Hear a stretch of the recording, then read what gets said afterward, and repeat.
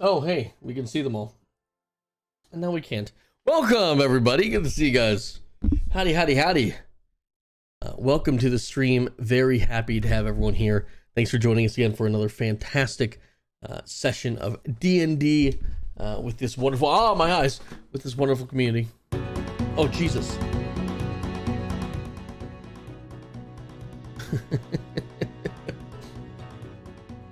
Very happy to have you all here. We have a very special session tonight.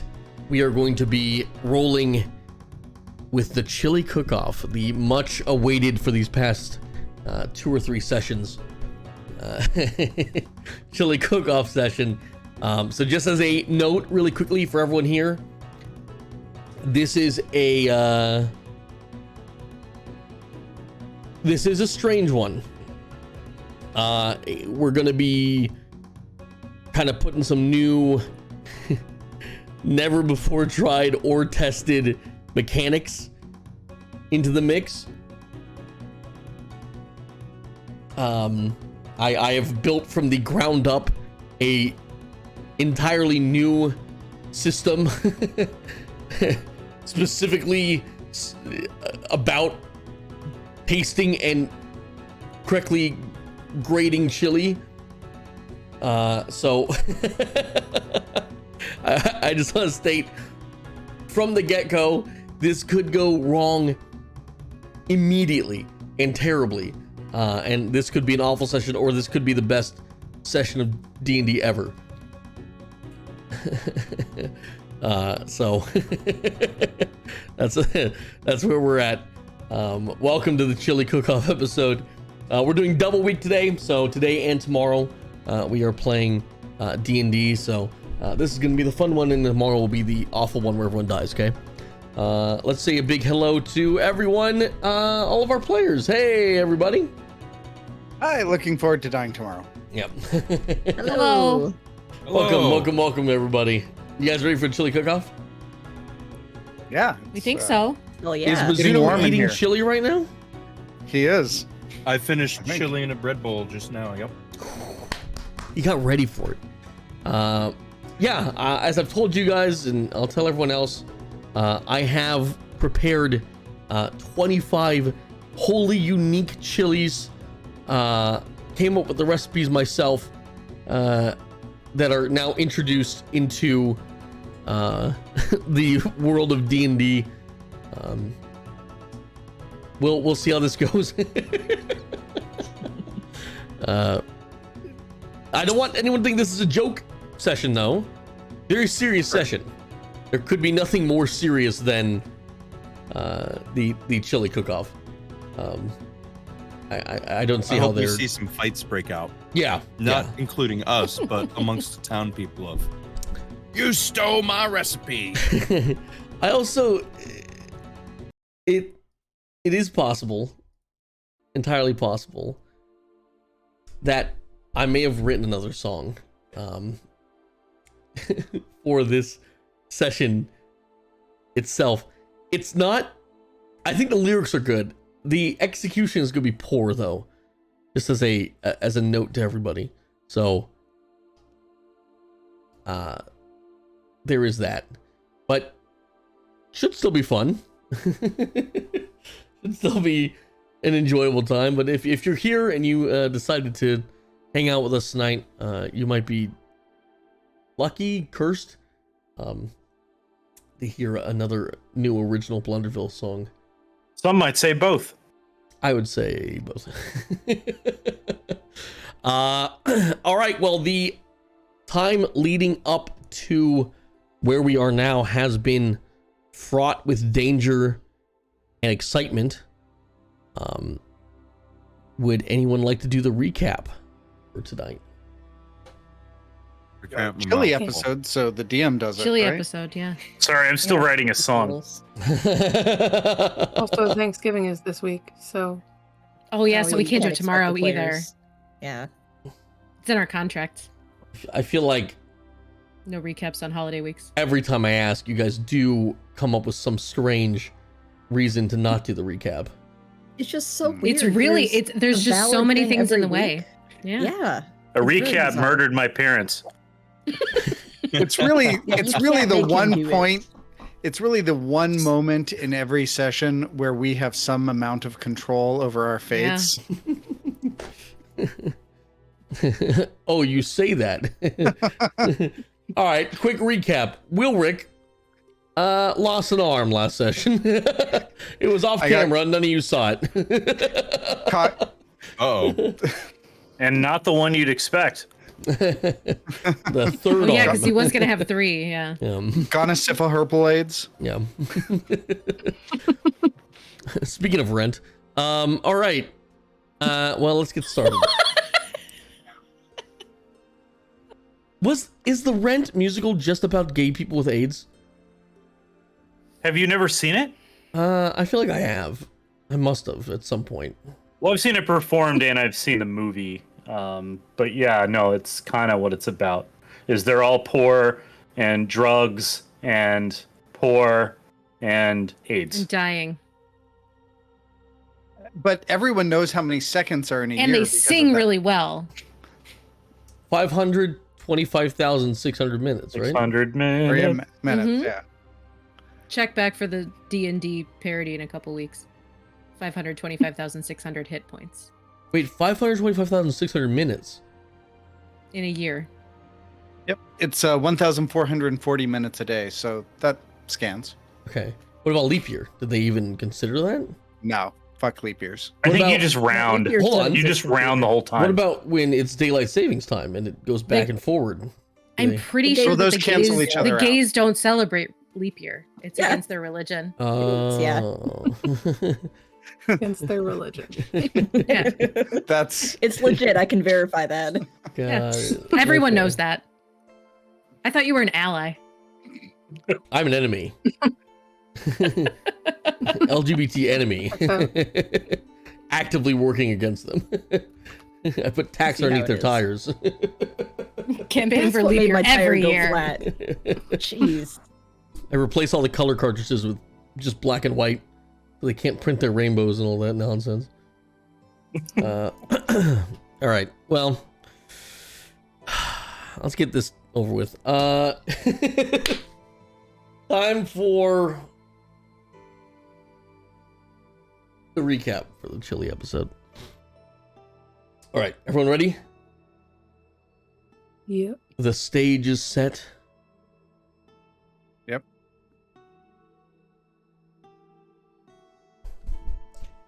If you've been following along, or if you haven't, as a quick recap, our story takes place in the year of 1369 DR. We are a tepid group of adventurers for reasons that vary between each of them, ended up in the south of High Forest, in the land of Faerun. Once entering High Forest, they found that they were trapped in a demiplane, unable to escape an endless wood. In this demiplane in the south of High Forest, they encounter a town called Fievel, their first encounter with a civilized location in the wood. However, what they find is that the town has actually been taken over by a body taker plant, has replaced all of its citizens.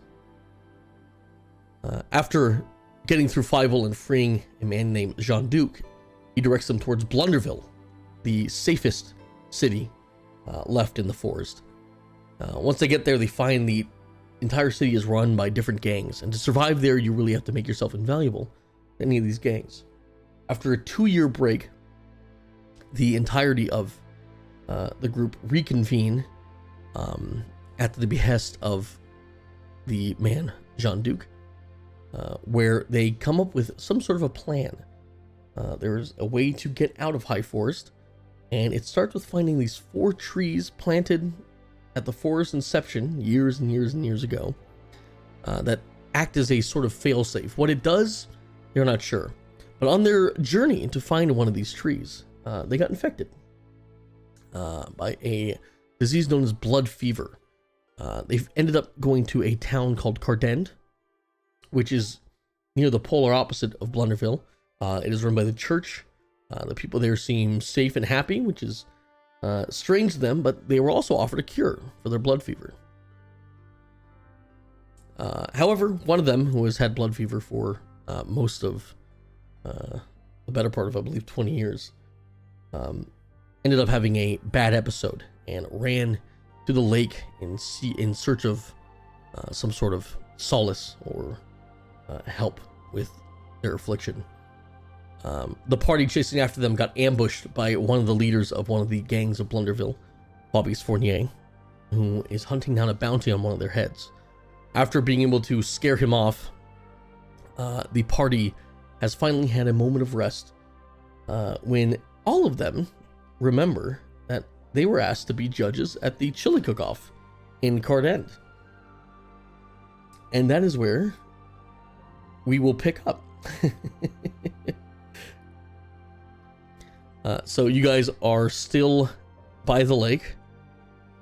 Fabius has escaped your attempts at killing him or capturing him. Unsuccessful. You're battered, you're beaten. Sylvie is completely passed out and being held up by her fairy friend, Peony. Take it away, kids.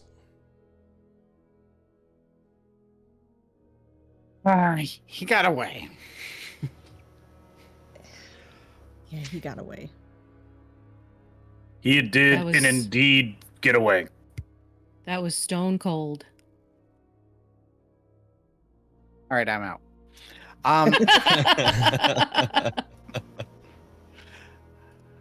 Oh, okay. Who? Would anyone else like to say that he got away, or So He got Cover away. your bases. Oh, sorry. He got away. there we go. Well, I don't think we can do anything about that right now. Peony, how are you able to get Sylvie back to town today? Or I know it's quite a ways. You've been carrying her pretty well. the fairy folk currently hovering slightly off the ground, lifting Sylvie's unconscious body around. Is that? Hey, don't worry. I can carry her for a bit, but she's a little bit heavy. You know, I've got hollow bones like a bird.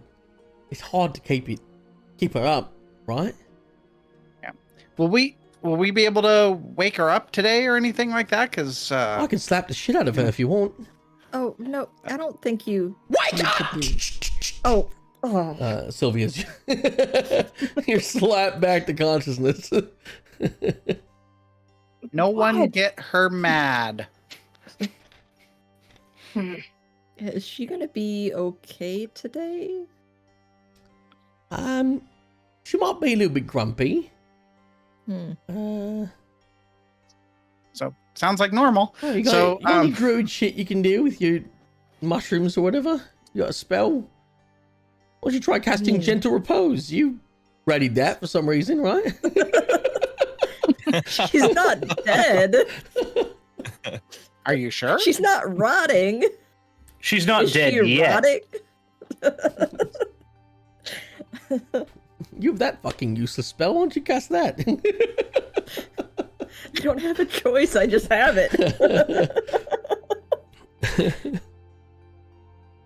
Well, Well, I think we need to get back somewhere safe because I'm still wanted. And we don't know where that guy is. Right. Your friend is like a cannibal. You know that, right? Sometimes you get... Yeah, We I can't... know. You know, I'm not really a moral creature by any... I steal children's teeth out of their mouths. But even I would have a problem with sticking her in a, you know, town square where she could infect more people. Well, why'd you slap her awake then? The little one told me to. that's not what I said. I Well, said I that's said what I you heard. said. You said something. You said wake her up. I wasn't listening. I'm gonna be completely So- honest. Oh. I don't know if I knew that she was a cannibal. Oh, well. Oh. Well, now you know. Okay. I didn't realize she was a cannibal. that's a good Sylvie? point. Really? Sylvie, how you doing? Yeah, how are you feeling? Not great. Do you want to go back to the room? You could chill in the room, away from people. Yeah. Yeah. Are there Yeah. are there any certain food types that help satiate your lust for flesh? I mean, I think people would work, but Now that you mention it, chili for some What about reason. chili? Yeah. It's canon. Well, it just so happens. That I think can't we really should. do it. Runa, you're right. It's dangerous out here. We should get back. We don't know if he's going to attack again. Let's get back to town. It's safe. Right, so you Well, just at least safer than here. completely disregarding everything I just said about having to deal with your friend first, yeah? Well, What how do do we you deal with suggest it? that we it's do all right, with fuck her? me. No.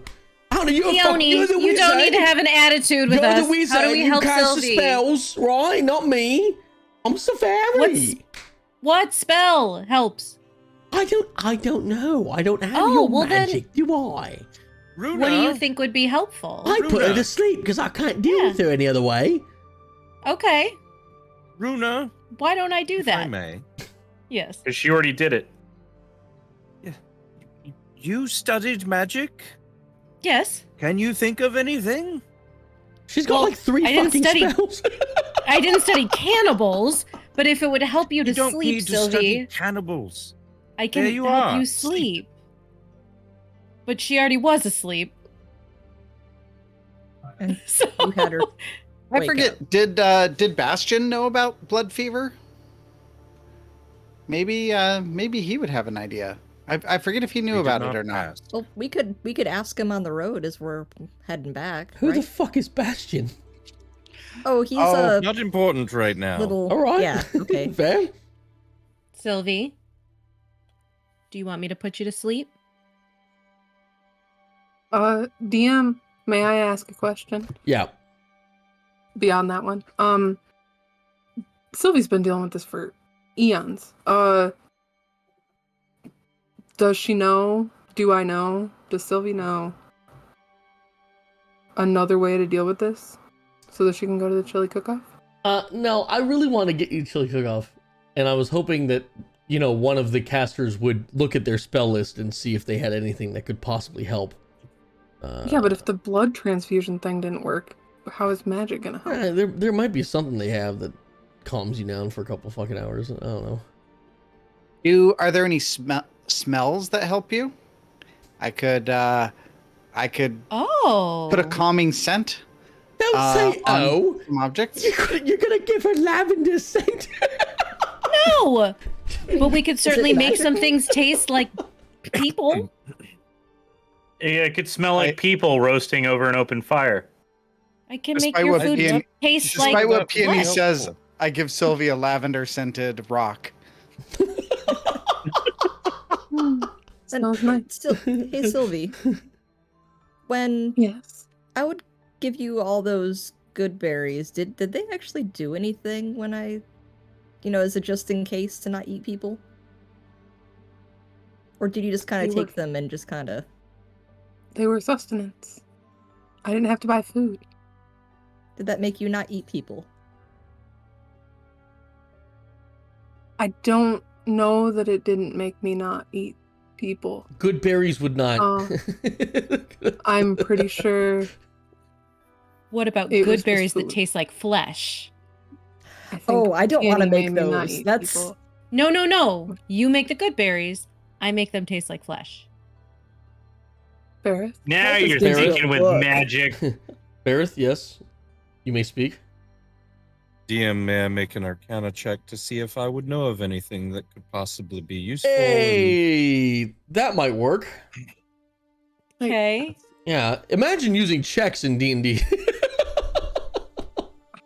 Okay. Good I'm not head. That's You know, not you're part of so the excited stats about the that I have chili. brought up for I this kept session, I'm asking the sorry. spellcasters Yeah. to try to think 16. of something, and you guys said make a rock smell like a lavender.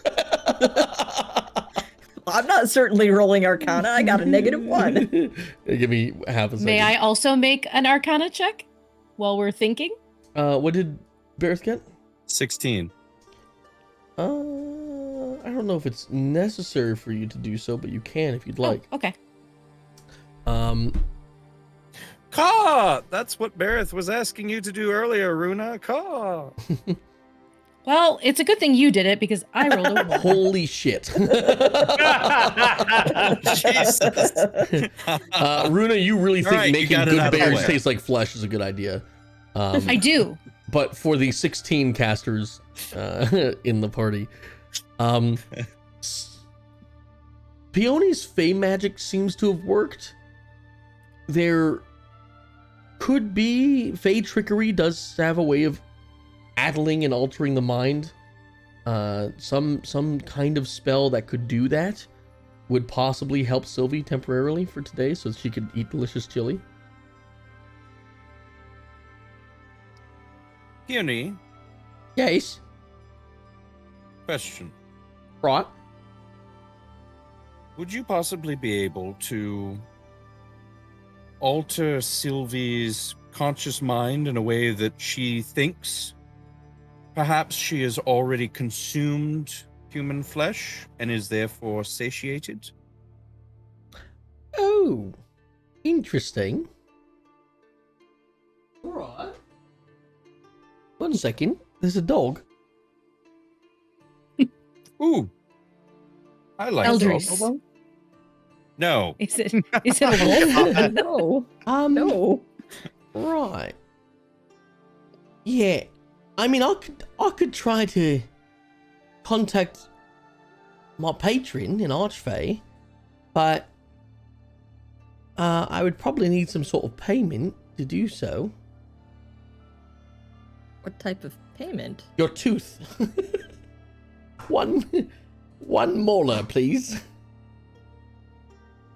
Oh, I'm fresh out of those. You've got fucking 24 of them. I see them, right? Right in Those front kind me. of Not are supposed to 24 stay molars. in mouths. I've got a couple. Oh, is there any way that involves not pulling someone's tooth out? Nope. That's it. Don't worry about that. He's got a hairball. Oh. That poor wandering dog. So, there is the possible solution. It has a cost. I'm more in favor of Runa putting her to sleep instead of paying that cost. So, if anyone else would like to pay that cost instead, we can try it. Peony, Does it have to be a Volunteers? do you know of anything a sorcerer might be able to do? Nope. I'm not a sorcerer. I'm a Yeah, fairy. but you know things. Does it have to be a tooth from a person? It's got to be a tooth. You want to go try to catch a squirrel and get a tooth? We can see if that works, but... Hey, dog. Do owls have teeth? No. No. Famously, they have beaks. The wolves also I don't know if there's teeth disappeared in into beaks. nothing. There are owl There's pellets. no maybe teeth in maybe beaks. there's an owl pellet that it barfed up that has. It could have a mouse tooth in the owl pellet. I'll give you a Troll, tooth. do you want to see if you can hunt something up? No. I think Sylvie offered to give a tooth. Don't worry, they grow back. I think. They don't. I think Greater Restoration might bring him back.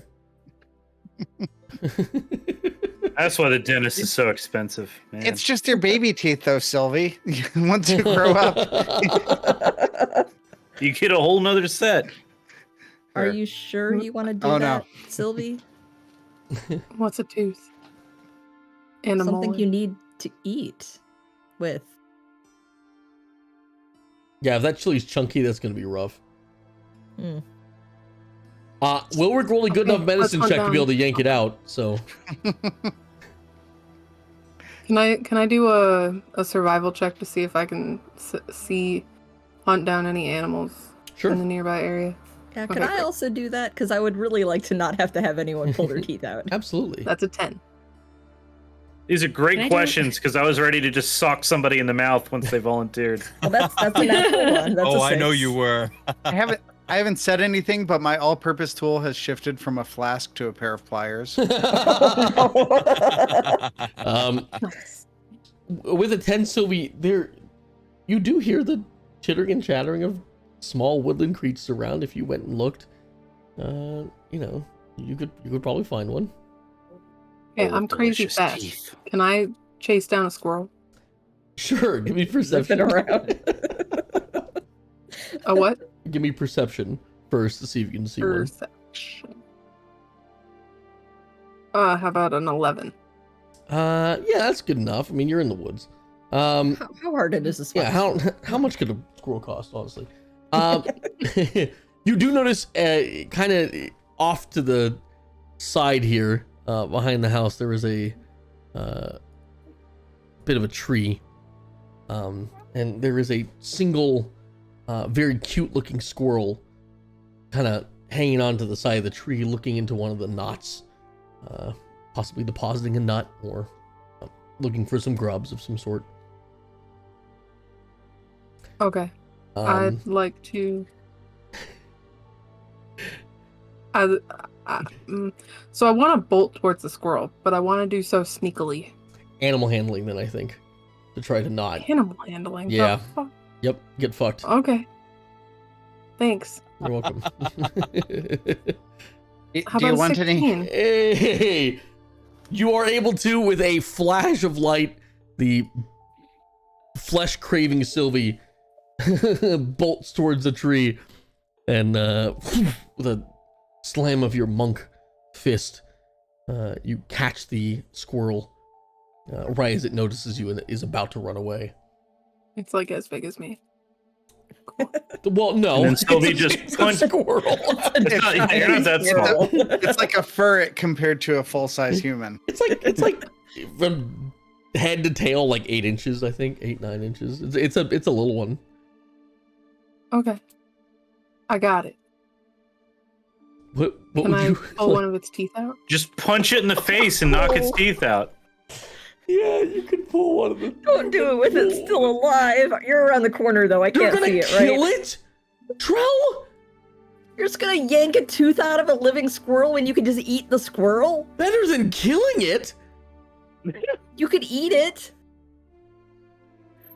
Wow, this is a battle of philosophies for sure. Jesus Christ! Moral If you're gonna quandary. Punch hunt the that squirrel. You just don't Punch torture them. that squirrel. Punch that squirrel. I'll just bash it against the tree if Charles getting upset. I'm not Swing it there by to the see tail. it. All right. Oh. What, do you bash the squirrel against the tree? Yeah. All right. It's like a baby squirrel. You don't even have to roll for it. It dies. It's not a baby. It You dies. can't I retcon. said it was small. I said it was small and cute. So now it's a You baby. didn't say it was baby. Wait, it's a baby squirrel? Baby Yeah, squirrel well, dead. I guess I'm joining the baby It club. was a Then baby Bears squirrel. wants to kill it. There's a you want Until it cooked? Bears kill the baby there's squirrel. a bloody mess against the fucking tree now. The It squirrel's wouldn't dead. be a bloody mess. Sylvie has a We're dark glad I'm around nurse. the corner and don't see that. Now it looks like roadkill. There are gallons not of that blood spraying across the Baby Well, squirrel. that's right. You had dexterity, so you just expertly like whipped it across the tree. Yeah. You didn't I do it was with listening. force. You did it with Movie. pure application. Exactly. The Does it look squirrel like is that? behind you Yeah. now. Trell, with The your squirrel passive looks like- perception, you hear a and a whimper. But it's just a quick whimper, right? It goes for a while. Oh, yeah, I'm gonna go and peek Sylvie- around the corner. Sylvie's just like casually walking back, pulling teeth out of the squirrel. How many teeth do you Oh. want, Peony? You only Sylvie. needed one. Keep the other ones for future Here's a payments. few. All right. Two's good. We have to be very careful about this because, you know, she's kind of like whacking the teeth together and making like a little noise, a little click clack. I'll try to do it with my nails, but I don't know if I can. Well, I can't make my mic pick it up. Yeah, I don't know if I can either. Well, No, I hear it. okay.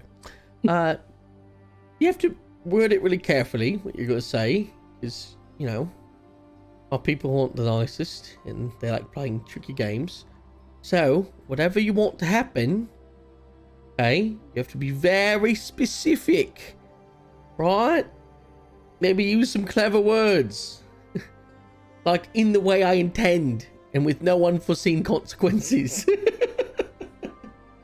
Okay? Okay. Alright, which one used the smart one? Trell starts to open her mouth.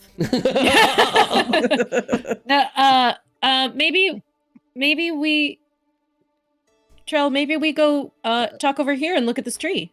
And she like drags Trell away. She Belgit, I horribly figure killed you that can probably squirrel. make She's gonna something go. rather succinct, to the point, and foolproof. No, but I'll give it a shot.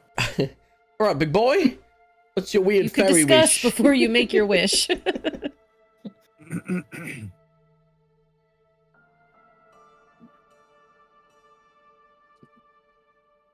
I wish. Not how this works.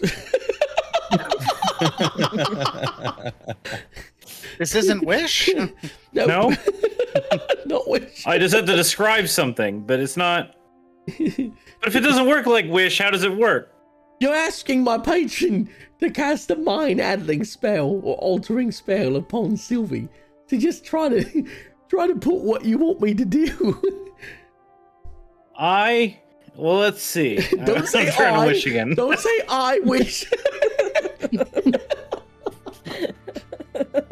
Let's just start it with, can you blank? Can you make Sylvie enjoy chili as much as she enjoys sentient human flesh? That Won't that Listen, make her How eat about both? instead of? that was an awful. And then you hear thunders, boom, and one of the teeth disappears. And now, to you, Sylvie, human flesh tastes as good as chili.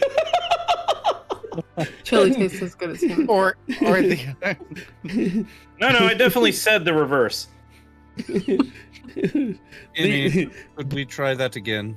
Both Because chili we and have a human lot of flesh teeth. taste the same to you. Right. Now, that's the feeling you Great. get in your mind. Okay. So eating chili should be really satisfying. Sylvie, how do you feel? I feel hungry. But not for Or us, chili? right? It's confusing. Can we try Any, again? can we try that again? Possibly.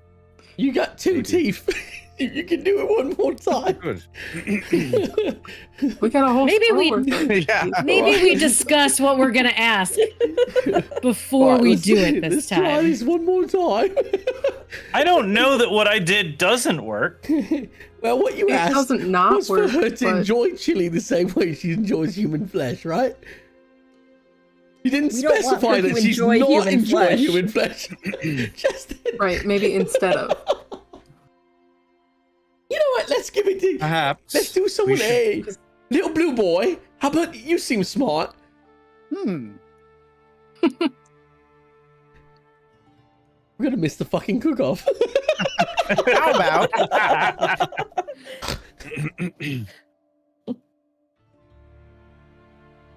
that for today, Sylvie's effects of blood fever go away. As the other tooth vanishes, and while you do have a strange hankering for human chili, Sylvie, it's not overpowering. And you do feel Okay. your mind slowly calm as those thoughts of bloodlust are exchanged for thoughts of delicious homemade chili. Locals call it chili lust. Guys, we gotta go. The cook-off. Ow! Yeah, okay, yeah, let's Wait, hold on. Let's see okay, if it let's go. works. Who's the meatiest here? And she looks at Belgit. Too thick. Looks at Runa. Too purple. You, you, the dumb one. She grabs Trell. And I was like looking over to see who she was talking about, and I'm like, oh, what? Excuse me. she presents. I definitely Trell's feel like arm. Trell wouldn't know Trell's the dumb one. No. She presents Trell's arm in front of you. Come on, Sylvie, take a bite. Mmm. Trell's trying not to look nervous. It's Trell. Yeah, it's me. That's good enough for me. All right. I Okay. can't bite Trell. She'll be so mad. Well, my work is done. You're welcome. He's cured. We should keep that Thank in you, mind. Peony. We should cook the squirrel. Firebolt. Let's. Nah, you gotta save room for Oh, chili. man. Come on. Why don't we that walk? One's, that one's too small. There's not enough meat on it. Let's go. Just leave it by the tree you Yeah. executed it on. Yeah, there was an owl around here. It'll probably eat it, right? The Yeah, owl's You guys dead. dispatched the owl. No. Oh, I didn't Alright. see that though. Let's go to town. To town. Go to town so we can go to town on that chili. All right, I'm not going with you. Barrett. I don't want to get shot at anymore, so I'm kind of gonna fuck off. But if you need me, we need a new meeting spot. Yeah, maybe closer to the town. Yeah, that makes sense. There's a small pond near the And town. that we thought was the lake. That's a really good idea. There is a small pond near We'll kind the of be town. flitting Yeah, around that there. Sounds Yeah. perfect. Yeah, it's only like That 10. I sounds don't know good. why we didn't meet there the first time. Yeah, we're gonna be honest. That's where we No. went first, and then we're like, "Oh, this is the wrong one," and then we Yeah. had to find this one. So yeah, Yeah, all right. Well, so I'll be like 10 minutes out of town. All right. So no problem. Oh, great.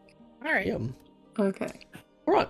it makes so much more sense going forward. Way to go, team. All right, bye. I guess that's Okay, what we fairies walk. sound like.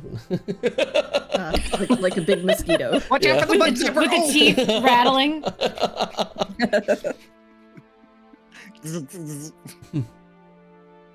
Barrett, Belgit, I'm sorry for trying to bite you. And Trell. Eh, Did I try one to the bite Trell? first I won't think be the Trell last. was that. I don't, Probably I not. don't but I'm remember you sorry. trying to bite me. Did you bite me when I was on the ground? I don't think so. She checked I think I herself went real after quick. Barrett instead. We're having this Okay. conversation while we walk, Yes. right? Oh, Yeah, we are still right, walking. that's what I yeah. intended. Yes. You guys Walk and talk. head back to the road and you start your about like an hour and a half journey back to Cardend.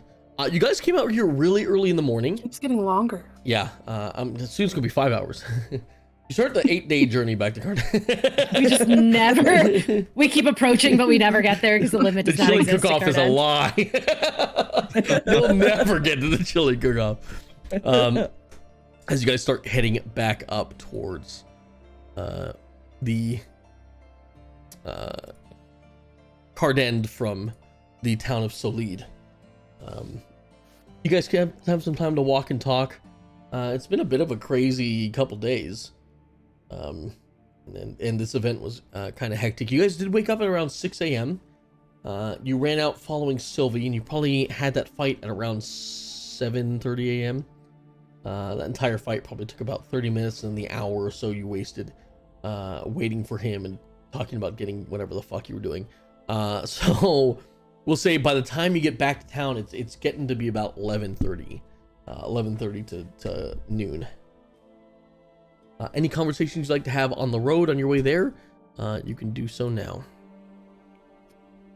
Belgit, I just wanted to say that I do owe you an apology. Your instincts were right on.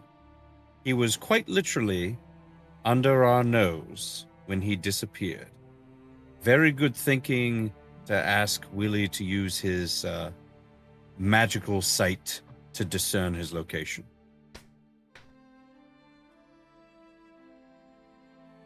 You're welcome. On the subject of apologies, sorry for being a bounty. I don't think that's. You didn't actually do anything, though. No. Yeah, I mean, it just kind of happens No. sometimes, really.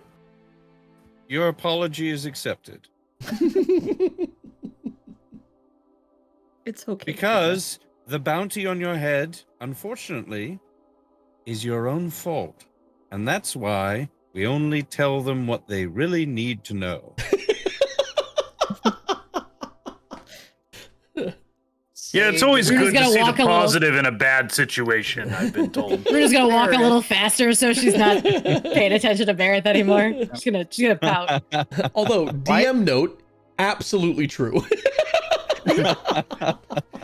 We would all be a little more merry if Runa just hadn't. Runa yeets herself off a cliff. Oh no. All right. But As it is a situation that we'll deal with and get through it.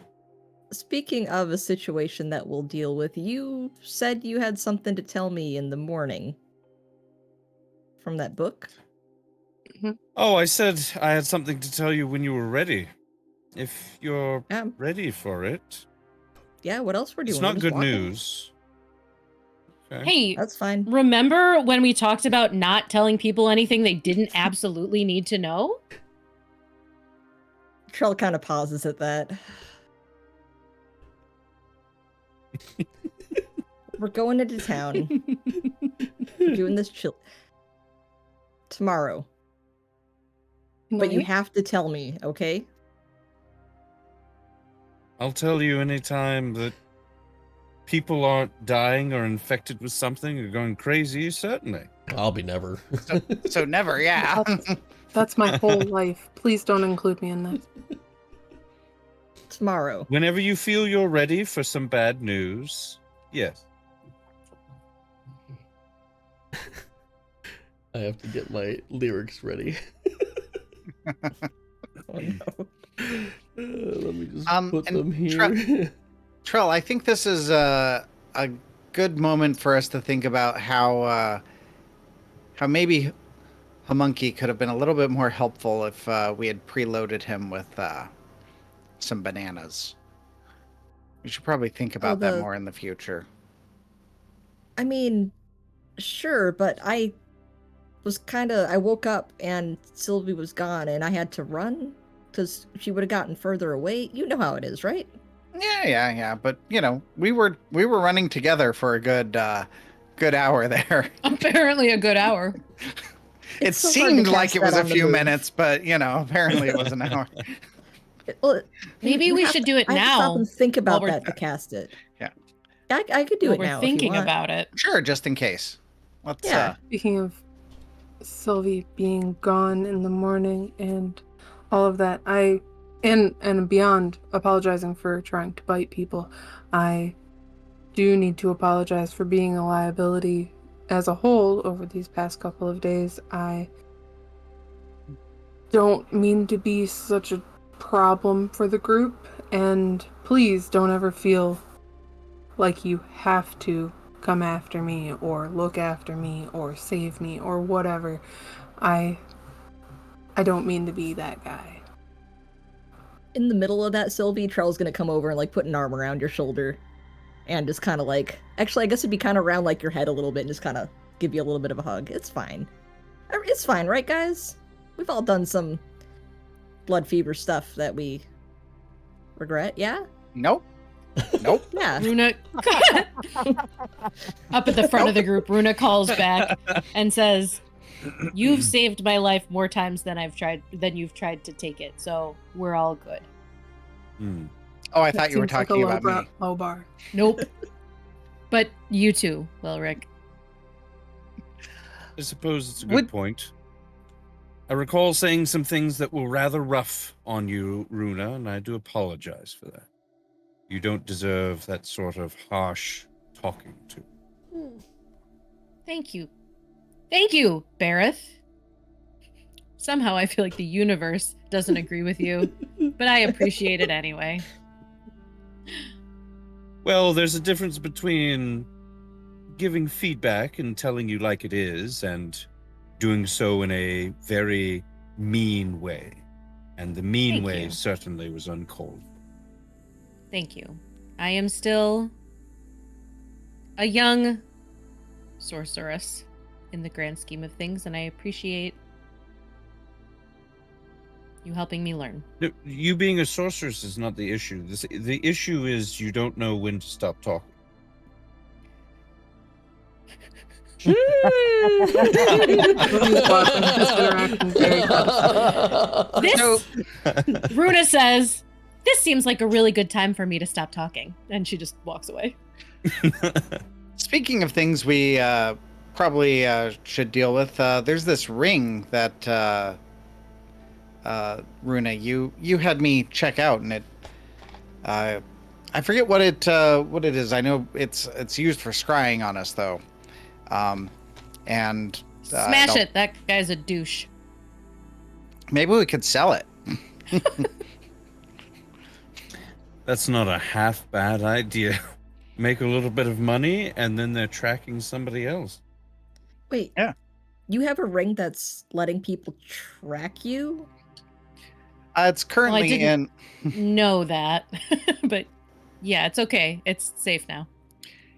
But it's still I with currently am keeping it in the bag of holding here, so it shouldn't be able to. I don't think they should be able to scry us on us with it.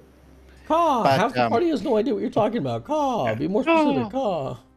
So there was a what was the ring that Relodithus gave you? Relodithus. Yeah. He gave me a ring, and he said that if I were to Ring of sending. speak his Caw. name into the Ah, that's right. Yeah, sending. So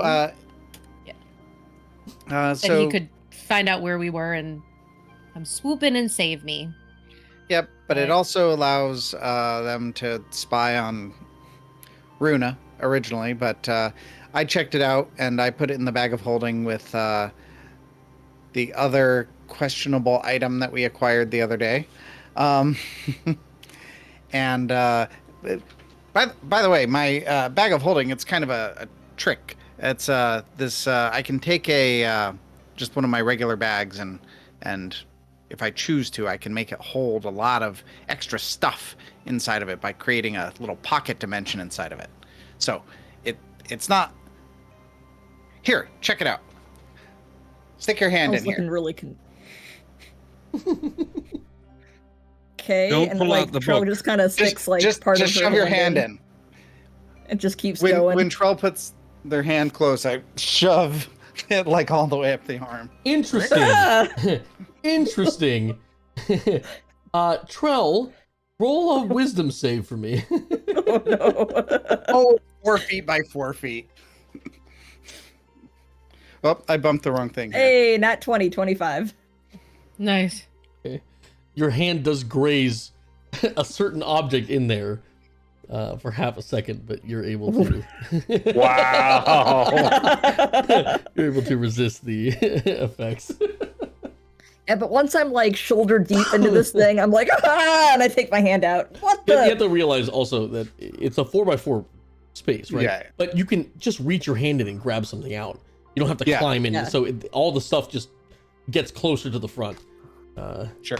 Oh yeah, but she went all in because he shoved the thing. Yeah, so that's why I had him roll the Yeah. thing for the Yeah. So, That's Maybe weird. Maybe we close the bag up again. all right. Yeah. So that's that. So here, I'll cast those good berries for you. You can close that up and not keep them in there, okay? All right. Yep. And I'm gonna cast, and I'm going to say that they're no longer bananas because my brain's not fucked up anymore. Okay. And they're back to being the little like Pineapples. they're like choke berries. Oh, no, not okay. pineapples. Watermelon. Pineapples. Watermelon. No, they just look like blueberries, but they taste a little different. And I'm gonna give one to Sylvie, of course, and then I'm gonna give the rest to Wilric. Maybe we, but maybe we want to save it for chili. Why would you? I mean, No. save our appetite. Oh, yeah, yeah, don't no. eat them now. Sylvie pockets Yeah, the good berry. That's just in case the fairy Sure. thing doesn't work. All As you guys are walking down the road, you come to a fork where one heads towards Caulfeld and Blunderville, Fievel, all that stuff to the west. I'm sorry, to the east. And the other one heads northwest to Cardend. You actually run into a second group of traveling people who seem to be heading to Cardend. All of them smaller in hooded robes. The one in the front carrying a large pot of a very interesting steaming chili. I will have those of you who care enough roll an active perception check. as you come across this group of 3 Nine. travelers. That's a nat 1. That's a 6. Nat 20. Wow. Interesting. 19. 2019, 18. The people with the higher Six. ones, specifically Runa. Runa, they are globular in shape. Their robes don't conform to the normal humanoid proportions of a somewhat hourglass or that type figure. These ones are circular. Okay. Can player me ask a question? In a second, Wilrick and Belgit, you would actually, I think, might know this, the two of you. So you can give me a secondary history check, because you also notice this circular shape. And those are high enough rolls for me to... 14. 23. Wilrick, you're unable to place it, but you have heard of what these things might be. Belgit. I might spell this wrong, so I apologize, but I think you'll understand what I'm saying. I'm gonna DM you. DMs. How far away are they from us right now? Is that how it's spelled? It gives a whole new meaning to Yes. Yeah. slip into your DMs. That's what they are. Belgit. You may have encountered one in the past, I'm not sure, but I can't ask How a far away question. are they from us right now? you guys kind of hit the intersection around the same times. They're walking a bit to your side and a bit ahead of you. I look at the group and I say, "Are those Modrons?" What's a modron? Those things. I would assume at this point I know what.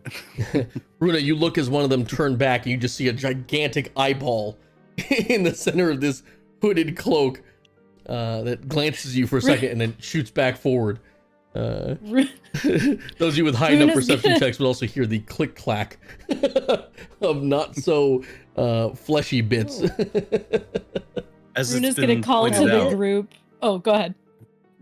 They're not people. as it's been pointed out, can I roll to see if I know what that is? Yes, you can A roll Modron? a history as well. Modron. I mean, I could Modron. probably explain something, not getting the check, but Yes, Would- please explain. I have no idea. basically, you know how, like, you have different outsiders for good, chaos, law, all that. These guys are all law. Nothing else. Oh, they're like- just lawful? Yep. Just lawful. Why are they so? Well, that could be good or bad. Could be. Runa's gonna yell to the group that they're meeting up with. Hi, do you speak common? Oh my god. I'm gonna give you just a Louder quick doesn't rundown. make it easier. She I'm gonna give you a truly quick is a rundown sheltered of the rich girl. Modron. So they're constructs, number one. Belgit, you would know this if you want to. We'll just say Yes. if you want to share that in whatever way. Yeah, I would relay something like that, yeah. They do kind of follow the clockwork law. They come from that realm of the plane. They're very very strange and interesting creatures that come in a variety of different shapes and sizes. These tend to be more of the top left-hand corner, but if you want to look at stream for a second, you can see what the Modron kind of look like. They're a very interesting, almost like non-Euclidean geometry based set of God, set it's of still loading. creatures. Not character thing. The more like sides to the shape and stuff, the higher tier they are. Like the spheres. Oh. The spheres are. Okay. But The higher you go up, the more. And they come from the realm of Mechanus. and they all worship a singular god called Primus. Primus sucks. Player question Yes. for the newbie. Mhm. What is a construct? Something that is not organic in nature, like that's not how they're. Well, Oh, like monkey. Homunky Yeah. would be Okay. a construct. Mhm. Like a robot. They can have Okay. they can have organic features, but they're created, not born, is the best way to put it. Constructed. Okay. They are assembled purposefully. Okay. Aerith, Like you seem.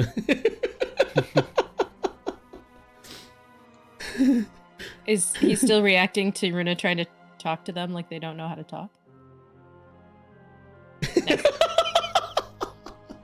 All right, Bears, please. Or Runa, you reach out to them and ask. Would you like me to recite my line again? Yeah, please. Hi, do you speak common? You hear like a squeaky like a squeaky door frame or a squeaky door hinge go as they're all circular, they're all spherical shaped. They turn to you and they go excellent night, and then turn back and continue walking with their chili pot. Oh, I guess that's not. no. Do any Oh, I of you- think that's do any of you- space German. I do think any I of you got space speak their German out of language? that. What's the language that they speak? Is it just Not a Modron? chance. Modron. Modron. I'm pretty Okay, sure. then yeah. no. Nope. Okay, bye. If only a caster had comprehend languages. Can you smell the chili from here? Does it smell like chili? You can, Trell, I'll give you with your passive perception. It smells a bit you Does it couldn't smell you like couldn't- oil? You couldn't place this scent, unfortunately, because this technology doesn't exist. But if you've ever been to a mechanic shop,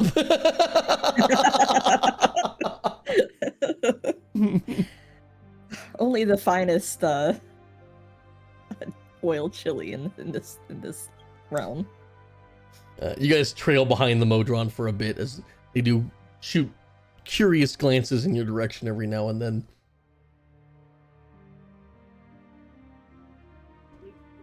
Would you like to discuss them anymore, or is that enough for you? I can't take my eyes off them, but I am polite enough to not, Ask if they speak Okay. English.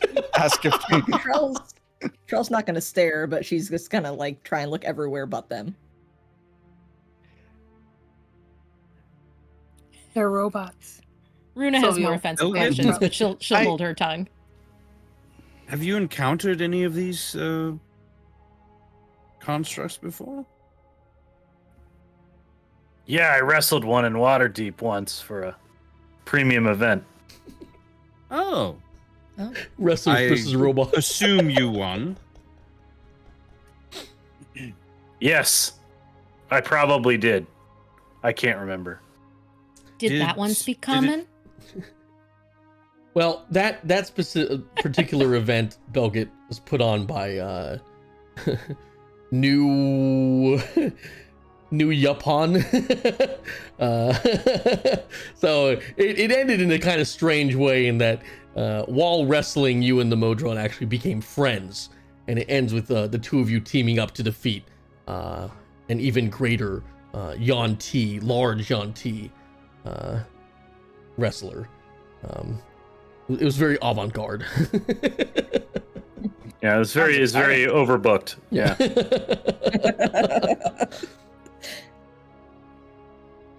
Sounds thrilling. But Did no, you- no, he didn't. No, he didn't speak common at all. Did he try to communicate with you in any way at all? Yes, it was not in common I see. or dwarven, so I didn't understand it. They could was they it the could universal encode, language? They could use encode thoughts to relay information to you. Yeah, they did the brain speak thing. I'll try brain talking to one of them. Oh no. Okay. Okay. Go ahead. What do you say? I will say, hello, fellow travelers. We are also on our way to the chili cook-off. Pleasure to meet you. You're listening to the stream, right? In Discord? Oh, The forgot that music. was- Mm-hmm.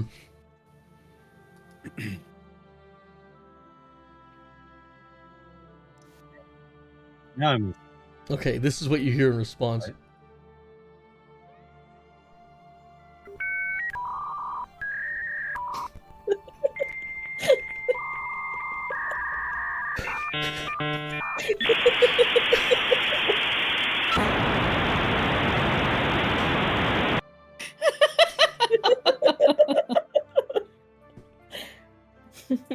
Did they say something Okay. bawdy to you? So what they say? I mean, for the record, it doesn't have to be a common language between us.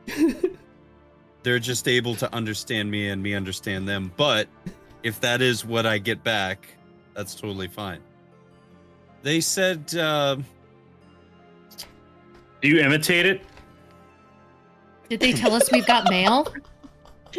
they said, beep, beep, shh.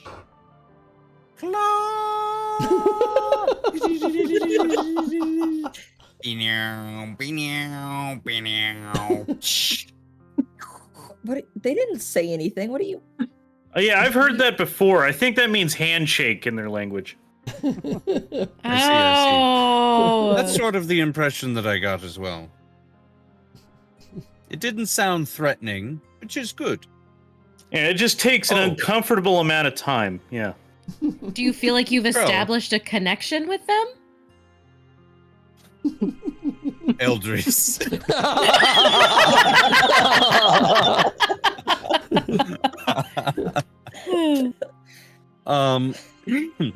Yes, a connection has been established. Also, Trell, Yeah. there's this ability that I have that I can use, and Sylvie has a similar ability too. Okay. Okay. It's where we can telepathically communicate with another individual that we Oh, can yeah, see. you did that typically. earlier. Yeah. Yes, yes. So, But they can't talk to you. So what good would it do Well, if they talk no. back? well, hold on. So, Sylvie's is one way. You can't actually respond. But when I can just I talk to her. send you a telepathic message, you don't have to say anything. Okay? Establish that up front. You can cover your mouth, you don't have to say anything. All you have to do is think about what you would say. That seems and kind of I like an will- invasion of privacy, though, isn't it? Like, No, you have to because it's let me know that you're going to do it first, though? well, that sort of defeats the whole point of it. It's a covert way of communicating with other individuals. What if I'm thinking something real private? Well, you'll receive my message first, and then you can decide whatever it is you want to think after. It's not like reading the thoughts of someone. Oh, okay. But it kind of is, though. Because if the I'm thought. thinking a thought, Only- then you're going to hear the thought. And that's reading my Well, thoughts. Only if you're responding after I send you the initial message. But Up you to can't that just point, not there's- respond. Like, if I say don't think about, like, a tree, you're going to think of a tree. And then I'm just you going to hear the have word not tree? responded before, actually. When you speak out loud, that is not responding. Well, that's responding. No. It's not. I don't understand. You're right. That is responding. Yeah, it's responding. I don't understand. We're still walking, right? Yeah. Oh, yeah, 100%. Sure. Okay, good. I would not have stopped for this. Well, you know, you're right. You're right, Trell. You're absolutely Weren't we right. talking with I'm Barrett? sorry. Like, wasn't he saying something at some point? They're just walking down the road with each other now.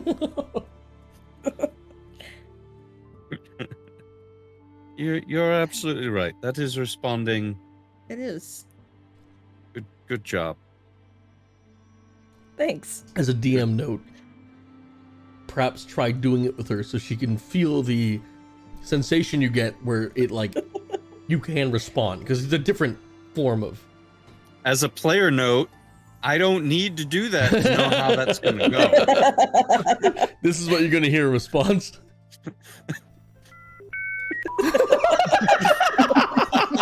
More like a busy signal. It's gonna be the Windows shutdown noise. It's going to be the Seinfeld the answering machine noise. Error. Critical error. Yeah. Or it's just nothing. There's literally it's the most oppressive silence you've ever experienced. All right. Glad we had this chat. As you guys continue down the roads, you start to the road starts to be a bit more packed as people are kind of setting up these large banners on the side of the cobblestone road which leads to Cardend. And you do start hearing the hustle and bustle of people as they go about their day. There's, kids running down the street with streamers in their hands, and they're tying them to the branches of low-hanging trees. And then as you begin to approach Cardend, you notice in the front his constable Tobias, who notices the Modrons and gives them a wave and a nod and hurries them over and kind of crouches down and gives them a little one-on-one talk. How they're communicating, you're wholly unaware of.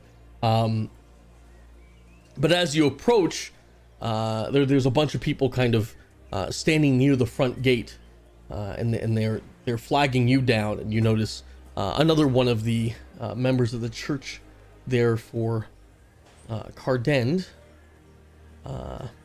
who is Rowan, who is one of the people that was in the church when you guys had your whole blood suck event. Waves you down and says, to the side, please, to the side. Off the middle of the road, you people in particular. I We move over to the Okay. side the way he's just. Moving over. I told you to not walk in the middle of the road, but no. You notice that they're kind of they've got these barriers of different poles in the ground with lines of fabric going between them, and they're kind of making a barrier. And as you get close to town, you notice that all the people in town are kind of out and about now. It's not a huge town, but with this densely packed a place, and how small Cardend is, the streets really do fill out, and you find yourself kind of all grouped together near the opening gates of Cardend.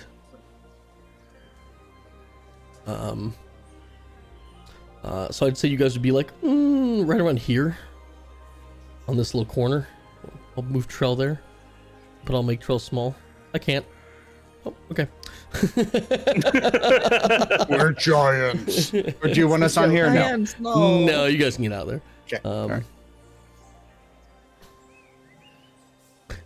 Interesting that I can't I'm clear still drawing there. in text.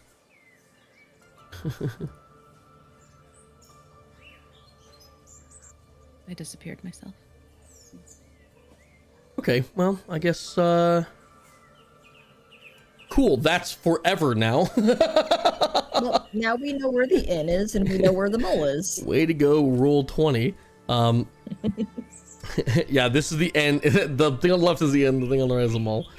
But as you guys are there and everyone's kind of preparing, you notice that the streets are now filled with different barrels, and there's people laughing and partying in the street, and children are running around left and right as the parents try to wrangle them down. And no, you can't have food. And But I want food. a lot of people are moving large barrels, crates, carrying various tables and chairs down the street towards the left over here, back towards the inn where you guys were staying. And you guys wait a second, and everyone seems to be waiting for something. You're not really sure what it might be, but there is a sense that something is supposed to happen as you guys are kind of sat there amongst a bunch of different people of the town. Our people are all funneling over there, though. People who are carrying things, look like they're working, are doing that. Mhm. The general people of the town, the kids running around, all that, they're kind of all sitting around the edges of the streets now, and either standing or they brought folding chairs and they're sitting.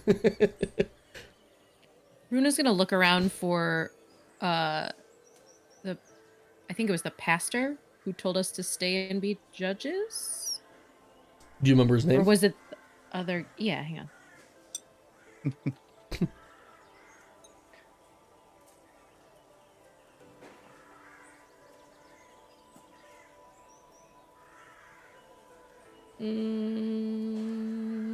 That was Father Corwin, right?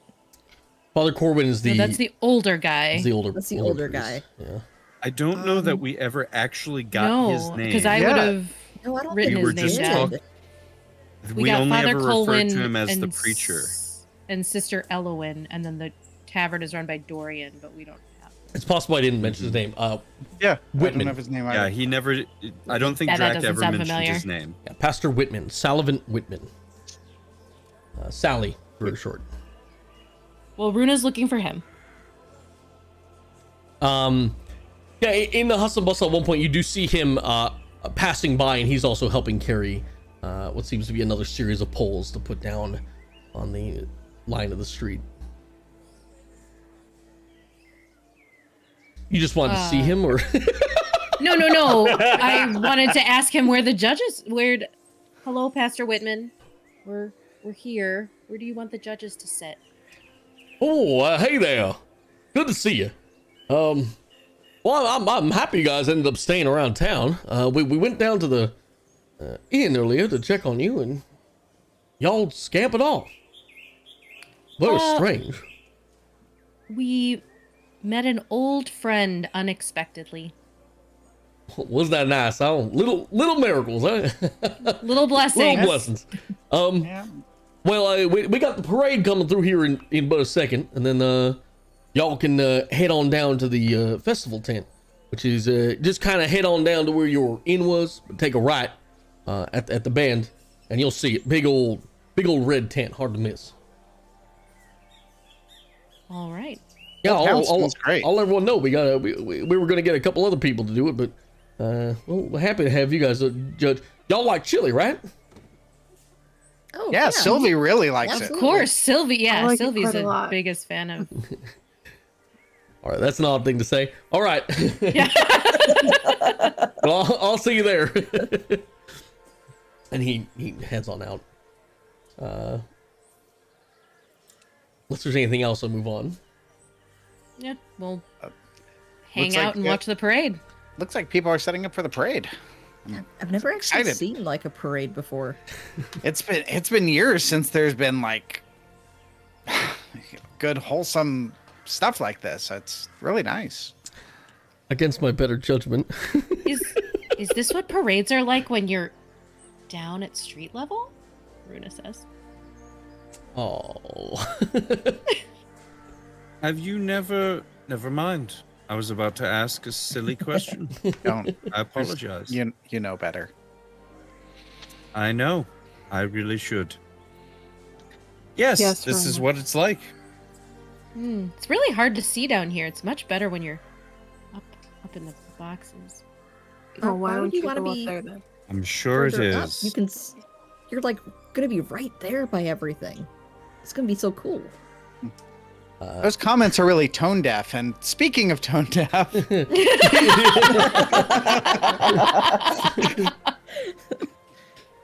Here I go. Children's choir, really.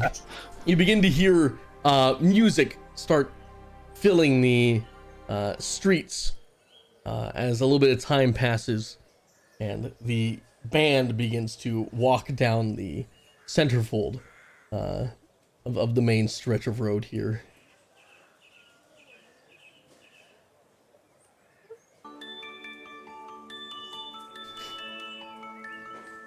I don't want to do this. The music's starting. We're all He's here. committed. We're all here for you. Thank you. Emotional support. Ooh. And as the marching band comes walking down the street, you notice a long line of different people holding their different chilies. Some of these people you might have noticed in the church itself. Other ones you might have seen in passing. But a lot of these people are more or less strangers to you. One of the first things you notice is the innkeeper who fed you guys and breakfast and gave you coffee for some of you, is walking down the street with a big old bowl, and everyone's cheering as they see them. And as the entire parade starts going by, you notice about probably 20 different chilies come passing through, each being held by a different person. There does seem to be a little bit of infighting as well, as the marchers go marching down the street. There's a little bit of animosity towards some of them, some angry gazes, some mean words kind of shouted either under their breath or loudly to each other. And at one point during the event, you notice old Father Corwin, the older priest that you had met earlier, struggling to carry another large pot of his own chili. That one hits all of your noses. You get this huge whiff of a very strong spice. Oh, somebody should really help him. I start walking towards him. You want to go into the... Bruna doesn't okay. move. No. Sylvie gets up and starts walking towards the group of chili paraders to give Father Corwin a hand. And as you lift up his chili, you're kind of swept into the parade itself, and you all watch as Sylvie starts heading down the road as people start... Yeah, you think that I'm going to help, but Yeah, no, that's actually, not what she I'm was doing. sticking my tongue in this chili over the edge. No, Sylvie! Sylvie, no. Everyone Sylvie, that's not hygienic. panicking and running around. And what At is least she doesn't doing? have any communicable diseases. You start getting shooed off, and you get shooed into the large group of dancers who are kind of going in circles as you hear a big chili parade, human whispers swirling shades, chili parade, tongues ignite in a chili escapade, chili parade, smoky meats and secrets made, chili parade, run and savor, let the spices overwhelm you. And you're swept up, Sylvie, into a large dance as a local member of the church kind of grabs you by your arms, and you're now spinning in circles. If you want to give me a performance check. Yeah. Performance. Natural 1 with a -1. Unfortunately, so that's a 0. as you're being swung, you slap into the backside of this large, rotund figure who's You wearing get the this halfling thing, huge though. pleated coat. I do get the halfling thing. He's got a No, this huge is much pleated better. coat, and he's got a very It's an colorful 11. tabard. Even with an 11. You swing in the back of this man, big pleated coat, very colorful tabard, who spins around. He looks like he's about 6'9", built like Bubble Bass, the fish. He's just, the head starts up here, and it just rotund the whole way down. His feet are about the size of his head, and then everything in between is quite large. And as you meet him here, you hit the back of him, and you notice he's carrying a cane at the head of a raven at the very tip. not using it to balance himself, just using it to hold. And he says, "Hold there, Elsa!" And as he turns to you and sees you tiny, he places the head of the cane against your cheek. And he says, "Apologize now, child." Apologies. He gives you a little bonk on the head. And he continues his very haughty walk. He fixes his glasses really quick, which he did jostle. He doesn't do it with his fingers. He does it with the palm of his hand, not wanting to get his hands dirty at all for the eating of chili. As he continues down the street, and you hear the rest of the the parade continue as you start heading back, Sylvie, to your group after your slight event. You do pass by Father Corwin, who shoots daggers at you with his eyes. I wipe chili off my face. And you, I'm gonna like take her by the arm, just like holding hands because we're nice, but also so she doesn't run off again. Mostly. Was it good? Did I like it? You did get a whiff of the chili. I didn't get my face in it. No, you got a good slurp. Okay. You know what? Our first roll, our first chili roll. Give me a tolerance check. Tolerance is D10. For those who don't know, really quickly. That's a 6. Hey, it was spicy, but it was a nice spice. It kind of cleared the senses, and it had a good kick, not too overpowering though.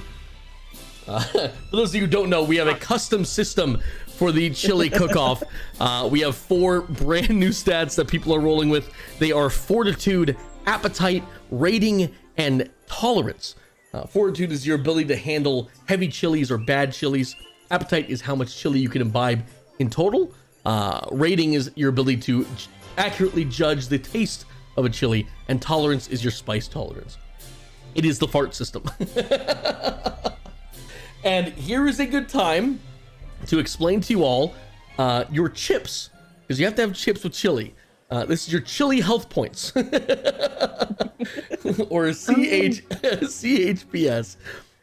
Your chips is the combination of your Constitution score, because it's how much you can eat. So your Constitution bonus, plus your Wisdom bonus, should you keep eating, plus your Proficiency bonus. So add all 3 of those together, and that is going to be your chips. You said that was the bonuses, not the score, right? Only the bonuses? The bonus of your bonus to Constitution, your bonus to Wisdom, and then your Proficiency. So for me, it's In this fight. 2 Okay. plus 1 plus 2.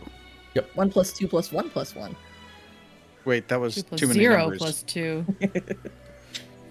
Mine's only 1 plus 0 plus 2. Oh, Belga does not have a high chips. My What happens when are, you run out of chips? My chips Oh, are you don't great. wanna know what happens when you run out of chili chips. Forever.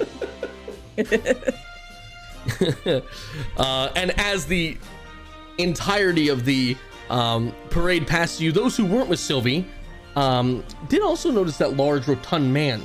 As where everyone else was in fancy white, bright colors, blues, reds, golds, and silvers, the group that the large rotund man was with seemed to be wearing, while his was really colorful, the rest of theirs was a bit more drab. Dark grays, greens, and blacks. And all of them seem to have a very interesting look about them in that they all had the same patch on their cloaks, which was that of a raven's head. At any point during this, by the way, you can talk to the people near you who are also watching the parade if you have any questions, but if not, we can continue. I think Have you, Charles is too enamored with the parade. So they're just nearby? Yep, you're in the middle of all these people Yeah. around you. Yeah. This is a great chili festival. Have you been to many of these? How often are they? Oh, Do they? yeah, well, they happen about every year. As a young, looks like a ranch hand speaks up. Yeah, just about every year we do chili cook-off, big old thing. We clown the chili king or queen, which is a random kid from the town, and yeah, it's a good old time. We do take it quite seriously though. Did I hear Whitman say you're gonna be the guest judges? Yeah, we're new to town, and he said that he was excited to have some new, fresh, impartial judges coming in. We don't know much about your chili culture here, and we're excited to try it out. Yeah, impartial judges sounds good. We had a big old debacle last year where one of the relatives of one of the chili makers ended up scoring them a bit higher than we think they should have, and it did cause a bit of a civil war. There were a lot of deaths, but no, I'm kidding. I'm kidding. It did cause a bit of a civil Never unrest, forget though. the chili wars. Yeah. Chili wars of 1371, huh?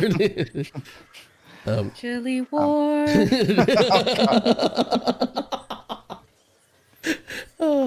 Verse 2. Yeah. For those who are wondering, that song did have a full set of lyrics to them. I made an entire fucking Chili Parade parody, which you'll And when eventually did we get. hear that? When do we hear that? Yeah. So the guy you asked the question about the chili too. No, I'm asking the question about the song. When are we gonna When do we when are get we the gonna rest of release it? Chili Parade? The full single. There's a lot of working. I don't want to get copyright strike. It's too good. Anyway, so so at the end of the session. Yes. Okay, At the end of the session, that's yeah. what I'm hearing. yeah, when we get Yeah. partner, you'll I'll get the whole remind thing. Hey, chat. Reason to get partner. Yeah. Chili Parade. Every spice a different shade. Chili Dig Parade. down, dig deep for that partner. But the man you asked the question to, Wilrick, he goes, "Oh well, that's my name is Jimmy Whitefield. My pa's got his chili in there. Now I don't want to, I don't want to push you a bit hard, but if there's any way I could wet your whistle to maybe give us a bit of a better." At which point his wife slaps the back of his head. Damn it, Jimmy. We can't be cheating the chili festival. You know the rules. Sorry, please don't mind him. Oh, I wouldn't have taken it anyway. I believe in the sanctity of chili. You're a good man to say that. You're a good man, and you look quite handsome for a gnome. I hear that a lot. You do know when you say it that way, it's a little bit, Eh. Well, you're blue and you're like 3 foot nothing. So what do you want from me, honey? I would crush you between my thunder thighs. I hope. Just casual town talk. Casual talk between two townies. With the kid right there. Mom, why is his cum gutter so deep?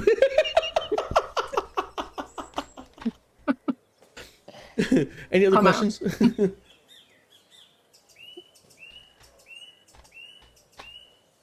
Nope. No. We'll leave it at cum gutter. At that point, after the parade is passed and you've seen the spectacle that is about 20 chilies being brought, the It's a constant. pretty short parade. I was expecting like 4 more verses of that song. Well, the band was in front, so it kind of got distant as they walked by. I'm just saying, I've seen some pretty spectacular parades in my time. Maybe the song carries more if you're higher up. That's how Oh. it works. That Maybe. was a pretty great parade. I don't know what you guys are talking Luna about. looks That was wistfully. fantastic. Chili Parade! Malta plays on a crusade! Oh, Chili Parade! Spice your dish, let the yes. flavors cascade around you. Chili Parade! Every blend a different trade. Chili Parade! Taste around, there are chilies to surprise you. Flash of heat, splash of sweet, beef and bean, pepper sheen, red and gold, bowl and spoon, spoon and bowl, take a scoop. Chilies, hint of garlic, touch of lime, mix and match. And it's chili time, heat is true, pot too hot, what to do? Dance of steam, creamy dream, bite of fire, heart's desire. Chili, savor it, savor the spice till you're lost in the warmth. But who can tame the heat chili parade? Flavors hot and dancing blades. Chili parade, fill your bowl, let aromas invade you. Chili parade, sizzling pots, bubbling glades. Chili parade, gather round, let the chili serenade you. Chili parade, cumin whispers, swirling shades. Chili parade, tongues ignite in a chili escapade. Chili parade, smoky meats and secrets made. Chili parade, run and savor, let the spices overwhelm you. What a taste, what a treat, makes you dance, makes you seat. All the creme de la creme, savor us and savor them. All these flavors will amass one night of a glorious feast, and we can eat at last. No more bore, here's a cheer, here's a roar, to a chilly year, to a pot so dear. May its aroma never fade. What a blend, what a spicy release, and what a chili parade. Chili parade. Oh my! Well, now that's a parade. As they run back a second, they made a loop loop. back around. Give him a Grammy. Give him a Grammy. I really wait until they went one direction. This one comes back. they walked backwards. Man. And then they ran forward again. Wilrick's underwear goes flying in. Runa's casting like little baby fireworks of prestidigitation in the air in the background. Yeah, fireworks are going off. Someone cast And fireball in the Trell's air. just like sitting on the curb, just staring at everything, going like, Are we sure we're still in the right campaign?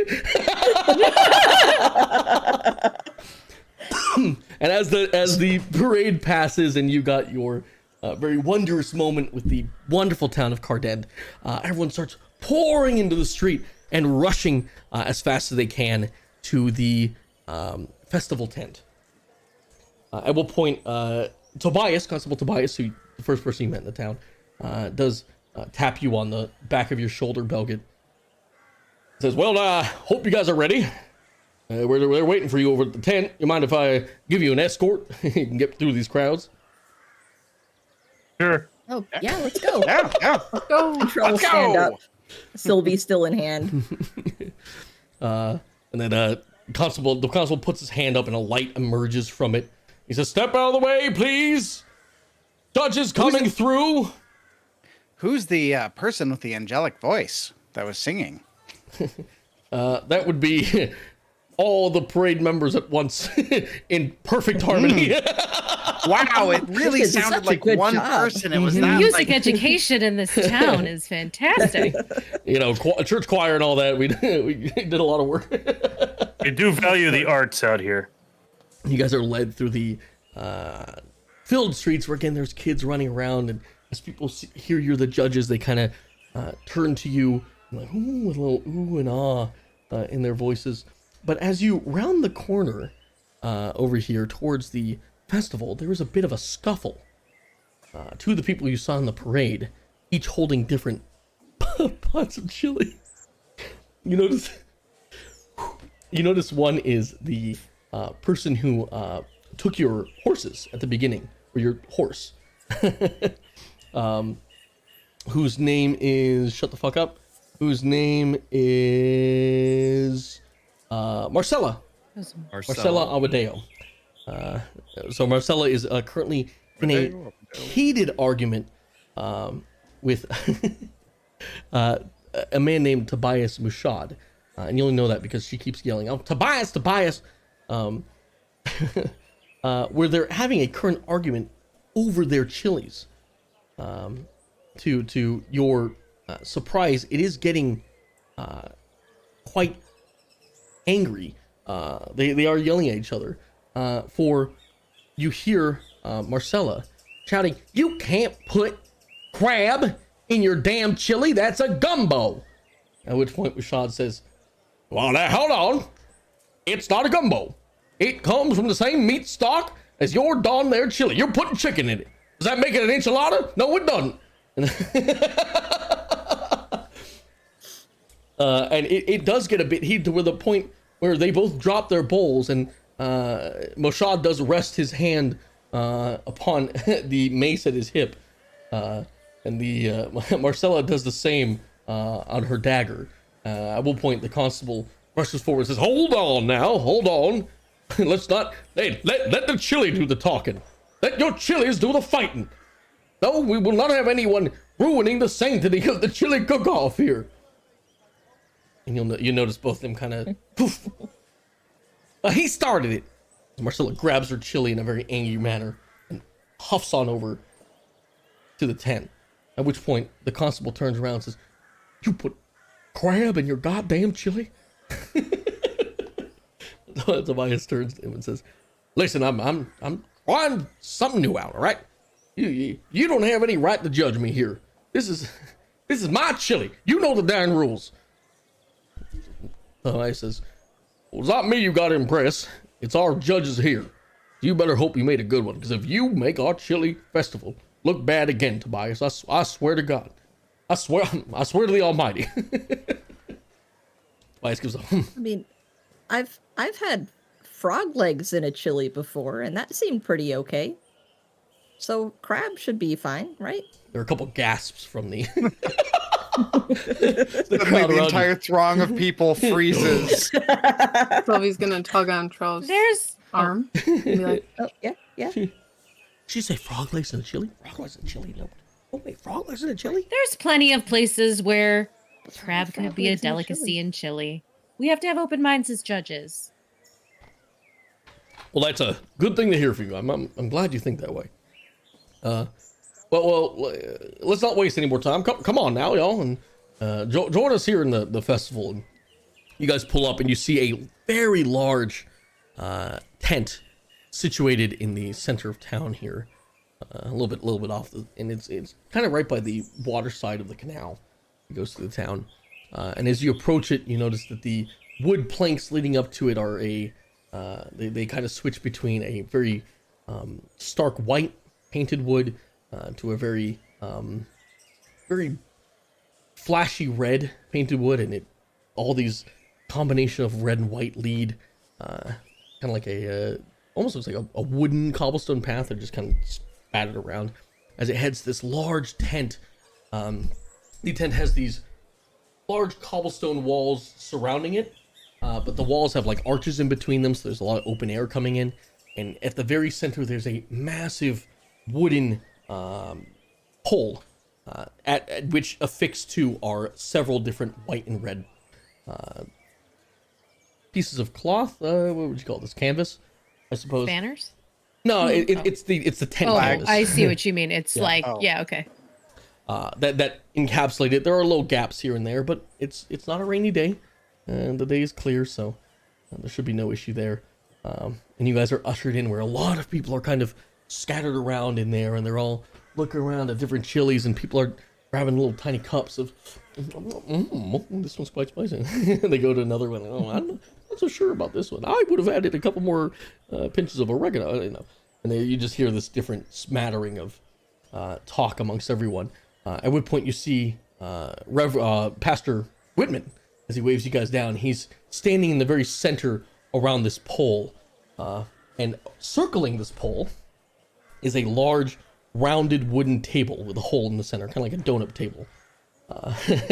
And there's a little latch that and it opens up a way in, and he motions to you guys, says, "All right, now you're going to be seated here, encircling the pillar here. I'm gonna try to spread you all out evenly. We got 6 of you.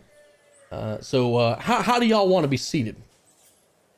So In a chair. Where the chili comes. So I'm gonna make this blue circle down here, okay? All right, that's the table, and in the center is the pillar, right? So,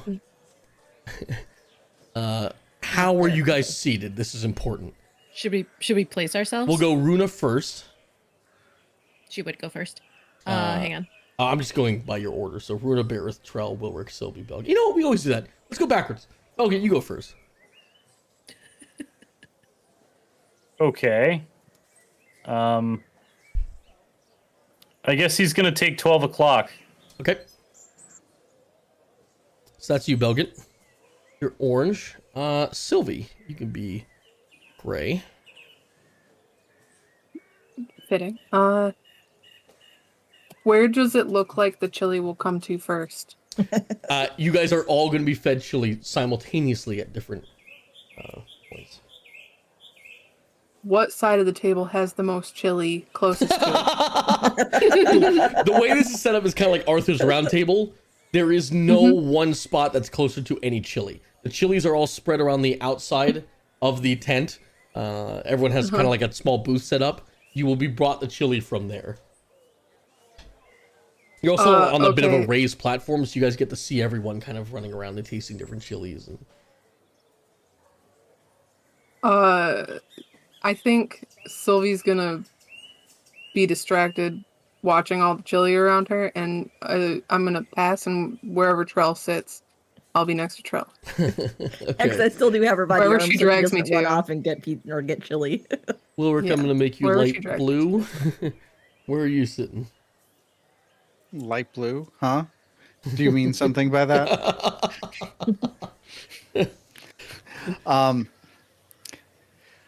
I will sit at 9 o'clock on the table. Well, I guess with 6 people, it's not going to be exactly 9, but Yeah. Closer to Belgit or further from Belgit? further. Fuck you, Belgit. Yep. Okay. Trell, you can be green because you're a druid. I'm going to sit at 3 o'clock and kind of motion Sylvie to be between me and Belgit, because if she's going to run off, I'd be like, Belgit, if she goes, grab her. Okay. Yeah, I'll try my best. I've made a mistake then. Uh-oh. Hold on. Well, you had to fucking wait before you said...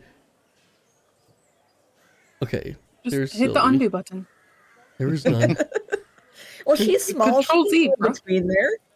Yeah, they could squish. Okay, Why am I like... Aerith? Oh, wait. Oh. Oh, I see. Okay. Yeah, I see. Aerith will be dark blue. Let's see. So it's just me and Runa left, right? Mm-hmm.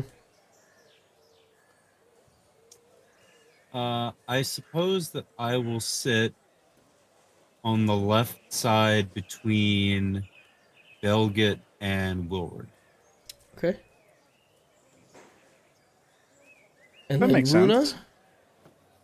there's one spot left, so... Yeah, I guess she goes there. I was gonna say Runa would like face the audience. But I The don't audience is know. everywhere. There might be all around. Yeah. Okay. Okay, try to keep track of who you're next to. All right? But really quickly, our top 3, Sylvie, Belgit, and Berith. Okay? You're our top 3. So if I say the top, get this chili. That's you guys. The bottom 3 of Trell, Wilrick, and Runa. If I say bottom, that's what you guys get. Okay? And then... What do you want? You're being annoying. Okay, I'm talking to you guys, by the way. You're being annoying. All right, let's... you guys get seated, and as you take your seats in your pattern, feel free to talk to the people next to you, but just because of the way this is done, obviously, Belgit cannot speak to Runa, and Berith, you couldn't speak to Trell. Does that make sense? Okay. Oh, there's like a Only the post or people something in the directly way? next to us. Mm-hmm. This is Very Is it only the ones Oh, I next to couldn't us? lean back and go, "Oi, how's your chili?" So you you could said do that, but you said Bareth can't speak Oi, to this Trell, one's shit. but can he speak to Sylvie and Runa? yes. Or is he's- it yeah. only the immediate next? If someone is immediate opposite of you, Oh. you cannot speak to them. Okay. Okay, but we can talk to everyone except the person directly across Yes. from us. Okay. Does this Cool. matter? Okay. No. But that's chili cook-off, baby. All right. Okay. Runa, All I right. blame Hi, you for Belgit. going last and sitting opposite me. It's clearly your fault. Everyone needs to keep track of their chips. Did you all have want to your talk to chips? me? Yep, got my chips. Okay, Yeah, so we we're got our gonna chips. start. Runa, I have what's the your most chips? I have the best chips.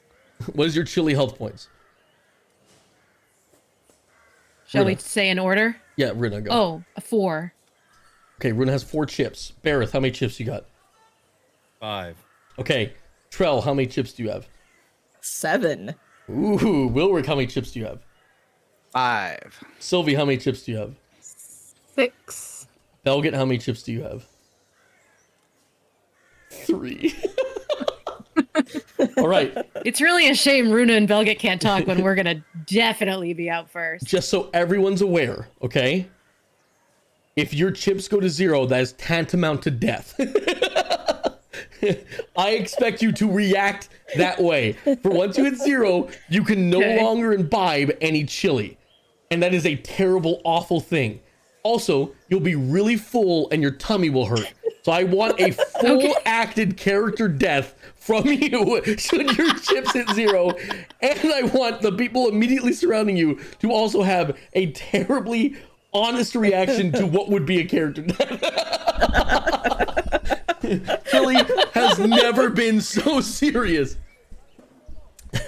God, okay. So, if I may, Yeah. before we actually begin with the chili, We will be since taking a we break. are finally there. I was about to say this feels like a great time for Yeah, us to do our we're gonna five. take a break here, and then when we come back, the chili cook-off will finally begin. Oh my god. We made it.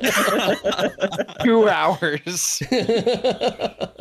Hey, that's pretty quick for us, man. You needed You the know chili it's- parade. That's pretty quick. You needed If the chili We parade. did need the chili parade. We're just fortunate that there wasn't a door anywhere in this path.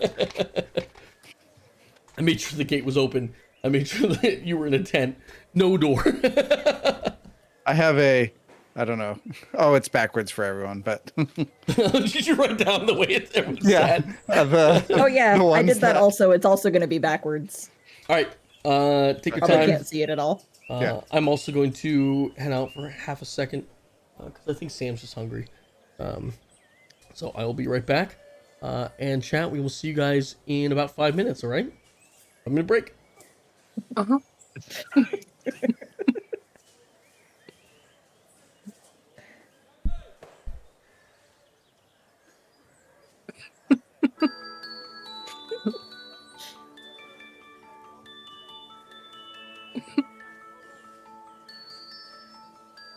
I have to.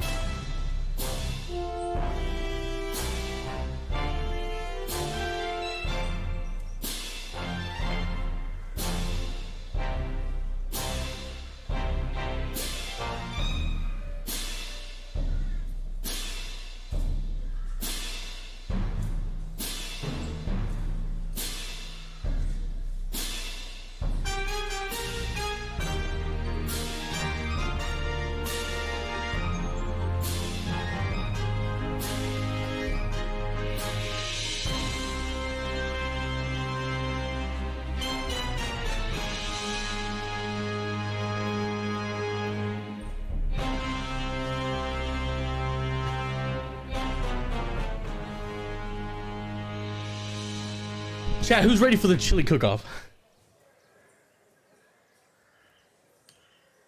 Who is excited? I know it's every single one of you. Because I'm excited for the chili cook-off. I'm so ready for this chili cook-off. Alden.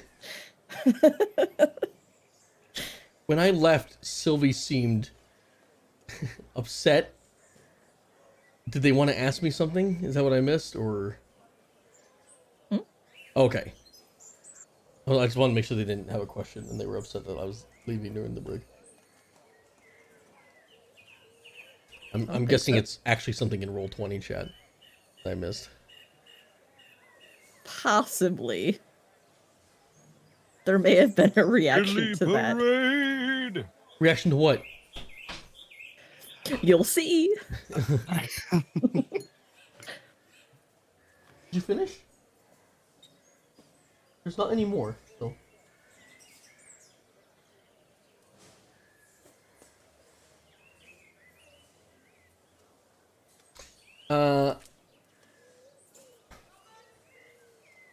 I'm excited though. I can't wait for the chili cook-off to kick off.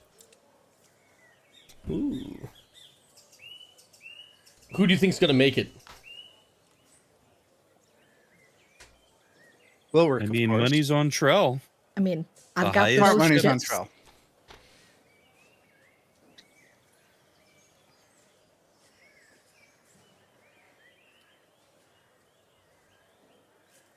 But it'll be me. I don't know who in the party actually has the highest constitution. It's a tie between Trell and Runa, surprisingly. Yeah. Runa 16? has And, high and, and Wilrick, I'm constitution. sorry. Oh, I have 14. Yeah, you all have 14. Ah, okay. And then Sylvia's 13, and you and Belgit are tied at 12. If only I had informed you how important the con stat truly was, I'm sure you all would have chosen that as your main stat. 20 in con.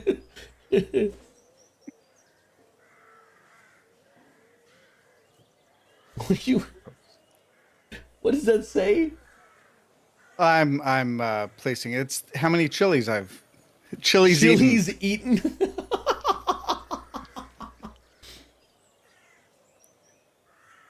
Runa, I'm you're missing muted. chili if you're cook off. trying to I'm missing the talk. chili cook off. I'm going right now. I'm gonna miss it. Whoops. Hello.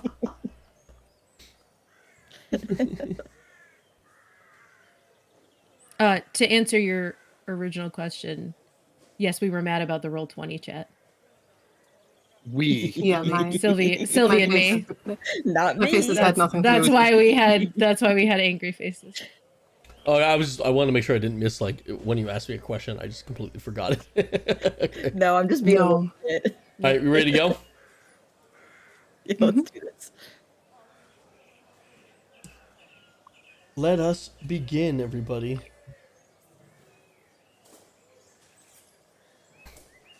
As things begin to get a little bit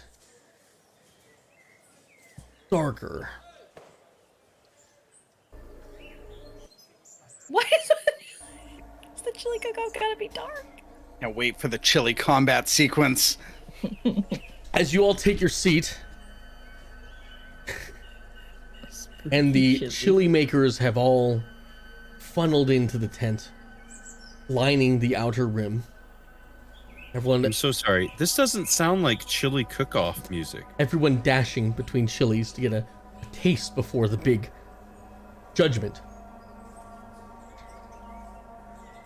The large rotund man enters the tent, followed by his smattering of followers, all bearing the emblem of a raven. He enters, and a young boy, running to get another cup of chili, trips in front of him and falls, spilling a bit of chili upon the man's leather, shining black boots. The man looks down at his and says, "Boy, did you spill your chili on me?" The boy looks up with snot-filled nose. He's got a little bit of a scraped knee. He says, I am sorry, mister. I didn't mean to. Let me get it. And he leans over to wipe the chili off of the man's boots. But as he does so, the man takes a big swing with his cane. Crack! Smacks the boy over the head. He goes flying backwards a bit, and there's a couple gasps from the audience as the mother runs forward.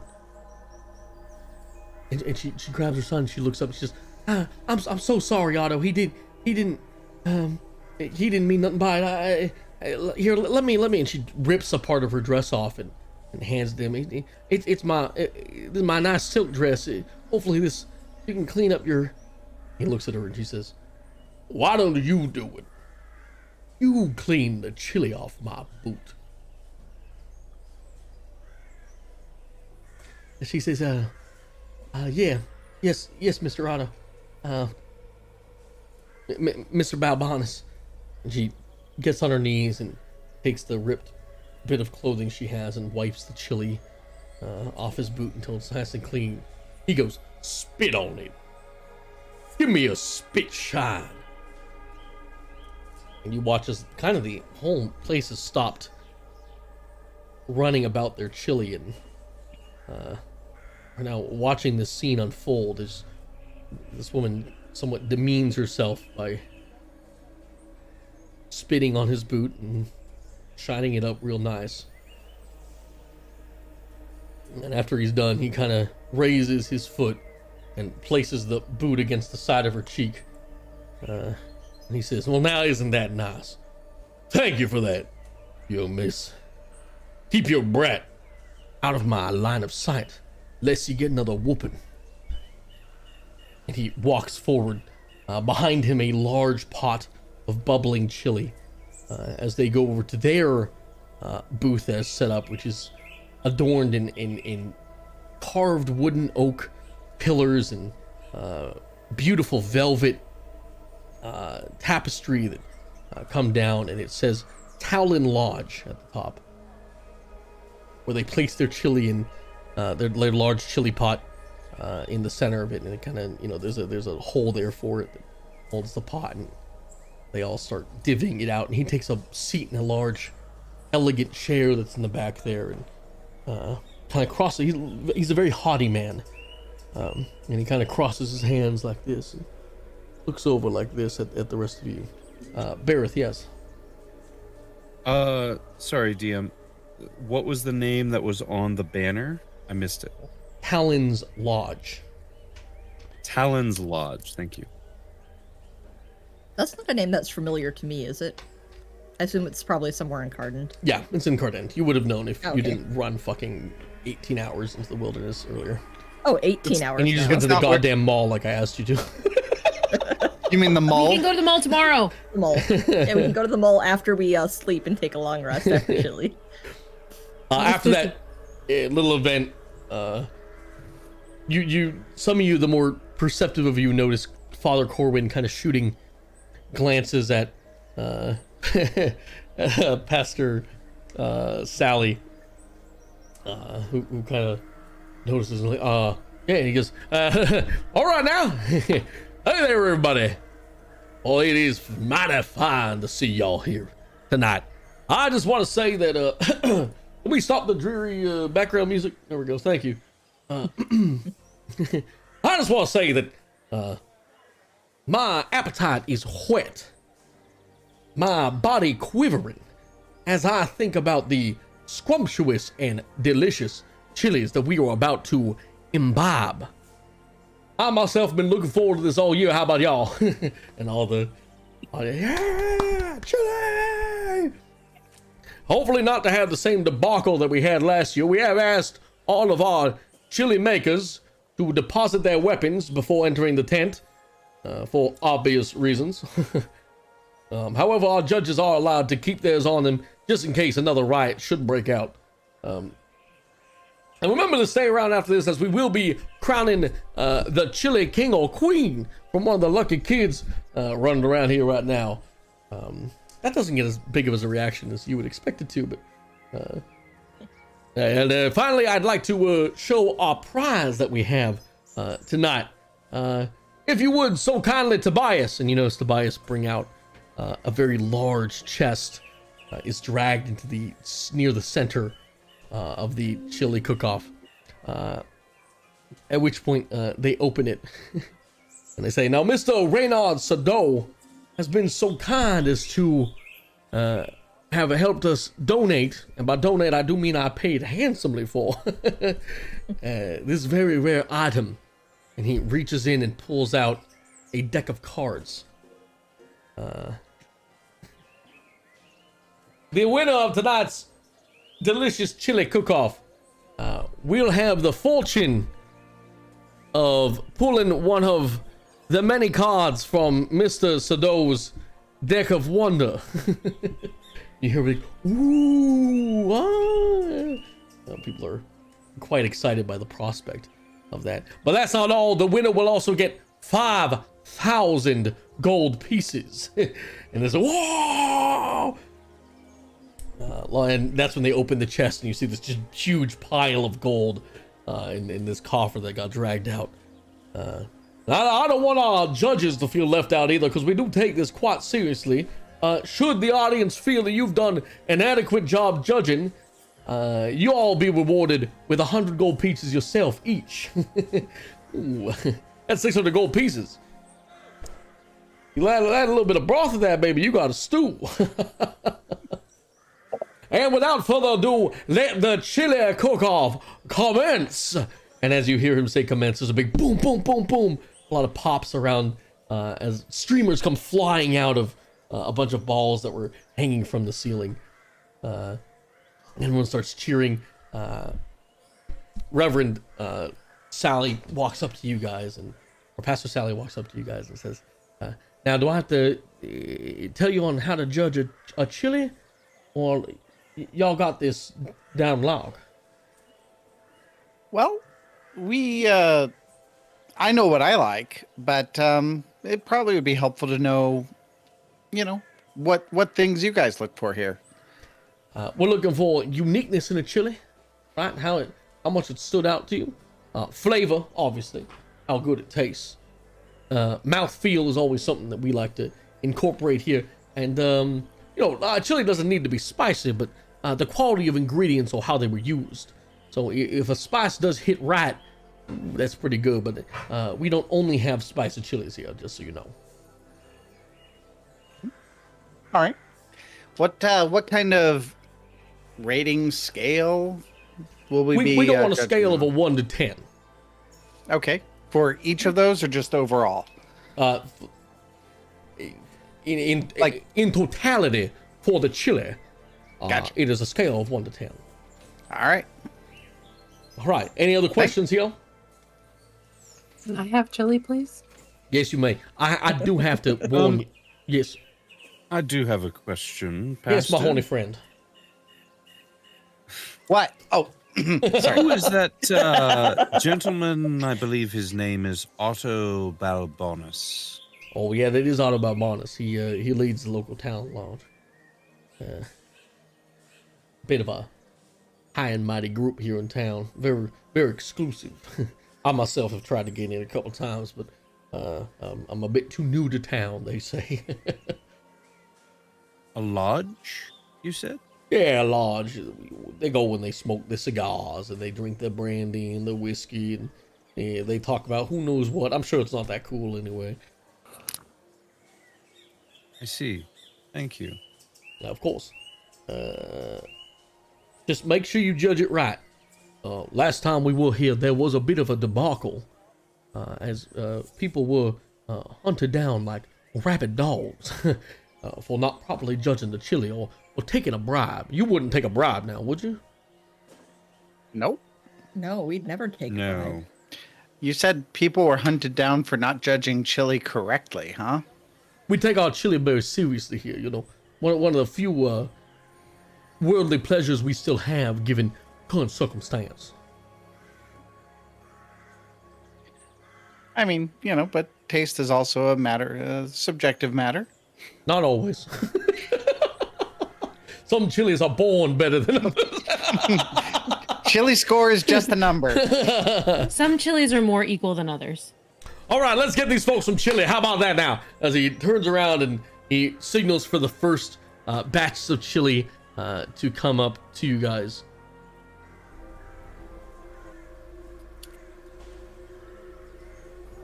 The first chili arrives. A man with a dark hooded cloak fully obscuring his face comes forward with the top group's first batch of chili. Is placed in front of you in a small bowl. You are given for each batch of chili its own spoon and its own bowl. A silver spoon, of course, to make sure that there is no lingering flavors from lesser metals. Oh, thank God! It's Bruna been a knows while no since I've seen one of these. So Bareth, Belgit, and Sylvie, placed in front of you is a very it's a white chili which you haven't seen before. Very cream colored. A man that looks again like the farmhand you saw earlier, but a bit older. He's got wispy blonde hair that's starting to turn gray. Walks up and says, "My name is Jebediah Whitefield. I work the farms out here in Carden. Old family recipe we have for you here. This is what we call the Whitefield chili. Made with a cream base. We added spinach, cream cheese, white beans, a bit of lime, and poblano peppers. I do hope you enjoy it." And he places it in front of the three of you. First, I need all of you to roll fortitude checks. Remember the three I said, not all of you. Mm-hmm. Sylvie, Bareth, and Hogan. 7. Okay. 5. My thing is lagging a lot, so it's taking me a It's all right. Just let me know. 1. Sylvie and Belgit. The it's not a very hearty chili. The lime kind of throws you off a bit, but you're able to fight back that strange sensation, and you were able to fully enjoy it. However, Bareth, that lime catches you a bit off guard, and as you take your first sip of the chili, you a bit of cough as it goes down your throat a bit wrong. You haven't taken any chips damage yet, but the chili has struck first.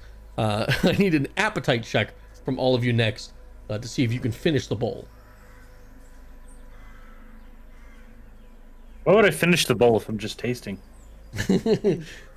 Sylvie greedily scarfs down her bowl of chili. This 6. tastes like human. 5 yet again. Yeah, all of you completely finish the chili. It's quite good. Doesn't have much of a kick, or it's a very light chili. And it, since it doesn't have much of a kick, I need a tolerance as well from you guys to see if you can make it through the slight spice from the poblano peppers. 4. 7. 2. You all make it through the spice. Bareth, it does hit you. You do get a little bit of sweat starting to condense at the top of your head. But Sylvie and Belgit, a very delicious taste. At this point, you can all rate this. This was a very strange chili, very complex. You're not exactly sure how to rate it. So give me a rating roll, please. 3. 3.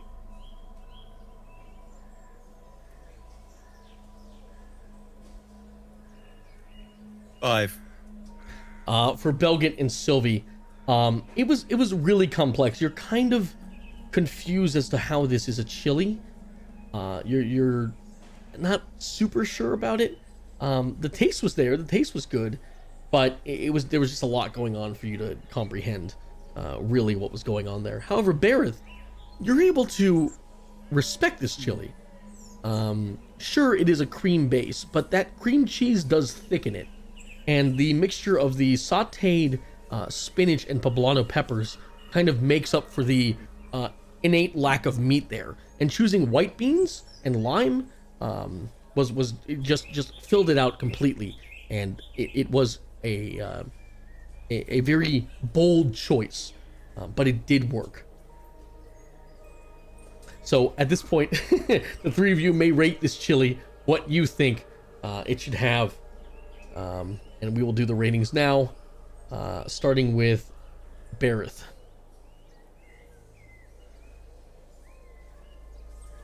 They rate on a score of 1 to 10. 1 to 10. Well, some very bold choices were made in this chili. It seems fairly unique to use a white base for it and white beans. Also, bold choice to go easy on the meat. But I would say it's a chili I have some respect for, and I'll call it an 7. Ooh, everyone from crowd, a couple nervous claps in the background as everyone's eyes now fall to Sylvie. This was a 4. meatless chili, by the way. 4? There's a couple 4. gasps in the area that are quite surprised by the rating of a 4. And then Belgit, I'm sorry, you said this was meatless? meatless. 4. The farmhand in front of you looks devastated in his eyes, but he bows and he says, well, thank you for your consideration. And he dejectedly walks back. On the other side of the table, Wilric, Runa, and Trell, you are handed a chili from who the fuck is this guy? A larger, hardier woman. She is human. However, she looks like she might have the proportions of a dwarf. Well, there's a little bit of mixing there. Who's to say? But she has a longer, dirty blonde hair. She walks forward, towering over most of you. As she comes forward, she says, "Well, yeah, he said, I run the local brewery around here. Honestly, we need a chili that can kind of placate the drunks and make sure they don't cause a ruckus, kind of put them to sleep. So here's my, I call it a Burndum's Fiesta chili." And she places the bowl in front of you. It goes, "Hey, I use ground beef, black beans, a little bit of corn, diced tomatoes, hint of Cuban cilantro. We chopped up some jalapenos in there, put some cheddar cheese, and then I dollop it with a bit of sour cream from the cows out back. I hope you do enjoy it." As you Sounds great. Sounds pretty traditional, but it's tradition for a reason. as you take your first bite, I need you all to roll fortitude.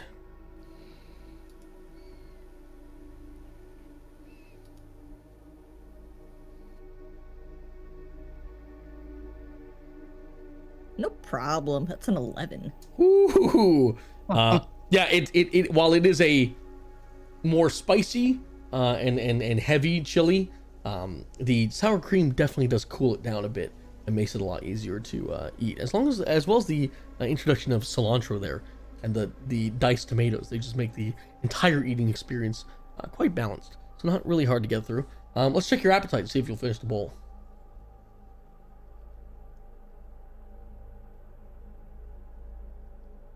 It's an 8. Troll, you gobble that thing down quickly. 5 for Pretty me. good chili, yeah. 3.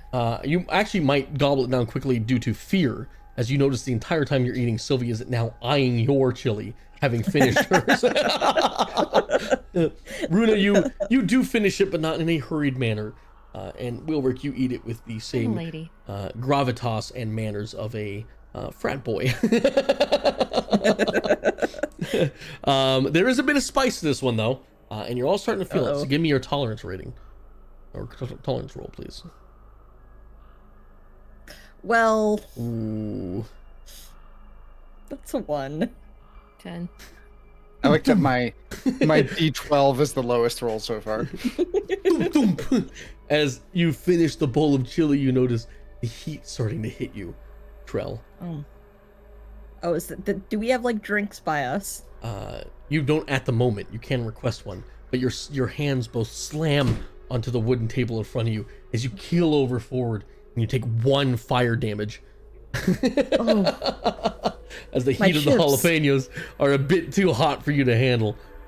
my chips. You feel your tummy rumbling. That is gonna hurt later on down the line, but you push through, and at that point you can request. Can I get a drink, please? Of course. man. What kind of libation would suit you?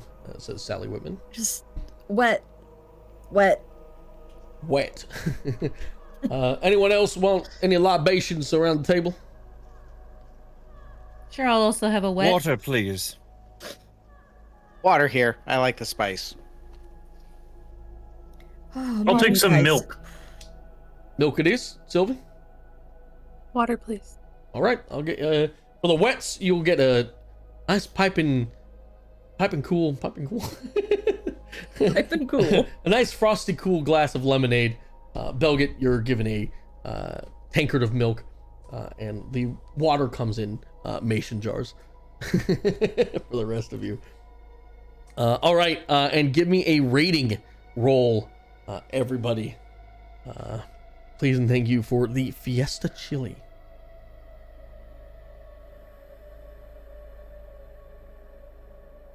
Ooh. 3. Wilrick, there's a lot of flavors going on, and the sour cream was a bit weird to you. And honestly, you forgot that you were supposed to be tasting the chili as you were just kind of hungry. So you're not really. You could rate it whatever you want, really. Runa with a 5. This isn't the most complex chili.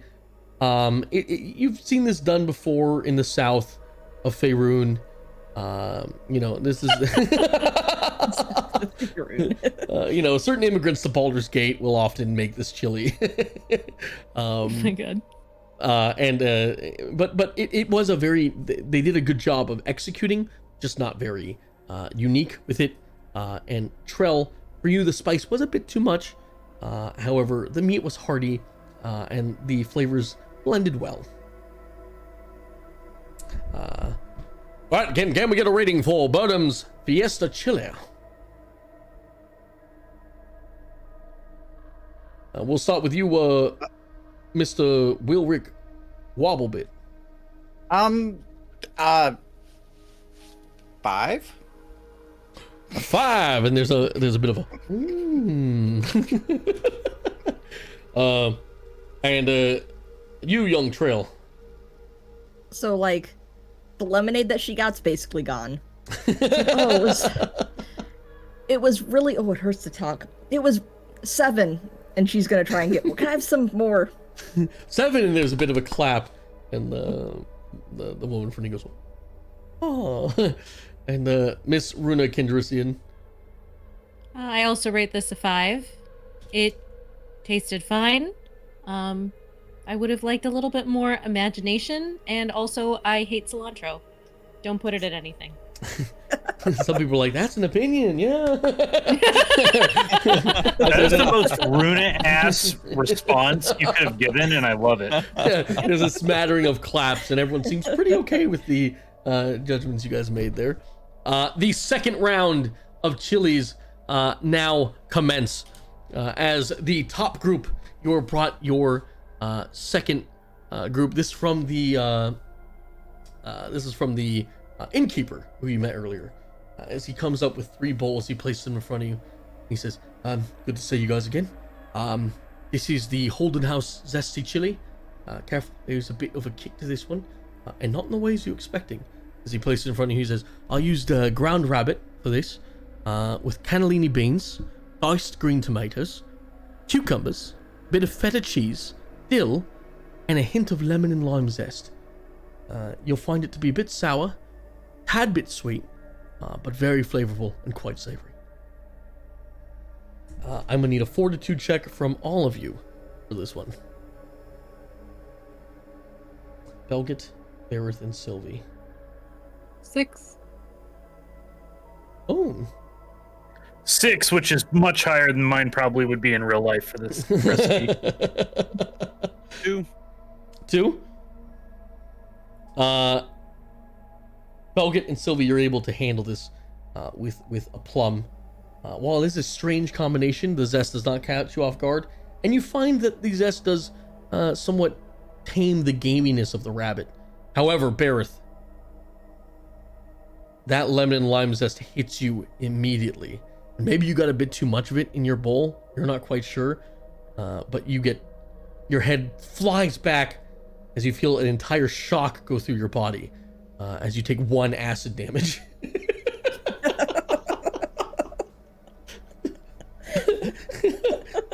Unable to handle the lemon and lime zest. Ooh, tangy.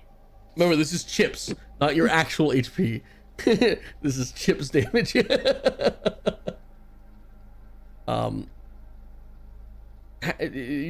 They'll get noticing as Bareth is taken aback a bit by this chili. You guys now have your option to finish it, so I'll need an appetite roll from you guys. Will you finish the bowl? Do I have to? They're not big bowls. They're like cups of chili. Let me know what you guys roll when you roll it. 6. Oh, you guys roll well. 3. Yep, all of you find it in you to, you've only had a little bit of chili so far. It's still early in the day. You're good to go. You all do finish it. There was not much spice to this at all, so you don't have to roll a tolerance check. In fact, there was no spice. The real hit there was the zest. So let's give this a rating. Give me a rating check from you 3. 5 out of 6. 5 also out of 6. Bareth? We're twinsies. My shitload's slow, I'm sorry. All good. 7. It will too after this. Well, if I don't there's know what's beans, going on. then no. Everything on my computer is just really slow and choppy. This was a bold choice for a chili. The 3 of you are able to tell. The rabbit is calmed down a bit by the zest. However, the choice to use feta cheese and cucumbers and diced green tomatoes, it's a really soupy chili. The flavor of the rabbit is really drowned out, which may or may not be a good thing. It was a bold choice. You can see the direction it was going, but you find it's lacking in execution. So at this point, we'll give a rating as the host, the pastor, points to you, Bareth. And Bareth, what's your score for the Holden House Zesty Chili? Well, I appreciate some of the decisions that were made in the construction of this chili. There's a lot of interesting choices that were made. The zest, I feel too much was added to try and compensate for the gaminess of the rabbit. The Catalini beans are all right, but the feta cheese plus the cucumbers and other vegetables, there was potential here, and the mark was missed. 5 from me. a series of shocked voices ring out. A 5 for ingenuity, but overall, the mark was missed. I apologize. He nods at you, says, "Yep, I appreciate it." Sylvie? 3? he's taken aback. What would you change if any notes or? I don't know. It was really good, but it was really weird. Oh, okay, thank you. And you, sir? I still don't think, like the last chili, that this is really technically a chili. I'm a traditionalist. But I like the concept, don't necessarily love the execution. It is a 6 from me. Oh, he does have a smile on his face when he hears the 6, his highest score. Thank you all 3 of you. Thanks for your time. Thanks for your time. As he heads back, a little bit sad, but okay with the results. As there is a smattering of applause for everyone. The second group, the bottoms, the woman you saw earlier, For once. the stable master, and the woman you saw arguing, comes up and says, "Hi there. I'm not gonna waste your time. This is the horse hearth, horseless chili." We used to call it the horse hearth chili. Everyone thought there was horse in it. No horses. Don't worry, everybody. We sold that out. It was only 1 year. So in front of you, we got a mixture of shredded chickens. I used white beans for the beans for this chili. I added diced green chilies, some cumin and coriander, Monterey Jack cheese, and I too hit this with a little splash of lime. And this all comes in a chicken stock. Please, that sounds lovely. please enjoy as it's placed in front of you. By the way, how's Willow doing? He's alive. Okay. Insight check.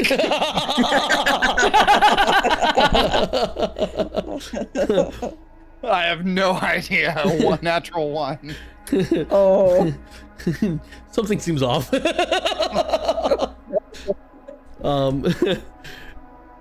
me a fortitude check for the horseless chili.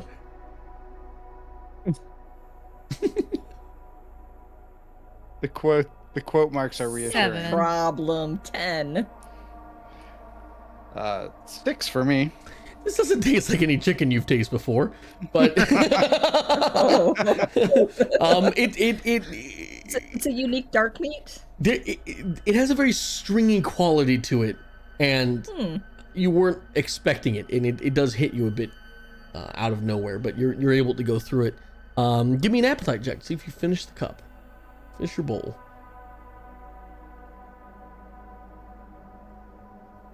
Ooh, Oof. 6. That's 5. Oh. A 1 from Wilrick. The Ulrich. stringiness is a bit too much for you, and you get a couple spoonfuls in, but then you have to push it back, which is the woman sees it, Marcella, and she is dejected by this. There is a bit of spice to this with the diced green chilies. Trell, good luck.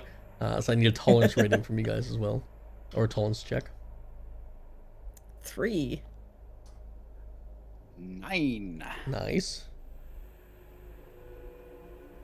4. You guys are able to overcome the spiciness. It doesn't hit you too hard. Trell, this was done better than the jalapenos. So your body seems to handle it well.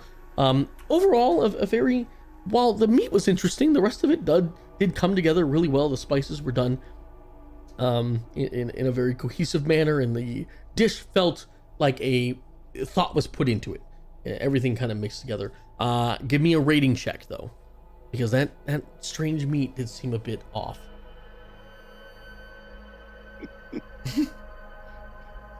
6. 3. Wilrick, you forgot again. You're supposed to be tasting the chili, and you just kind of didn't like it, and then you just pushed it away. Runa and Trell, that's not chicken. And while the rest of it was a cohesive and complete dish, you cannot get past the fact that you were not fed chicken here, and that is going to affect your score. So the pastor says, "All right, and our first rating today, Miss Runa, what do you rate the horse chili?" As a broth, fantastic. Coriander is just cilantro in disguise, so points off there. And this chicken is something else in disguise, so points off there. But very well thought out, and I appreciated it. I'm sure I don't know what you mean. Your rating? 4 out of 10. Ooh, gasps from the crowd as people feel a bit bad for her. And you, Miss Trail. The ingredients worked really well together. Did you say were these chickens that you raised or wild chickens? I don't have to answer that. It seemed a bit stringier than normal. You might want to evaluate that. But it was very good.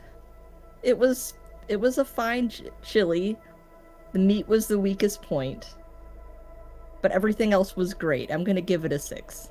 Ooh, she nods her head happily at you. And finally, Wilrick. I just couldn't eat much of this. You know, the flavors said yay, but the meat said nay, and I didn't like the mouthfeel. My meat's telling me no. I couldn't finish it, so I have to give it a 2. You're saying nay to the horseless chili? The flavor said yay, the meat said nay. A lot of mutters and murmurs and whispers in the crowd now. These people are very taken aback by that rating. And the woman does look dejected, but she said, thank you for your time. I do appreciate it. As she goes back, she's kind of bumped on the shoulder by our next person, who you know is Tobias, the man who was arguing with her earlier. As he comes up for our third round of chilies for the toppers, he places it in front of you. He says, my name's Tobias Mushad. Very happy to meet you all. I would like to introduce you to Mushad's Faithless and Fishful chili. Place it in front of you. This has a shrimp and crab meat base, which is normally not allowed by some religions as they are shellfish. But the Almighty does allow this, so praise be. I put some fermented white beans in there, Cajun spices, so it does have a bit of a kick. Andouille sausage, is that a thing in this world? Sure. Throw some andouille sausage in there as well. I got some bell peppers, touch of cream, and to finish it off, I did add Mushad's mighty hot sauce. A little bit of splash in there, so you get a little bit of a kick as well. Please, I hope you do enjoy. This is a sight to be seen. The chili itself is red. While some of these have been cream colored, some have been brown, this one is straight up red. And you can smell the heat and smell the overwhelming power of fish. So I need all of you to do a fortitude check before you take a bite. 7. And this is Sylvie Belgett and Barrett. I get a 3 on the gumbo. He called it a chili. Nope, a 1. Sylvie, you dive straight in and you're able to eat it. However, Belgett and Barrett, immediately you're taken aback after a single bite into this. It's heavy, very heavy, and extremely spicy. And overall, it does not taste good. It's hard for you to stomach it. Both of you feel a bit thrown aback by this. You haven't taken chips damage yet, but you can feel your constitution wavering after a single bite of this chili. Can you power through though and finish it? I need an appetite roll from you guys as well.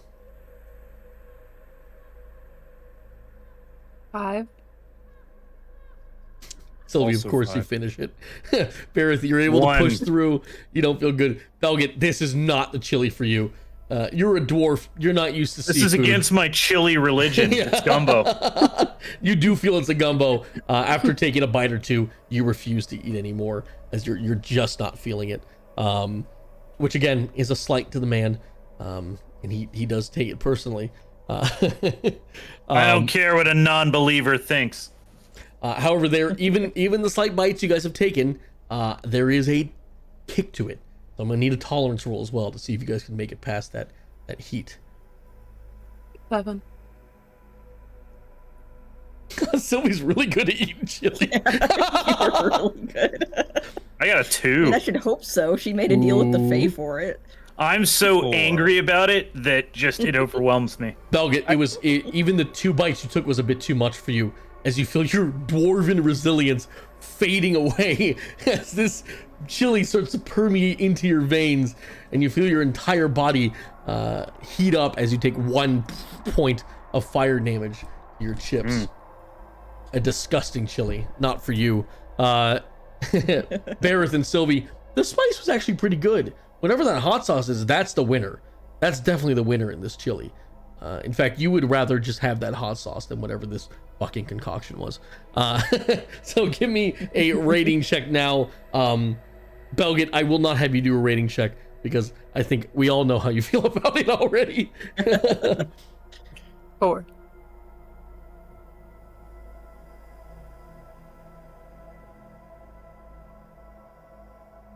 Anticipation.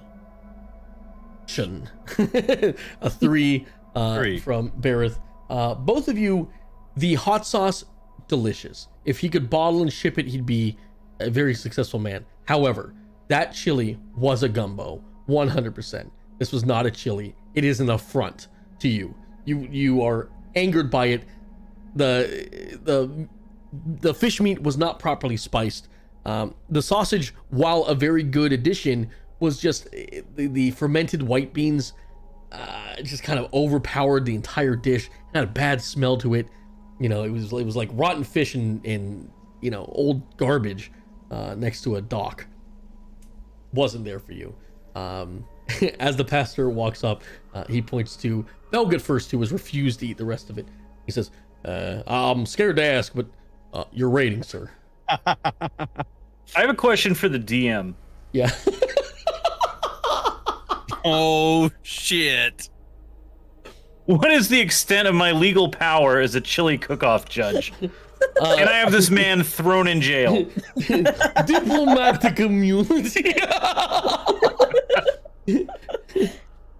You can pretty much say anything and get away with it. And should you, physical violence might be warranted to a certain point, depending on how much you dislike the chili.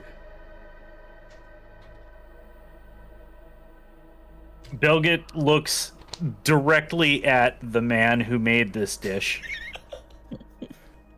Instead of looking at the crowd like he normally does, he is going to speak to this man one-on-one and say, this dish is not a chili. It is a gumbo. It is not even a good gumbo. It is not even a passable gumbo. It is a bad gumbo. I'm going to give it a 0. Shocked faces astound the crowd, but you do hear the one horsewoman in the back go, "Yeah, get him!"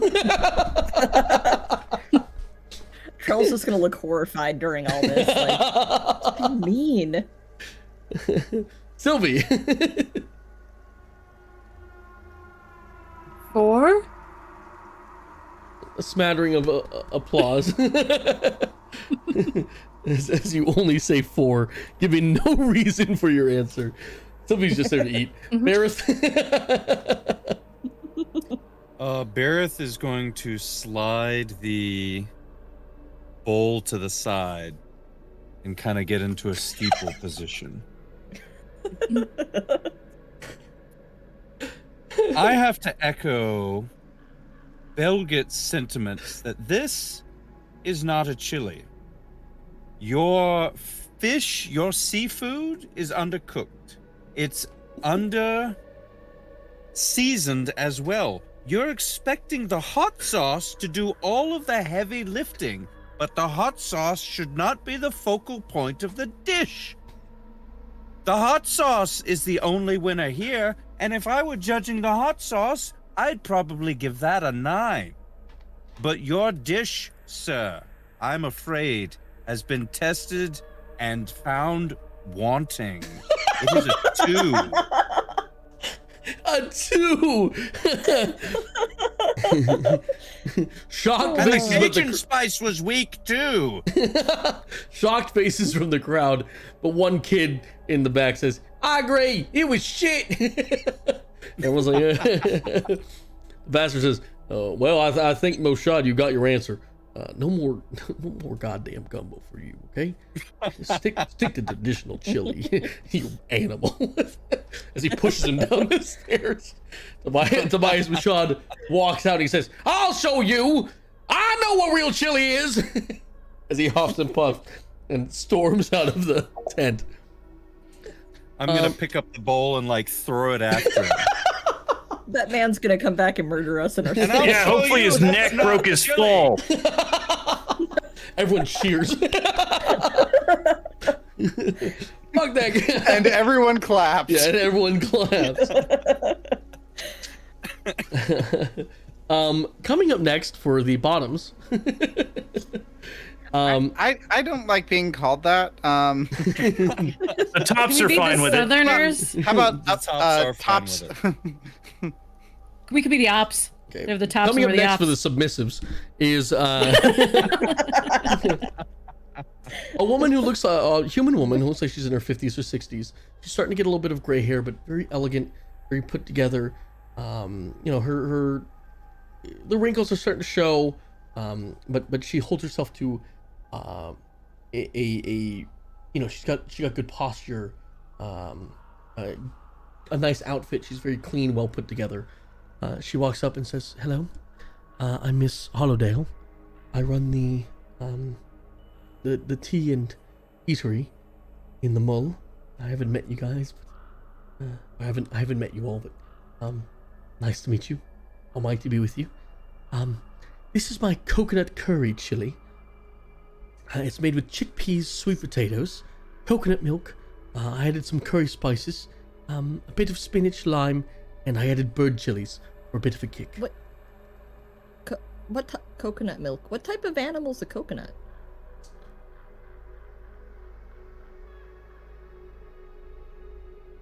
I can't wait to taste it.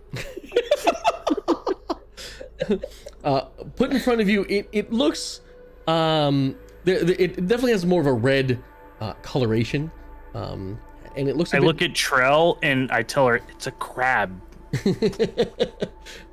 Milk a crab? It looks like a vegetarian chili.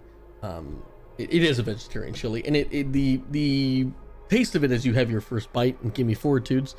It tastes like a curry base, which is a bit unique. You haven't had that yet. Is a curry a chili? It's really Up to you. unique. That's a one. Trell, I've you're never had angry. flavors before. You're angry. You don't know what that is. 8. Trell, no Never had like. an animal like this before. This sounds like Thai coconut soup, is it not? Yeah, it's like a Thai coconut chili. Like Vegetarian Tom chili. Kha. My wife got me into that stuff. It is delicious, but also yes, not a chili. Yeah, I love Tom Kha. Not a chili. That Trell Great. doesn't like push the bowl back or anything, but she kind of like is just stirring it and moving it around and looking at it after the first taste. You're not a fan of the taste. However, while you would say it's probably not a chili, it is thickened with the use of the chickpeas, which have been ground down into like more of a hummus base, and that helped thicken the coconut milk. And then on top of that, the sweet potatoes are very chunky in it, and that kind of takes the place of what the meat would be. So while more traditionally not a chili, definitely chili adjacent. You know, and that's the whole point. Creativity is a big thing here. Anyway, appetite, you guys don't need it because it's a very light chili, and it is quite good. Trell, you don't love the flavors, but you're able to eat it, especially with Sylvie staring at you the way she is. Also, she's a nice grandma. I can't not eat grandma's Well, chili. she's 50, So so rude. late 50s, Oh, early well. 60s. You know, go fuck yourself. Okay, she could be my mom. Yeah. I wouldn't not eat my mom's chili. There you go. However, there is a bit of a kick because of those bird chilies that she added in there. So I'm gonna need you guys to roll a tolerance test. Hey, 7. 6. Not that hot though. As you're able to push through it, a nice spice, very good spice, and that's kind of the bird chilies are what really put this together. It has a very unique kick to it. It's a little bit of sweet and spicy at the same time, and that It mixes very well with the sweetness of the sweet potatoes. While it's a little bit complex, so your rating is gonna, it's gonna be quite difficult. So give me a rating check.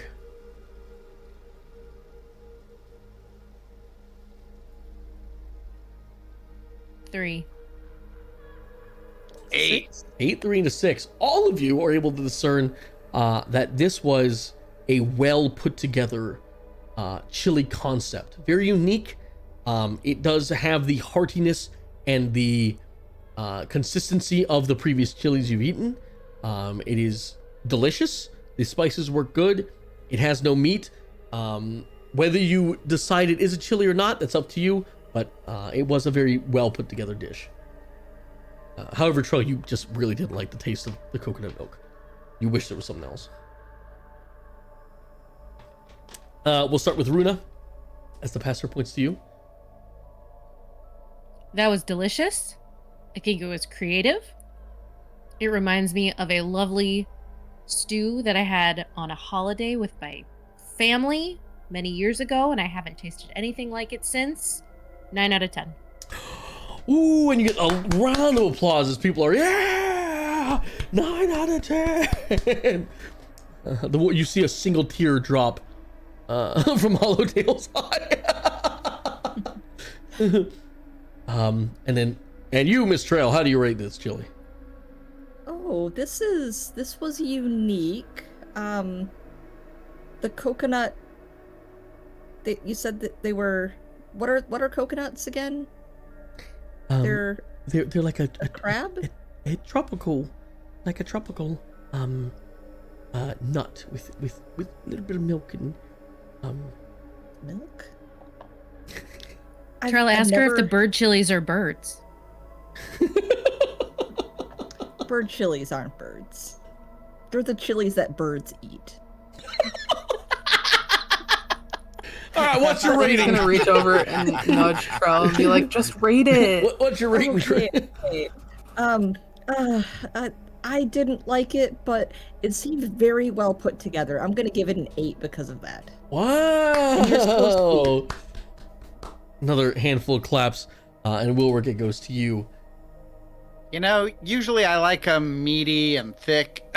Chili. I usually like a lot of meat in my chili, and but let's say I like variety, and this has really opened my eyes that I can enjoy more things outside of the norm, and it was just really, really good. I loved it. The spiciness, everything put together. I have to go 9 out of 10. Whoa! Huge. It was really good. Great ratings as everyone goes, yeah! And the entire tent erupts in applause. And she takes a message. Thank you very much. I do appreciate you taking the time to rate my chili. And she walks back and quietly goes to her corner, where you see it's a very dainty setup. She got a bunch of teacups and bread laid out for her chili for people to dunk in. It's a lot of thought went into this. You guys, go on. Trell's gonna lean over to Sylvie and be like, "Oh, she was so sweet." Yeah, I want some of her chili too. I'm sure you could get some after this if you're still hungry. Where's your bowl? Very. Is my bowl still there? No, they take it away. A Sylvie finger reaches in and takes a bit off the side, gives it a rim. Don't say it like that. Yeah, don't, please. Just run it. Never. In contrast to the chili you guys just ate, the toppers, don't say nice fucking rim job. Damn it. Hey, I'm a power bottom, so. The toppers are brought a set of chili from the church's groundskeeper, Ulrich, who you also met during your whole blood-sucking debacle. He comes up, he's wearing, his basic clothes, but, he doesn't have his gloves on, and it's nice and cleaned up. And he walks up, he says, this here is my, I just call it the groundskeeper chili. I made it using things we had growing around the church. I'm not really a chef, but I do hope you enjoy it. As he places it in front of you, He says, I used a dried sausage. I dried it for 2 weeks before this. Cannellini beans. I got some diced tomatoes from the garden. Picked some rosemary, garlic, and thyme, as well as a bit of dill to throw in there. I fermented some cabbage underground for a bit. Added some shreds of that in there as well. Also some green beans we had grown out back. Mixed that with some Parmesan cheese and a dollop of ricotta. I do hope you enjoy it. Definitely a thick chili, and there's a lot of flavors going in there, so we will need a fortitude check as you guys try this. 8. Sylvie's so good at eating chili. That's an 8 out of 8, by the way. That's a 2. Bareth and Belgit, your constitutions waver, as it is good. It is a very heavy chili. That dried sausage, there's a lot of things in there. You feel your constitutions waver. It tastes good, but your stomach gets a little bit rumbly from that. At which point we're gonna need you to roll an appetite check, because all of you did notice it is a heavy, very flavorful chili. It's hard to eat something with that much flavor. 4. All of you, it was a higher check, by the way. This was a 4 check, but you all managed to make it. As even though it's a hearty chili, there is a lot of flavor there, and it's kind of that thing where you just want to keep eating. So you all are all able to eat your chili. There is no spice there. He didn't add any peppers. Really, the spice from this is the herbs he added, which definitely give it a floral, herbaceous flavor, which is unique. You haven't really had that yet. Now it's time to rate it. So everyone give me a rating roll, and we'll see where you guys fall here. 4. Bareth, the 5. the just how heavy it was. It's really hard for you to give this an accurate rating. You did enjoy the flavors, but it was quite heavy on your stomach. However, Belgit, even though you did feel a bit rumbly and tumbly after that first bite, you and Sylvie both are able to discern that the complexity of the dish really serves to amplify the fermented cabbage, which is truly the star of this dish. The way it kind of amplifies the flavors of that dried sausage and ties the whole thing together. You wouldn't think fermented cabbage would go good in a chili, but it is a standout here, and really gives it a kick that doesn't come from spice, but instead from that pickled flavor, and the dill just adds to that as well. It's just a very unique chili with a shining star, and that is the cabbage. The pastor walks up. Mr. Belgit.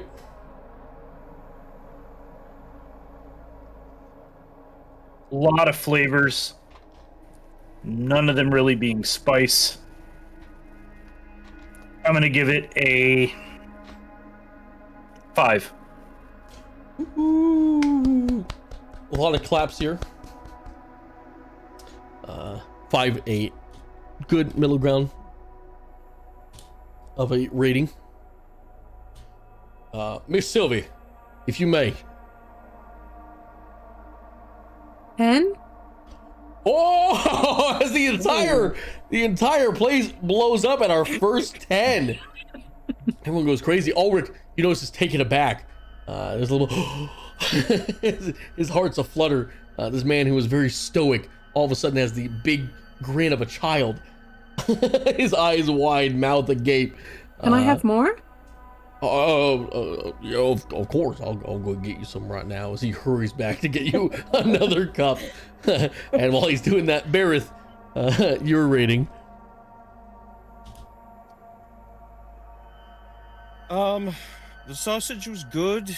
The flavors are all there, but at the end of the day, for me, it's too heavy a chili. This, you can't even eat bread with this. It's far too heavy, unfortunately. And there's no spice whatsoever. No kick to it. I think I have to, but it is unique. It is a unique dish, and there was a lot of ingenuity put into it. I'll give it a 5. Another smattering of applause. The 10 definitely the standout there. But there was a good amount of applause, and everyone with a 7.5 average. That's a pretty good chili. Ulrich is very happy. So thank you guys very much. I appreciate your time. So he goes back with a big smile on his face, and we get to something interesting here, as two brothers come up at the same time. I'm sorry, two siblings, I should say, not brothers. Coming up next, we have Lucas Samrat and Miriam Samrat, with two very different chilies that we're gonna taste simultaneously here. The bottoms, you are given Miriam Samrat's chili, which is black in color, completely black, whereas the tops, you get Lucas Samrat's smoked brisket chili, which has a lot of meat piled on top of it. You have my interest. Lucas, he has a bit of coiffed hair, very well put together, clean shaven, is wearing a tie and a suit, stands there and says, this is my smoked brisket chili. I used to smoke the brisket for about 13 days straight, which is unheard of. After which I added a bit of kidney beans, homemade barbecue sauce, some sweet corn, habanero peppers, red onions, and we garnish it with a topping of coleslaw. As he then reaches into a little bag he has and puts a dollop of coleslaw on top of each of your chilies. He says, I do hope that you're careful here, as those habaneros, they are spicy. And that's for you, the toppers. As Miriam simultaneously says, the bottomers, this here is my lake bed chili. We went a little bit out of the box for this one. For our don't be giving me that face, ma'am. For our base, I used a deep sea squid ink, which we used to start the soup off. At which point I added Triton beans, some dried seaweed, ghost pepper coral, and a splash of crawdad infused cream. The meat here is going to be a mixture of squid and octopus that has been fried up before being added to the chili. I hope you do enjoy. All of you roll fortitude checks.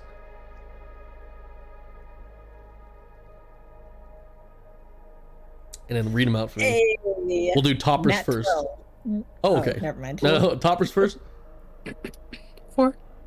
Okay, An 8 for Belgit. good job.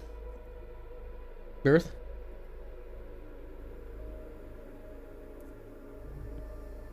The toppers just went. Where are we doing again? This is a simultaneous round. Both siblings are going at once to see whose is better. I see. I missed that part. Yeah, you guys are getting the brisket chili. They're getting the deep sea. We finally got a not fucked up chili. You have a roll? Oh, thank you. 7. All of you are able to handle the very hearty meats, but on top of that, I mean, the brisket just has a lot: kidney beans, red onions, and coleslaw. It is heavy, but you're all able to power through, and you do get a delicious first taste. Bottomers, what'd you guys get? 1. Nat, My bottom buddies. Nat 12. 1. 6. Wilrick, you were not ready for the squid ink. And as it enters, But it's blue. as it enters your stomach, you just, the mouthfeel, right? It's very oily, very, very sticky as it goes down your throat. Immediately, you feel your bones start to ache as you take 1 point of necrotic damage. Chips! As your chips take a hit. But everyone else, you're able to handle it, and it goes down just fine. Very unique. A unique feel, but a delicious broth for sure. However, both of these chilies have the same appetite rating as well. So we'll have you all roll again as well. We'll start with the toppers again. See if you guys can finish the bowls. I have a 3 for Belgit. 3. Sylvie? 2. Oh no. Oh. Now I have to note you do have inspiration, Silly, from last round if you'd like to use it. I do? Okay. I guess I'll use my inspiration. That's a 5. Hey, you are all able to completely finish the chili down to every last bit of brisket and the entirety of the food. It is quite delicious. Bottomers, what'd you get? That's a 4. Okay, 6. Wilrick. 5. Same with you, Wilrick. After your initial eating, you do kind of get used to the taste of the squid ink. You're able to completely imbibe that food as well. However, these both also have pretty high tolerance ratings. So that spice does hit you. The ghost pepper coral and the habanero peppers both have a hell of a kick. So once again, everyone, give me tolerance ratings, as these are both happening simultaneously, and everyone in the room is quite Bill gets a 6. interesting. 3. 3, okay. Sylvie. 3. Sylvie and Bareth, you both feel it as the habanero strikes straight at your heart. The heat filling up your body as both of you take 1 fire point of damage to your chips. Ouchie. Who took that? Sylvie and Bareth. Belgit, Okay, not me. Oh, Good. Sylvie. Belgit, you've had dwarven chili. This is nothing compared to dwarven chili. But Bareth and Sylvie, you guys are struggling. You know, fire breathing from your mouth. If possible, you guys could both do a dragon breath attack at the moment. How are the rolls from the bottomers? 6. That's a 4. Nat 1. Ooh. Wilrick, you just made it, as that ghost pepper coral, while extremely spicy, is somewhat tampered out by the squid ink. However, Runa and Trell, Runa, immediately with your natural 1, you feel that pain rip through you as you take a single point of fire damage as the ghost pepper coral really rips into you. Trell, same to you. You just can't handle that spice. It's just a bit too much, as you also take a fire point of damage to your chips. Finally, we have the ratings. Did anyone succeed all 3? Belgit did. Was it only Belgit? I think so. Okay, Belgit, you get to roll a rating. No one else does.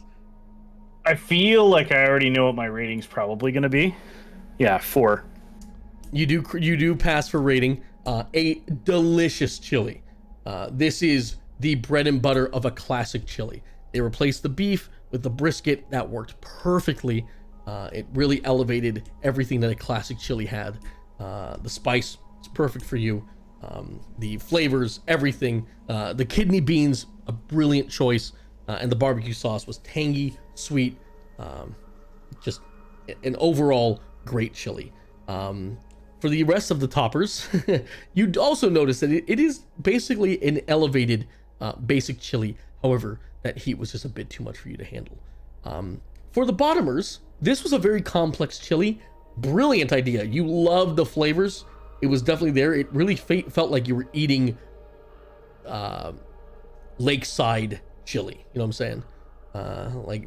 It felt like you were out near the sea or near a lakeside. You felt that smell of the water.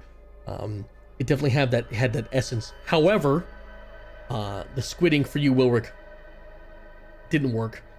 And Runan and Trell, that ghost pepper coral just destroyed you. Yeah, it reminded me of that date I went out with a Kuatoa.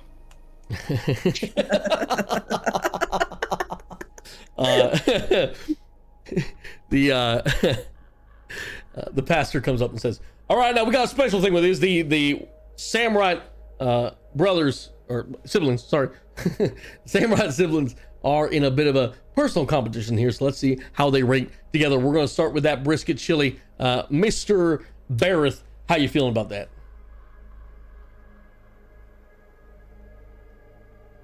Well, the composition's all there for a classic chili. You've just made some adjustments, and the adjustments work beautifully. I have no notes on any of that. The brisket was sublime, nice, tender. Barbecue sauce worked well, was tangy, mixed well with the beans. My only hesitation is the spice. The spice, I feel, was a little heavy-handed. I think based on all of that, I have to give it an 8. Large amount of claps from around the room, and then we go on to Sylvie. And Sylvie, what do you give that delicious smoked brisket chili? Spicy hot 6. No thoughts. No thoughts. Head empty. Only chili. Belgit, finally, it comes to you. Yes, as Barrett said, it was minor alterations to the standard format of chili, which is what you're supposed to do, and what I wish more of the competitors had done today.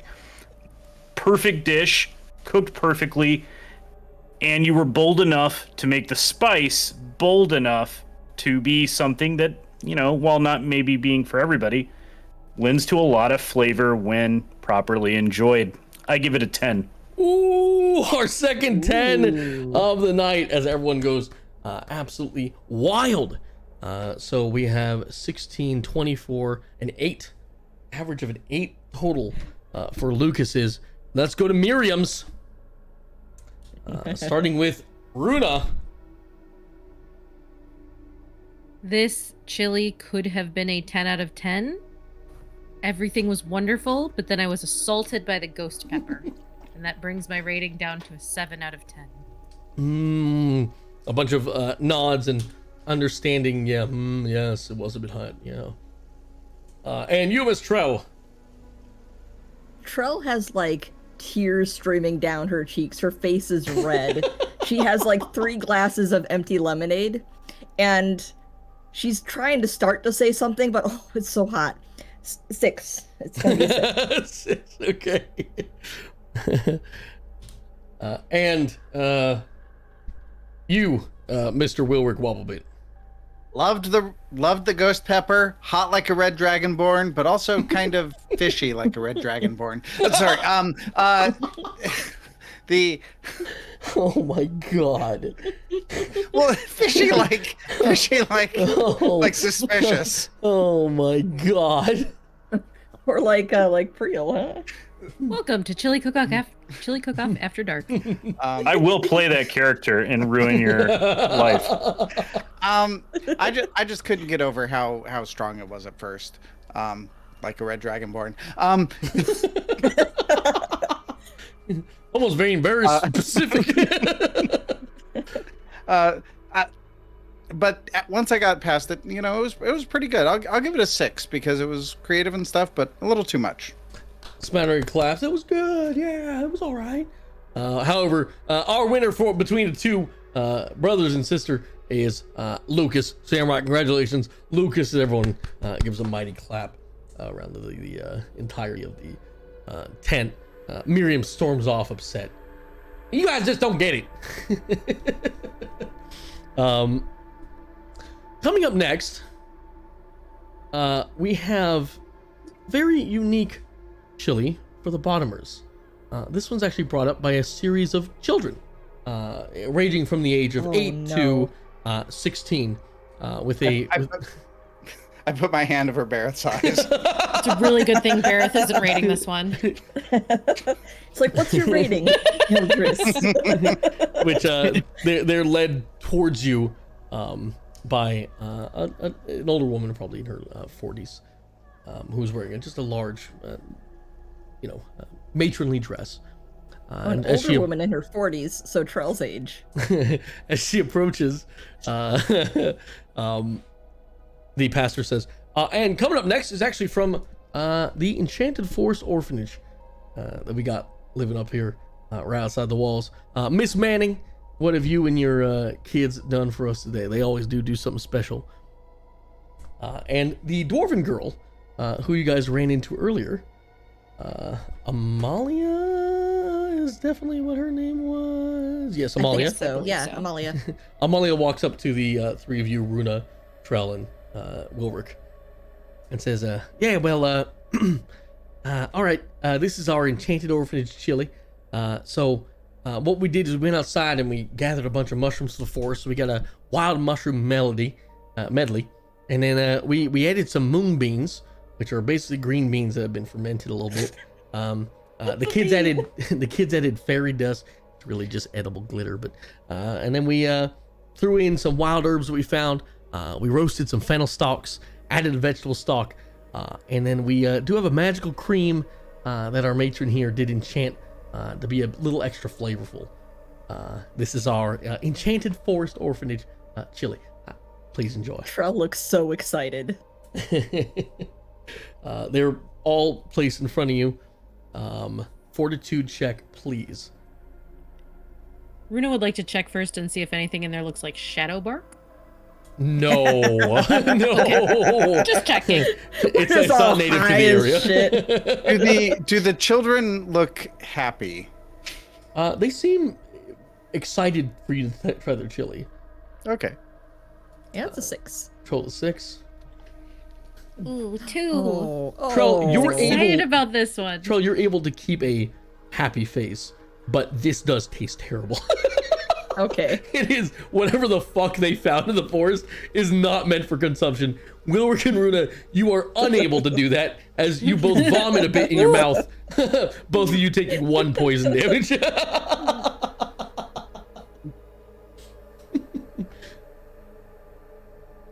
The kids do notice immediately, and they look worriedly at the matron, who kind of looks at you and goes.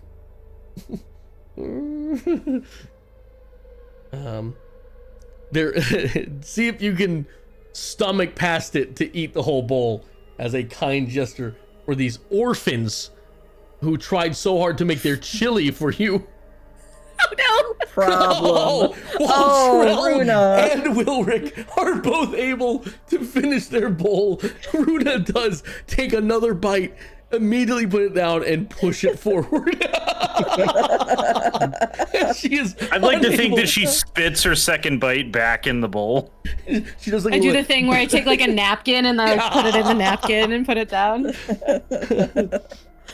there is also She's trying real hard to not look disgusted. there is but an she's unexpected bit of spice to this as well. Something in there is a bit hot, so slight tolerance check here, everybody. I got this. Failing. Oh, thank God. Oh, Wilric. D12 and I roll a 1. Oh. Wilric, you think maybe a spider or something was on one of the things they foraged, because these spice that you're getting isn't one of heat but one of venom. As you bite into it and you take a second point of poison damage from this food. My tongue is numb. Sir, a second point of poison damage has hit the mouth. Your body is completely rocked at this point. Your tongue numb for the rest of this. I enjoy that. The rest of you are able to handle it. Give me a rating roll, you guys. This is an attempt to be nice and try to come up with things to say to not crush 8. these poor orphans. 10.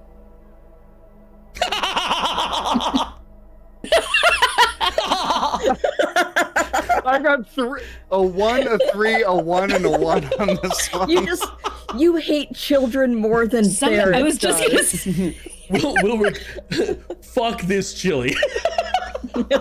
Fuck these kids. Fuck this chili. It tasted awful. However, Oh man. Trell and Runa, you are able to note that there were certain floral patterns to this that did have a nice lilt to the flavor. The mushrooms were good, and the milk was very good. The rest of it, dog shit, but the mushrooms and the milk were kind of good.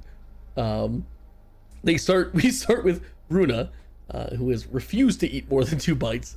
Runa was trying Miss really Runa? hard. No 0.5s. Not I to see your gag. 0.5. No 0.5s. Oh, I'm not okay. doing math like that. I'm sorry, I didn't know you were actually doing math. Okay, she'll round up.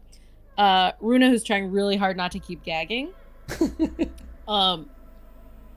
Kids, that was an incredibly interesting chili. I think it just wasn't for me, but that's something that we learn as we grow up, that we're just not going to be for everyone. Great effort, 6 out of 10. A very confused crowd goes, yeah, okay. The kid's like, yeah, 6.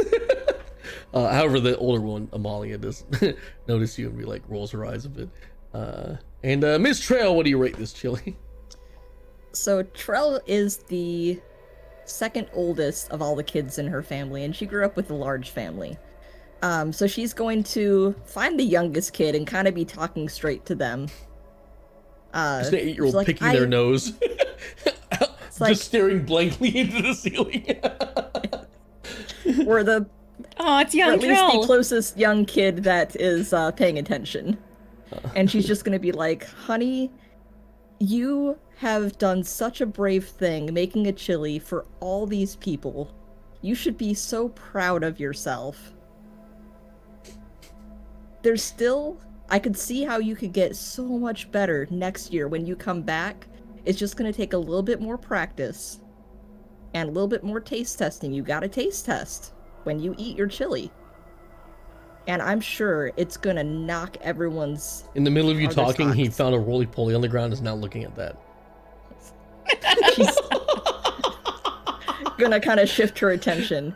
Be like, I can't rate you guys the highest, but I'm going to give you a 5 because you did your best and I'm proud of you. There's another smattering of applause. Like, yeah, that's nice. She was nice about it. And Mr. Wilwick, how do you enjoy that fine chili by these orphans who have no parents because they died? I choked on a bandage in the chili. As fire bit my tongue. And you're orphans, but I feel bad for me today. One. A shock rings out of the crowd as they all. Wilwick, you can have advantage, inspiration for that. I'm crying. That was so funny. Holy shit! Some of the kids in the long game. Some of the kids have tears in their eyes, and the matron just looks at you with daggers. How dare you? As they are escorted out, but the Amalia is laughing at that as she leaves. She also does give a wave to you, Belgit. I don't know if you take the time to notice it. I wave back. He said that he waved back. That's Belgit. You let Axbringer wrestle the gnome once, threw him in. Your trail off. That was a little harsh, don't you think, Willie? Nope. If they made Okay. chili, maybe they would get free points. Children in Chile start with the same letters, but At they this shouldn't point, mix. a older grizzled dwarf walks up. He's wearing what you would assume is blacksmith leathers, but at this point the apron says instead of kiss the cook, kiss the smith. As he walks up to you, he's got a big heaping bowl of chili. All these chilies, by the way, so far have been served in various porcelain, clay, or wooden bowls. This one is in a stone bowl. And as it's placed between all of you, the toppers, you see just a wafting scent above it, kind of thing, you know what I'm saying? Like old cartoon vibe. I said, I'm old heart. This is classic dwarven chili. The big guy there should get it. It's ground lamb, ground chickpeas, basil, diced tomatoes, potatoes, goat cheese, lard, oregano, goat broth, deep roast bone marrow, and a drizzle of tzatziki sauce.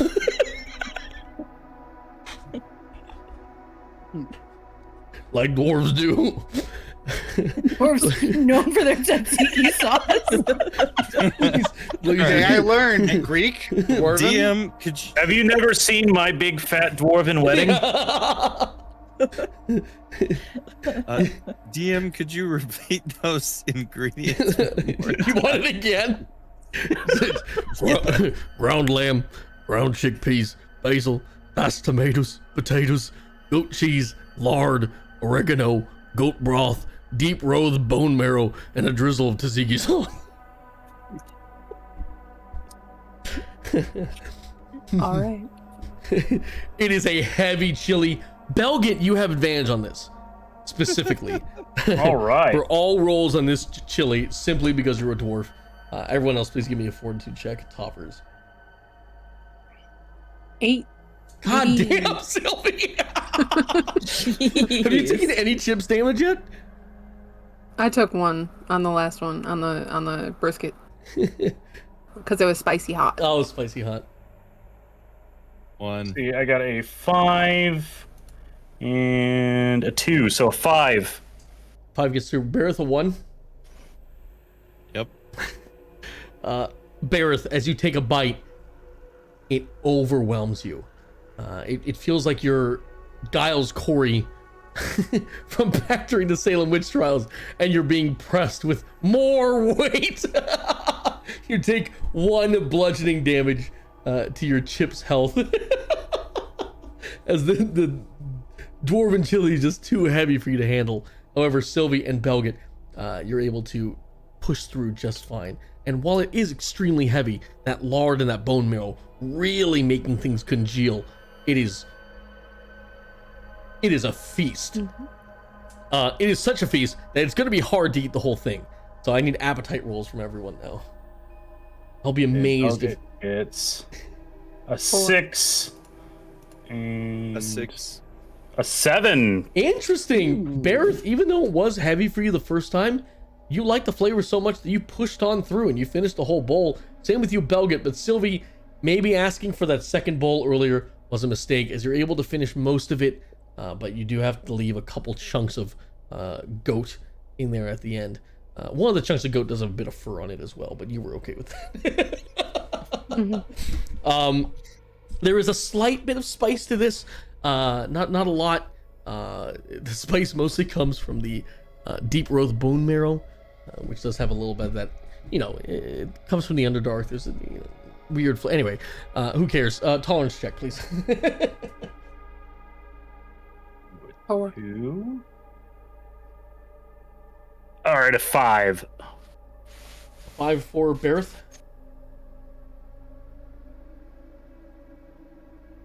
3. An All of you make it advantage was a through. deal maker for me. I would have been 2 otherwise. Yeah, you would have failed that, but you made it through, and all of you can get past that little bit of spice. A delicious chili. Won't be hard to rate. So give me a rating check as you guys finish up this bowl. 4. 6. 8. It was a delicious bit of chili. Bareth, again, a bit too heavy for you in general. Sylvie, same way. It was good. There was just so much that you couldn't enjoy a full bowl if you wanted to, which you're a bit upset about.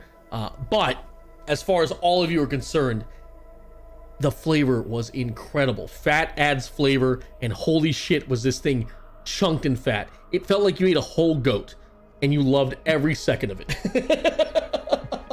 As you do. So, as you come up with your ratings, the pastor comes up and says, "All right, now, Bareth, Mr. Bareth, please regale us with your score." I feel as though I've just eaten an entire animal in a bowl. But despite the fact that it was so filling, so heavy, the flavors are impeccable. This is a fantastic chili. It's an excellent mix of ingredients, flavors. The tzatziki sauce you would think would detract from the overall dish itself, but it actually heightens it just that little bit. But it doesn't try to steal the show from everything, which is incredible. This is a solid 8 for me. I would have given it higher if it wasn't as heavy, but it's all there. It's all there. A lot of clapping as the dwarf says, thank you very much. And Miss Sylvie, you're a woman of many words. I'm sure you'll give us a long list of examples of why you like this chili. 9.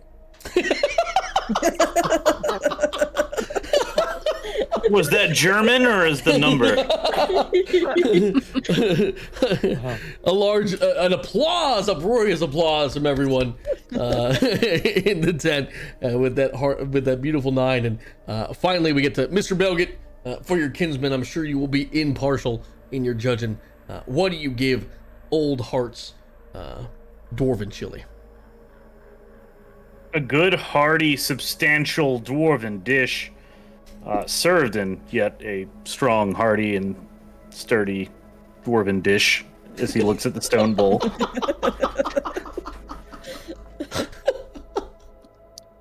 It is not a traditional chili, but set out to do everything it has to do, and is a great example of stepping outside the chili zone, so to speak. I can't give it a perfect score, but I can give it an 8.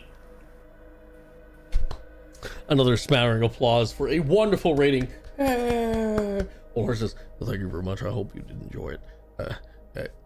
Good day to you. And he heads on back.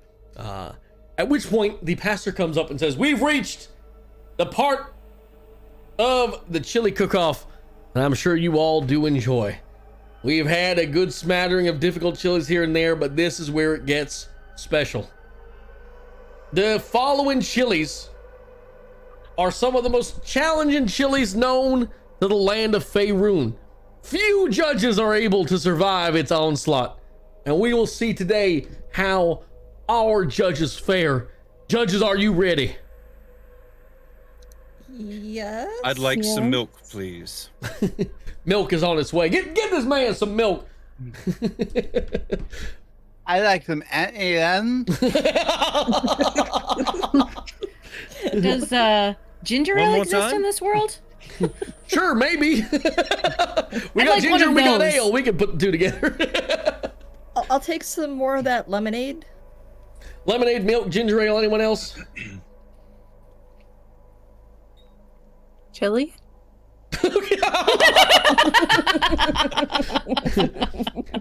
Well, first one up, you got mine. And Whitman goes over to his booth, which is set up. And it's set up as almost like different periods of time.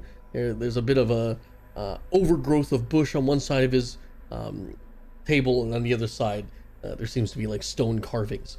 As he goes and gets his chili and places it in front of the bottomers, he says, this is my special chili, made from a set of ingredients that you might find decadent, if not deceivingly dour. This is Whitman's temporal chili. As he places it in front of you, he says, made with dinosaur ground meat, ancient fossilized beans, heirloom tomatoes, dried ghost peppers, and a toadstool cream base from the Olympian glade of Arborea. Please enjoy. Ladies and gentlemen, this is gonna get difficult. As Who is it that? Who's getting this? bottomers, I think this is bottomers. the bottomers. In front of you, you do see these very, very gamey smell coming from the chili. However, that the cream from the Olympian glade of Arborea does seem to glisten with an actual light, as around you a 5-foot radius is shed in bright light, followed by a 5-foot radius further of dim light. please make a fortitude check, bottomers, to handle this dinosaur meat chili. Dinosaur meat. And do not ask where he got the 6. dinosaur meat. Yeah, did not see dinosaur meat coming. A 6? I've seen a dinosaur before. 6 Six. It's from from far away. Runa, That's a Runa. 5 from Trell, and 3. Wilrick.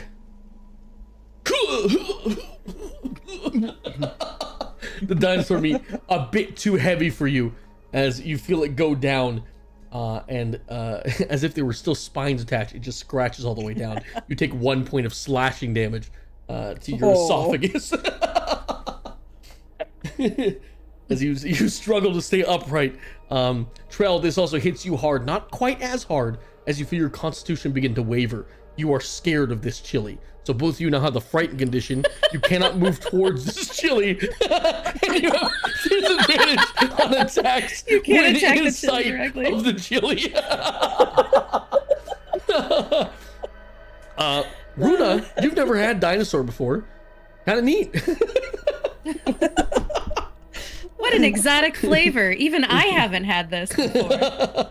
Let's see if you guys. And I had money. Let's see if your guys' appetites can handle the rest of this chili. And you said I'm rolling at a disadvantage, right? No, it's fine. Only Okay. attacks. Only attacks, Oh, mate. only attacks. Yeah. Is Eating the something chili would- not an attack? Eating something's not an attack, no. If Okay. you're eating it like Sylvie is. It Well, is. it doesn't matter it is 'cause it's willing a to one. be ate. Trell, you're scared. You're too scared. your knees start to knock together. Your jaw trembles. Your teeth clatter. You cannot have a single bite more. Dinosaurs are so big, and it's glowing so much. And I don't know how. It's not supposed to be food. Trell, you take 1 psychic damage from this chili as you cannot possibly fathom taking a bite. However, Runa and Wilbur, you finished the whole thing. Runa, you love it. This is, you've never had dinosaur meat, and the Olympian Do we Glade of glow now? Arborea is also new to you. What'd you say? Do we glow like lightning bugs now? You both do glow a 5 foot of bright light and then a further 5 feet of dim light for the next 10 minutes. However, In a day, do we glow? no, it's just 10 minutes. Oh, in the day something will glow. Yeah. There is a bit That of way you kick can to have a this, dark though. bathroom and it doesn't matter. Yeah, There the is- outhouse has a light now. There is a bathroom with a light. There is a bit of kick to this. I'm gonna need tolerance check from you guys. Ooh. Well, about that. That's a 2. 9. Ooh. Trell, you feel your constitution waver again as the dried ghost peppers do take a hit. You're able to take it and not take any massive damage, but you do feel your constitution waver. Wilrick and Runa, the dried ghost peppers lose a bit of their heat when they're dried out, and that is perfect because you're able to really take in the flavor of that ghost pepper. Runa, you get advantage on rating this. Wilrick and Trell, normal rolls. Give me a rating roll. This one was hard to Nice. rate.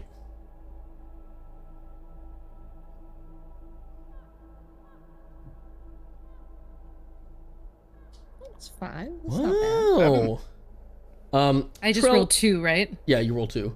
Trell, some of this was lost upon you, seeing as you only took 1 bite, and that 1 bite did scar you for life. However, you think it might have been a good chili. Wilrick, I have pushed it away, though, and by pushing it away, it has gone slightly towards Sylvie.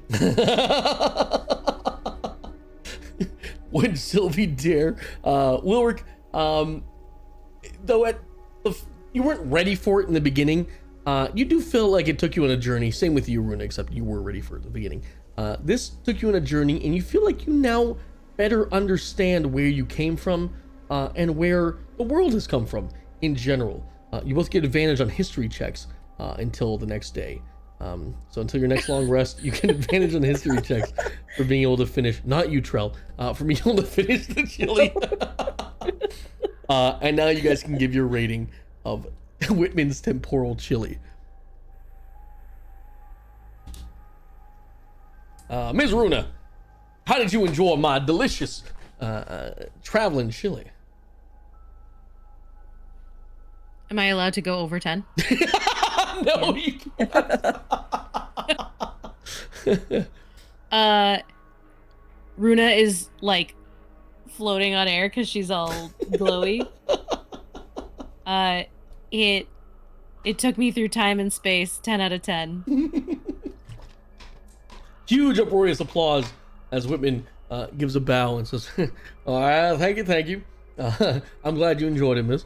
What about you, good ma'am? Trail, how'd you enjoy my chili? It took me through time and space, too. Gasps and shock as Whitman is taken aback. Well, it's not for everyone, I guess. No, it's not. And you, Mr. Wilwick, if I do dare to ask. You know, the spines actually lanced the boil from the spider bite, so I can talk better now. So that's a plus, even though it was a bit much. And some of the chilies today have been plain, but this one really was extra plainer. In a good way. You know, it was a lot at first, but I liked it. Really unique ingredients. I've never had anything like it. So out of that, I have to give it a 9. Yay! Creativity. A 10 and and 2 and me. a 9. What a normal rating. There's a bunch of applauses there as Whitman's doing that. Old man Corwin comes up with a new batch of chili that he had to make because someone dipped their tongue in the first batch. And he kind of slowly walks up to the toppers. Yeah, go on. Stick a finger in. I'm so sorry. in whose? In the Trell's bowl that was pushed near me. Yeah, you can. Stick a finger in. Okay, great. It was I just good. wanted to make sure that You've was never done. had dinosaur Great. before. No, it's delicious. Thanks. No, it's Next. not. Get it away. Corwin weakly walks up to you each with a very kind of like the Holy Grail from Indiana Jones. You know, it's just an unassuming wooden cup that you wouldn't really think much of, and he places it in front of you. And he says, well, this is I call it Corwin's winning chili, and that's what they call it. That's what they call it out at church. I worked hard on the recipe. It's nothing too fancy. It's smoke-infused, spiced, dark, deep roast meat with wild beans, plain warped tomatoes, a basilisk venom broth, and a pinch of wormwood pepper. I'm sorry. What kind of meat? As you ask that, the steam coming off of the chili catches fire for a second, and there's like a it's a smoke-infused, spiced, dark, deep roast meat. Deep roast meat? Yeah, they're like oxen that live in the Underdark. Yes, I'm familiar. I was just taken aback that you got your hands on some here. I got it imported.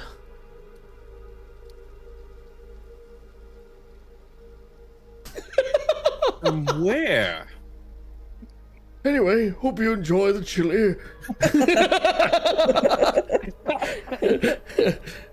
Paris, Sylvie, and Bell get a fortitude check from all three of you. 2. I look at Barrett and I say, yeah, I mean, you can find anything at Trader Joe's now. Not that surprising they had Roth. A 5. Bell, get your fortitude. 2. Ooh. Sylvie and Belgit, you feel your constitutions begin to waver as you were not ready for whatever the fuck this is. That basilisk venom immediately makes your lips feel numb, your tongue tingle. You're shaken a bit by that first thing. But let's see if you guys can eat the whole thing. I need an appetite check, please. Do not like Is it. that a cat? Oh, that's such a loud purr. I'm so sorry. It's like mouth It's so noises. cute. Oh no, none of you could finish it. Oh. Barris, you get about 3/4 of the way through until you have to push it back. While the flavor is good, that basilisk venom is really starting to stack up. Yeah, I don't think I'd want to finish it. You take 1 poison damage as you try to finish, but that basilisk venom overwhelms you. And Belgit, you get about halfway through, but you just, unfortunately, you have to push it back as well. The first chili that hasn't been finished. I will point out I do have resistance on poison for this, which is why you didn't take damage. I'm probably not like it. That's why you didn't take damage. Yep. And the only reason why. But everyone is kind of taken aback and shocked that you guys did not finish the chili. However, those wormwood peppers do fuck. They were very hot. I'm gonna need a tolerance check from all 3 of you. Okay. Let's see if 7. I can not fuck Barith, up you're able to third take the roll. heat. Sylvie, you're able to take the heat. 9. a 1. Belgit, you erupt in fire as it explodes out of you as you take 1 fire damage, unable to take the heat of the kitchen. Belgit, are you alright? Oh. Ooh, You okay, bud? I don't feel so good. What's going on over there? what's- You don't your- look so good either. What's your Your chips at, beard's Belgit? singeing. 1. Oh.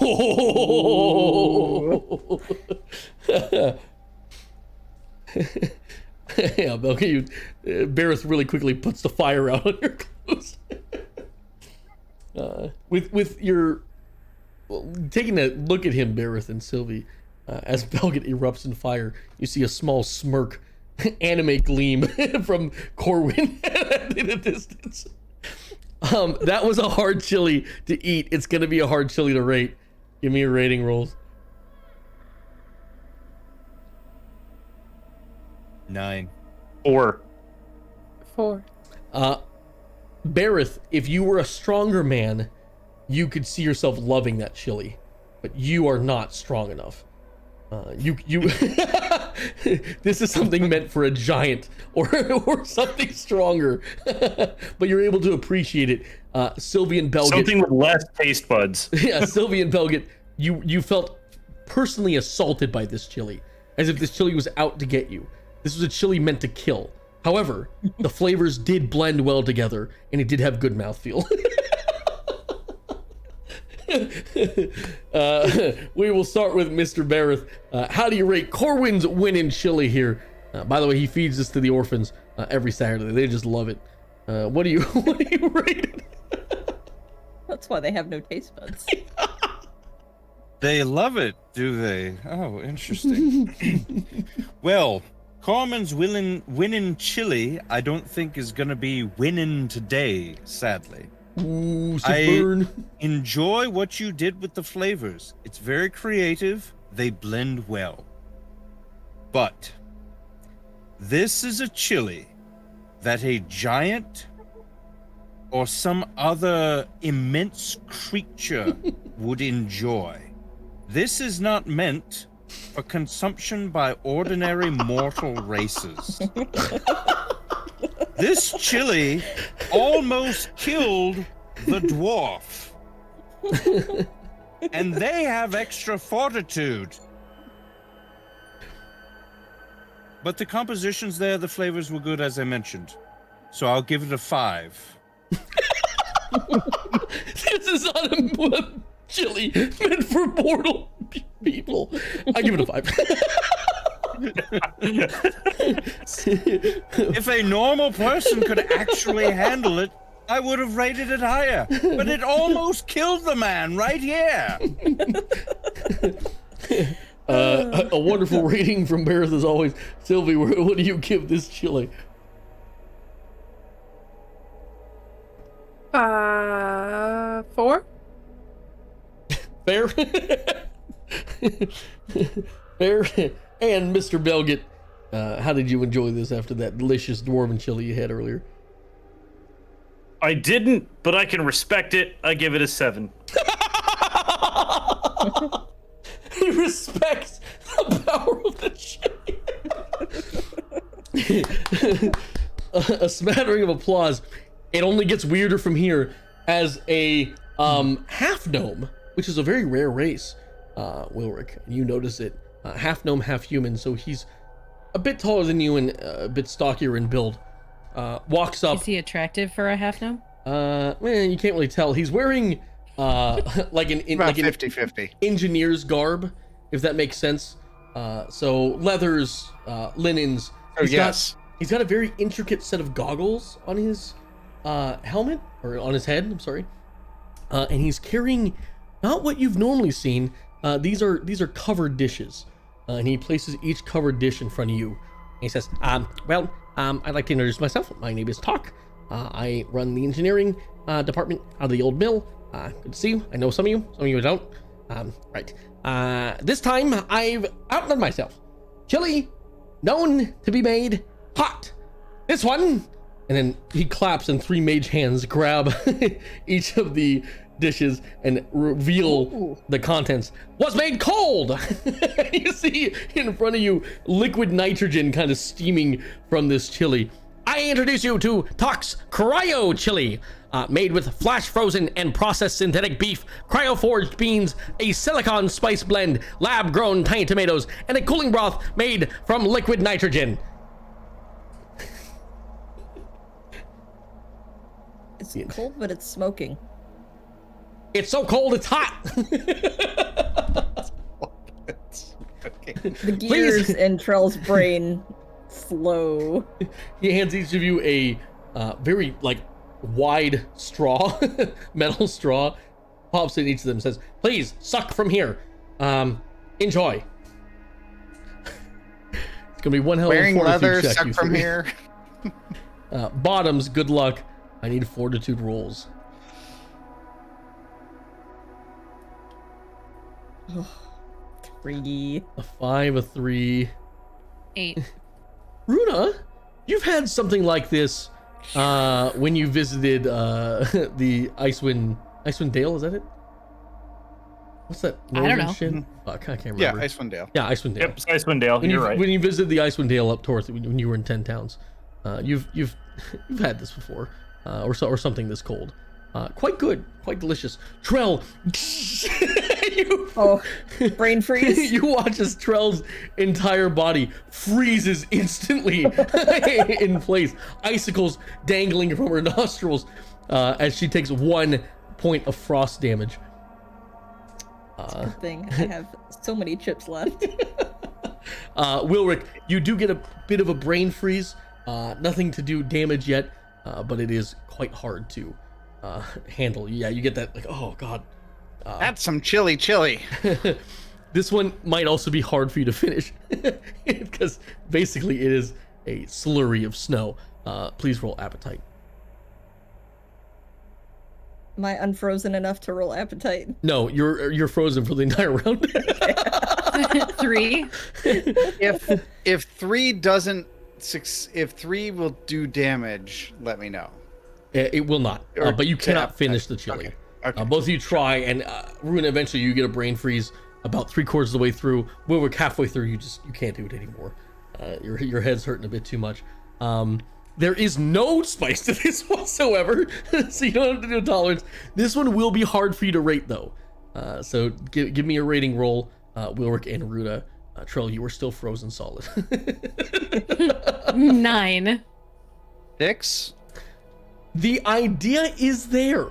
In a popsicle form, this might be better enjoyed. However, the taste of microplastics does throw it off a bit. You would recommend the silicon blend of spices not be added next time. Maybe he just goes with coriander. That is what you're able to discern, but it's extremely unique, and you really haven't had anything like it. We'll start with Miss Runa over here. Runa, what is your rating for Tox Cryo Chili? Very unique. Runa's shivering. You spent so long wondering if you could that you didn't bother to wonder if you should. It is interesting, but I beg you to ask yourself, Does Faerun need this? 4 out of 10. He seems insulted, but is furiously taking notes.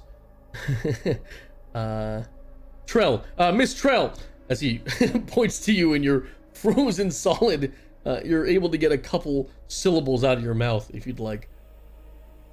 It's just gonna be a whimper. All right, that's a 6 from Trell, and Mr. Wilrick. The technology that went into this was absolutely delicious. I loved every molecule of it. It was a bit strong, but you know, you can't make a few chilies without breaking some druids. But you know, the microplastics. I drank microplastics to see through space and time. The NordVPN ad. Oh yeah. Callback. But you know, it was good. I would love to see your lab. That would be. I'm curious how this was made. I'd love to show you my lab. Yep. Okay. I'm down by the old mill anytime you get a chance. Great. You know, for pure creativity and engineering marvel, I give this a 7 out of 10. Oh, thank you very much. I appreciate it. 4, 6, 7. Well, aggregate those together, and what you got is a 17, and then you divide that by 3, and what you have is a 5.75. So thank you very much. I do appreciate it. Goodbye. 5.66, by the way. I rounded up to the nearest 7.5. Trell whimpers again. Gnome would correct a gnome. At which point you hear the ching, ching, ching, and you hear the whirring of gears as the 3 hooded figures walk in and prepare to give the tops.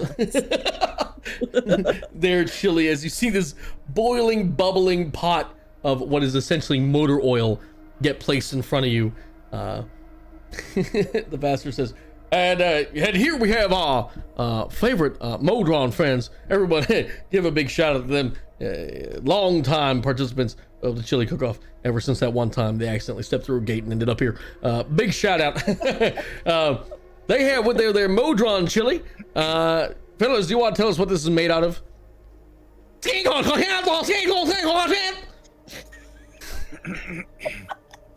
How are you gonna rate them? Please enjoy. I don't understand. In front of you is it's written down as one of them does extract thoughts, and it's handed to you, Bareth.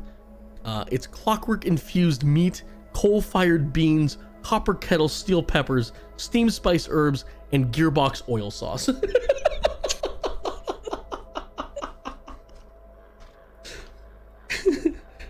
Sylvie. I'm picking up a spoon and sort of like spooning the mixture just to check the texture and consistency. It's tar-like in consistency. I'll sort of side glance over at Belgit. I don't know about this one. This one actually seems scary.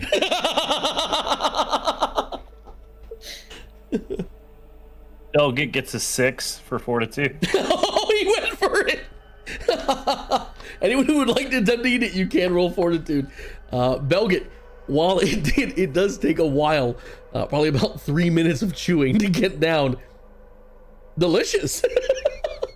7 on the fortitude. Same with you, Bareth. It is absolutely delicious once it gets down. The bits of metal really throw it off. You know, every time it hits your teeth, it does hurt. But if you get past that, there's definitely some real flavor here. Sylvie? But what is metal more than just fancy rock? What'd you get, Sylvie? 8. Oh shit, you all passed! Holy fuck! Good job as you all make it through. Let's check your appetites and see if you'll eat the whole bowl of oil. I mean, I don't know that I will. Before I see what the die says, I don't know that I will. Sylvie finishes the bowl of oil and metal. 2. 5.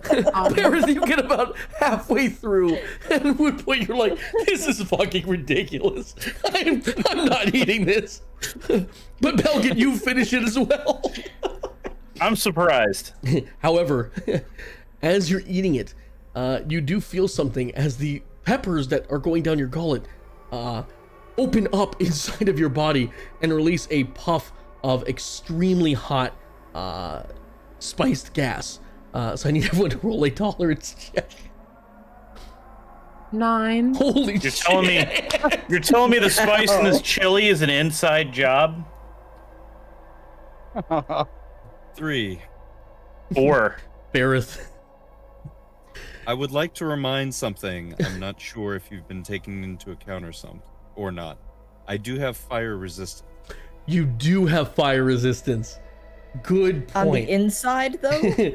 Sure. I mean, you would think. This sneak attack gas bomb does hit you hard, but you are able to resist its effects momentarily. However, you do feel that constitution wane. Yeah, yes, you do end up coughing. However, Belgit, that pepper bomb, it feels like someone pepper sprayed the inside of your stomach. Immediately, you feel the dire need to shit as you take 1 point of necrotic damage to your chips.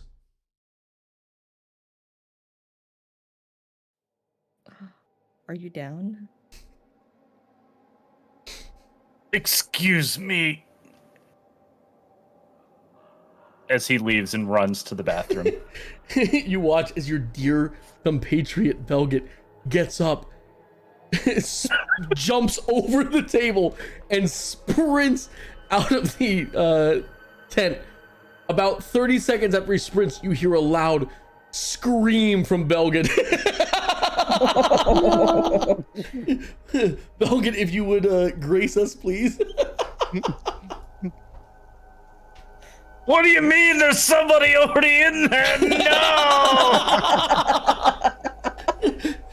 As Belgit is down, Bareth and Wilrick, your friend, you watch him run for his life, along with Sylvie. What is going through your head? I'll say, hold please. I will also jump over the thing and run out to make sure that he is okay. As you or at least got into a as stall. you attempt to run, Whitman does hold his hand up. He says, "You can't leave the judge's table. Should you leave, you forfeit your rights as a judge." He was weak.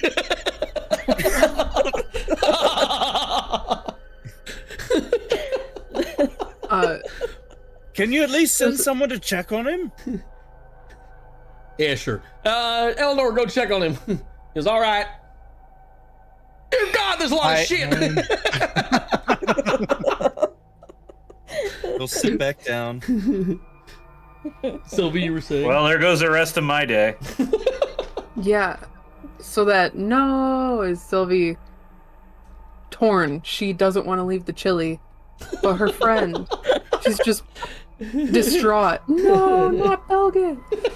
And that's that. But the chili! But No! Chili. But the chili! Am I still frozen, by the way? Yes, Belgit. You obviously cannot rate this chili. So Bareth and Sylvie, it is up to you to give it a rating. Go ahead and roll rating, please. As we've had our first death. And 4. Fuck, that was a good chili, Bareth. Delicious, ingenious. You've never had a chili that flavorful. If only it wasn't made of motor oil.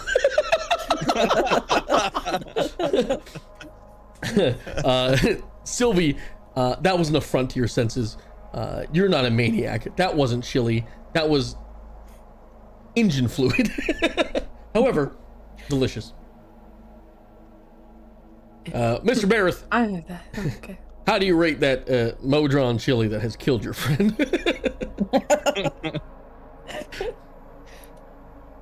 I take a swig of milk, followed by a swig of water, and like swish it around in my mouth for a second. So, firstly, I have to admit, it's very flavorful. I don't know exactly how they managed to accomplish putting so much flavor into this, whatever this is. However, this is not really fit for non-Modron consumption. Maybe with a little less oil, little more broth, and you'll be on the right track. They all look at each other and nod their head. Well, they seem to understand that.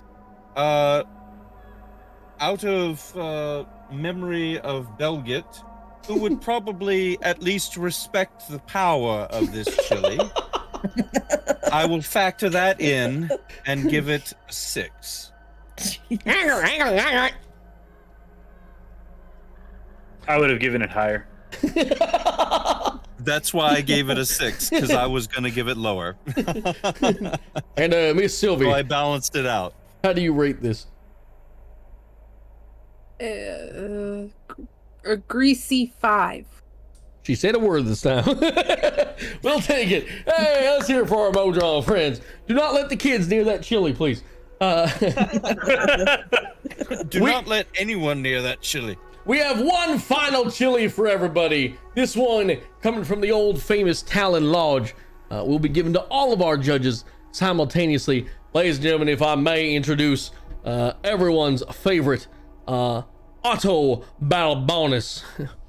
And you see a sea of people part, and from the center, Otto comes up, and every move is large and sweeping as he has his hands clapped together, walking almost like Eggman from Sonic.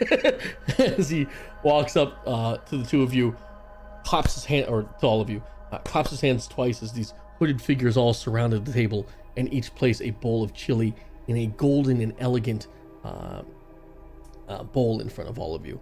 Otto says, "Ingredients: meteorite bug seasoned meat, mung beans fermented, comet peppers, star fruit, and a cosmic cream made with Elysium harvested cream cheese.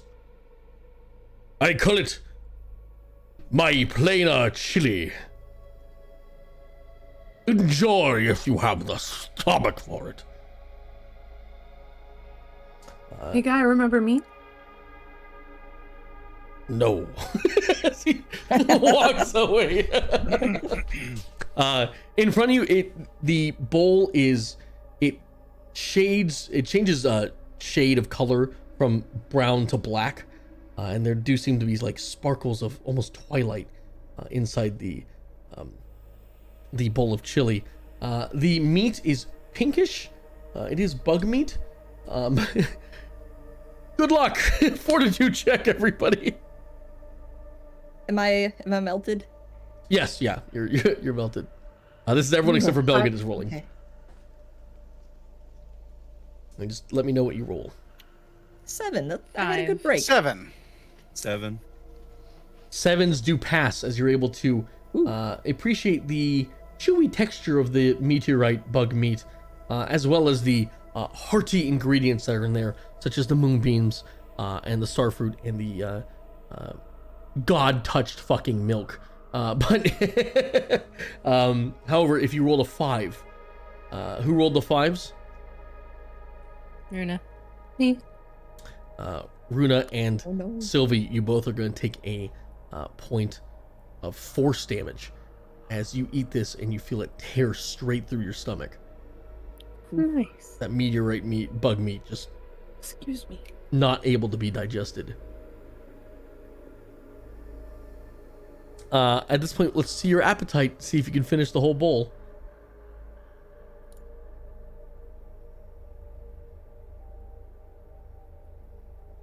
Yeah. 10. 5. 8. 6. All of you can finish except for Bareth, who gets a couple bites in and just has to push it back. You don't have the taste for meteorite bug meat. It's not for you. Truly, it's a peasant dish that's been elevated, but however, there was a hell of spice to that. Those comet peppers hit diffy. So I'm gonna need everyone to do a tolerance check. It's a 1. 7. 5. Wilrick and Bareth. Will this do damage? No. Okay. Not to you. Wilrick and Bareth, you're able to handle the comet peppers. Okay. Which is quite impressive. However, everyone who rolled under a 6, which I believe was Runa, Trell, and Sylvie, Yep. you eventually start to feel the heat after you finish that bowl, and you feel your blood start to boil as all of you take 1 fire damage. You're sweating. You're sweating hard. I died. Honestly, feels good. Oh! Feels good after that. Oh. Runa! Give it to us. Oh, is the fire damage? Yeah. She like breathes out a huge flame and accidentally lights her coat on fire as well. Oh no. Patting herself out, she yells, "Bitter, indulgent, lacking," and then she falls off of her chair. Runa? Runa falls to the ground, passed out on fire. Bitter, indulgent, lacking. I think she was describing herself. Oh, Jesus. I was not. My And water then she glass falls and tossed it on her. unconscious again. Bareth's water puts out the last flame on Runa as Runa passes out down for the count. Otto looks at you and goes, pathetic. Medic! Medic! Runa, writhing on the ground, points at Otto and says, "Hey, Otto." Runa, no, Runa does not get a fight. You're dead. you chili overloaded. Your last words were the bitter, lacking. Oh. You are lifted up by 2 members of the clergy as they take you out on a stretcher. Is she The crowd gonna be okay? clapping. She too was Just weak. die? Probably. She gives like the thumbs up that like football players give when they're being carted off. I was gonna say from like Terminator 2, like the all burnt, and you get the thumbs up. I'm okay. Enough of As this she pomp lowers and into the vat of circumstance. chili. Enough of this pomp and circumstance. Rate my chili. As the remaining 4 of you can roll scores to rate. I'm going to use inspiration to rate it better than 1. That's an 8. 5. A 2, I doubled it. Nice. Bareth and Wilrick, you were overwhelmed by this chili. It has beat you mentally and physically. This is the greatest chili you've ever tasted. However, Trell and Sylvie, you see through the lies of the plainer chili. There's something about the meteorite bug meat that might be affecting you mentally. It seems to have some sort of psychic whimsy about it that makes it taste a little bit better than it actually does. And you're able to push through that and notice that what it's really lacking is depth. It's kind of one note. A good chili, not great. To our rating for our final batch of chilies. Mr. Bareth, what is your score?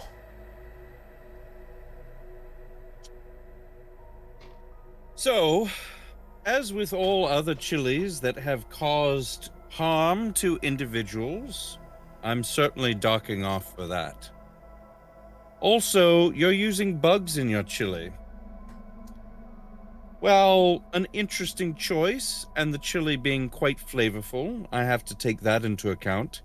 And there's something that I haven't quite had to judge on yet, and that is the person that actually made the chili, which matters almost as much as the chili itself. When you cook a dish, it requires you to put love, passion, your thoughts, your desires into it. And this dish, based on you, sir, is lacking. You get a 3 from me. A gasp around the crowd, but Otto is unfazed. He gives a little smirk. He says, a chili purist, you are not. Good 3. Okay. Miss Trail, what do you give the plainer chili here? Initially, I thought it was pretty good. The bug, I've had bugs before. Usually fried, they're a little bit better fried. Put into a chili where it's boiled and cooked for that long, you need something else, and it didn't do it for me. The heat was a little too much. It fell flat. I mean, I'm just gonna give it a 4. Ooh, murmuring from the crowd at that 4 as well. Also, you killed my friend. Oh, also that. Yeah. To have Well, she gave a friends thumbs that up, so she's not dead. quick is a choice, to be sure. And Mr. Wilrick, how do you rate that chili? Well, it was. I ate all of it. It was pretty decent. I've never had the bug meteorite before, but overall, it felt a little flat, and just not much dimension to it. So I feel like I should rate it I keep thinking about that bug meat though. A 9. I'm a 9. Oh, a big clap as I look at yes. Yes, weak man. And you, Miss Sylvie, please regale us with your tale of how delicious the chili is. Sylvie's gonna stand up on the table and walk towards She this likes to guy. be tall. The guy is 6'9", so you're probably around Still belly button so height. small. Yeah. You are a mean man. And this is a mean bug soup. Not a chili. Ooh.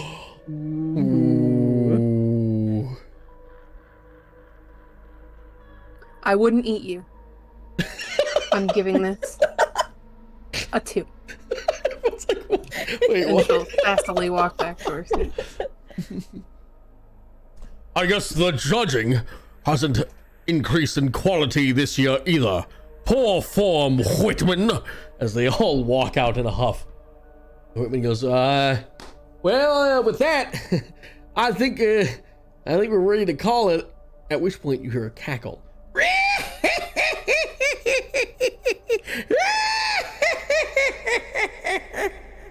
Smoke Oh no. fills the room. You didn't forget about little old me, did you?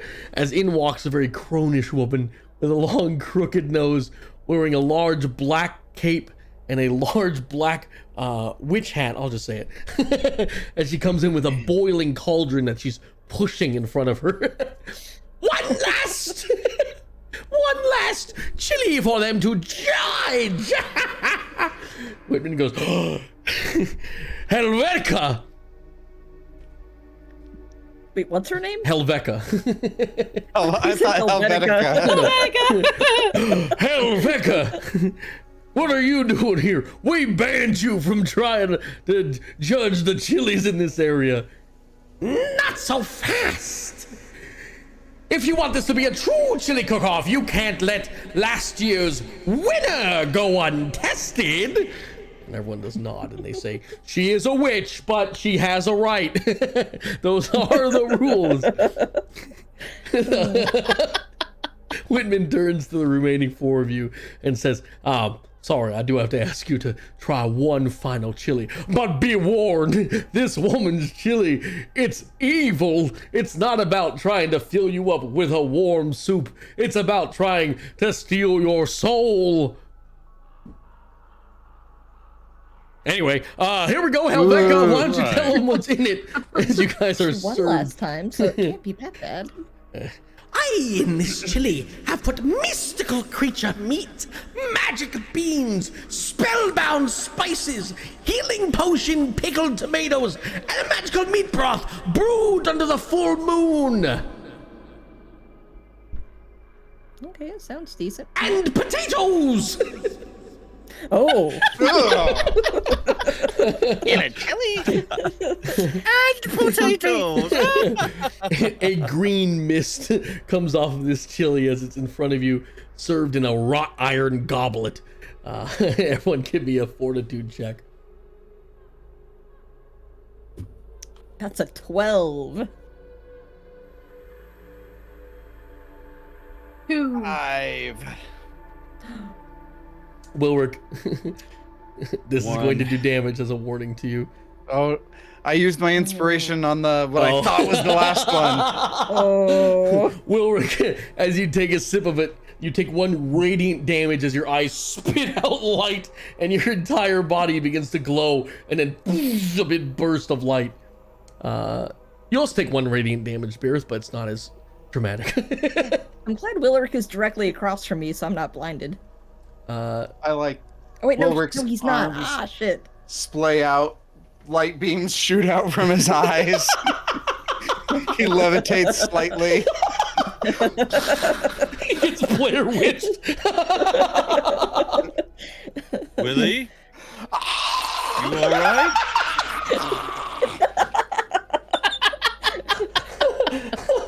I mean, that's kind of overreacting, don't you think? I thought it. He levitates slightly and then falls to the ground, completely unconscious, slumped over in his chair. He's okay, right? Willie's dead. I say as I'm Oh. still eating chili. Oh, he is dead? Mm-hmm. I'll sort of shake him. Willie? Medic! Medic! Be like, Willie, talk to me. It's just chili, man. It's just glowing chili. Snap out of it. Medic! Whitman walks up to you and puts his hand on your shoulder. It's too late, son. He's gone. There's nothing we can do for him now. Oh, wait. No, I have an idea. I've read about this. I need an old priest and a young priest. He did well to fight like this. Someone please help him. And you see as a sea of people line up in like like two, filed by two, and they all Circle. slowly hand, kind of like Superman or Spider-Man in that one scene in Spider-Man 2. Yeah. And they all move him above their heads and filter him out of the tent. Sylvie, what'd you roll? I rolled a 2. You also take one radiant damage. Yeah. Is anyone else dead, or are you guys good? I'm not dead. Okay, Tro, Oh, very nice. Not delicious. yet. Very Yeah, delicious. I don't know. Everyone's overreacting. This is not bad. If you can handle my chili, can you eat the whole thing? Roll for appetite, please. The big bad evil chili boss. Another 2. Yeah, it's a 6. 3. Oh my god.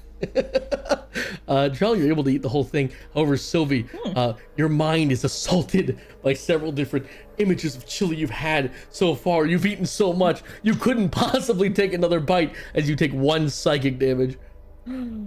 Oh, that's Jeez. it. Oh Oh no.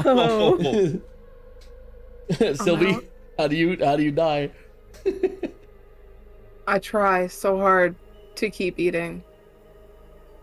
And then I just fall over face down into the bowl. Sylvie?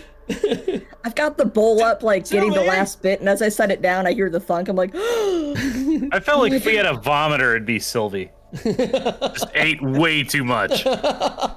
You see little bubbles of air come up from the chili as she's drowning in it, Trell. Oh, I'm gonna pull her out of the chili and kind of like wipe it off her face and shake her a little The bit. chili's a little bit red. You're not sure if it's blood leaking from her mouth or chili, but she's completely gone.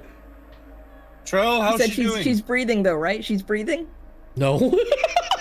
Oh no. There's chili coming out of her nose. I cast gentle repose.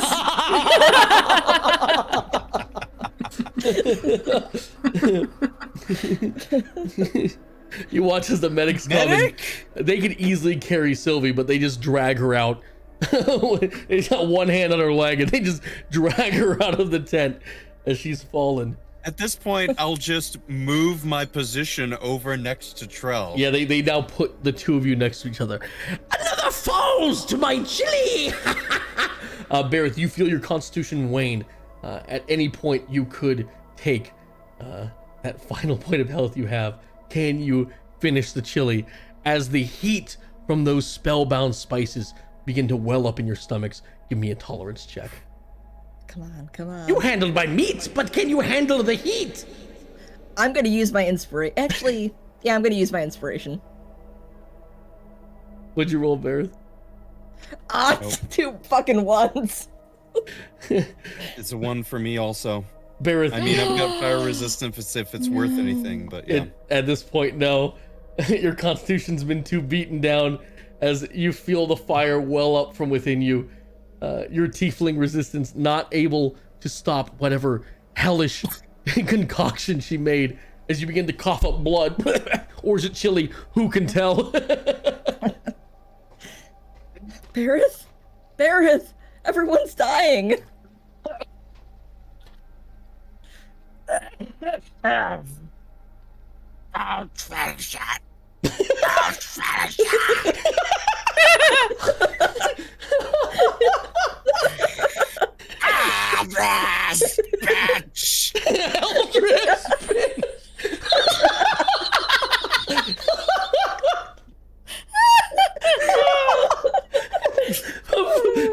A wild eldritch blast goes flying through the tent, breaking one of the canvases that held the tent aloft. Trell, you'll stick 1 fire damage. It's pretty hot. It's kind of spicy. As Barrett falls to the ground, unable to move, he's escorted out, completely delirious in his state, his mind shattered. Trell, it's down to you. So you alone could survive my chili? But It was pretty good. do you have the palate to properly enjoy it? Yeah, I hope so. Roll That was pretty rating. good. Wait.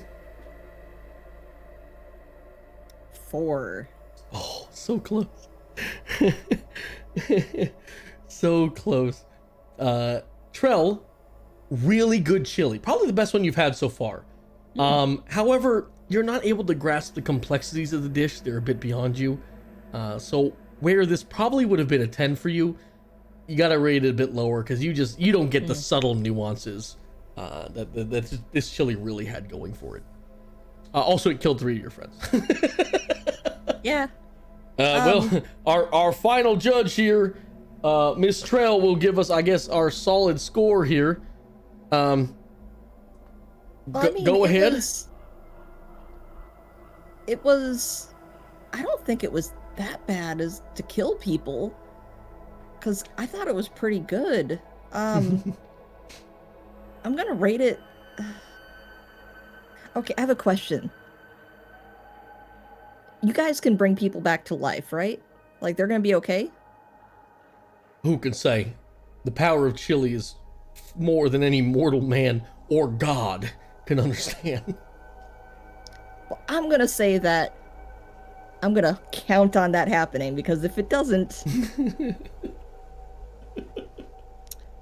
But I'm not gonna rate a witch low. I'm gonna give that a 9. Oh, hey!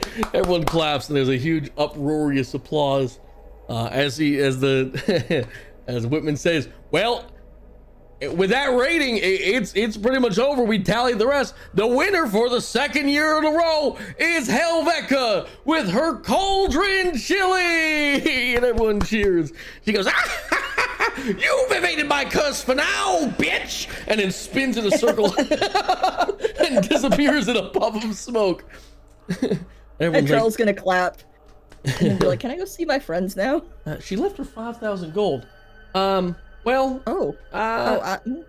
you know what? You guys did such a good job, and you guys did die. Yeah, here, I'll give you the 600, and he hands you 600 gold in a pouch. Says, "Thank you very much." Hey, can we give a round of hands for our judge, our singular judge? Hey! And everyone starts cheering in the tent. I gotta go. Probably to the church, I think.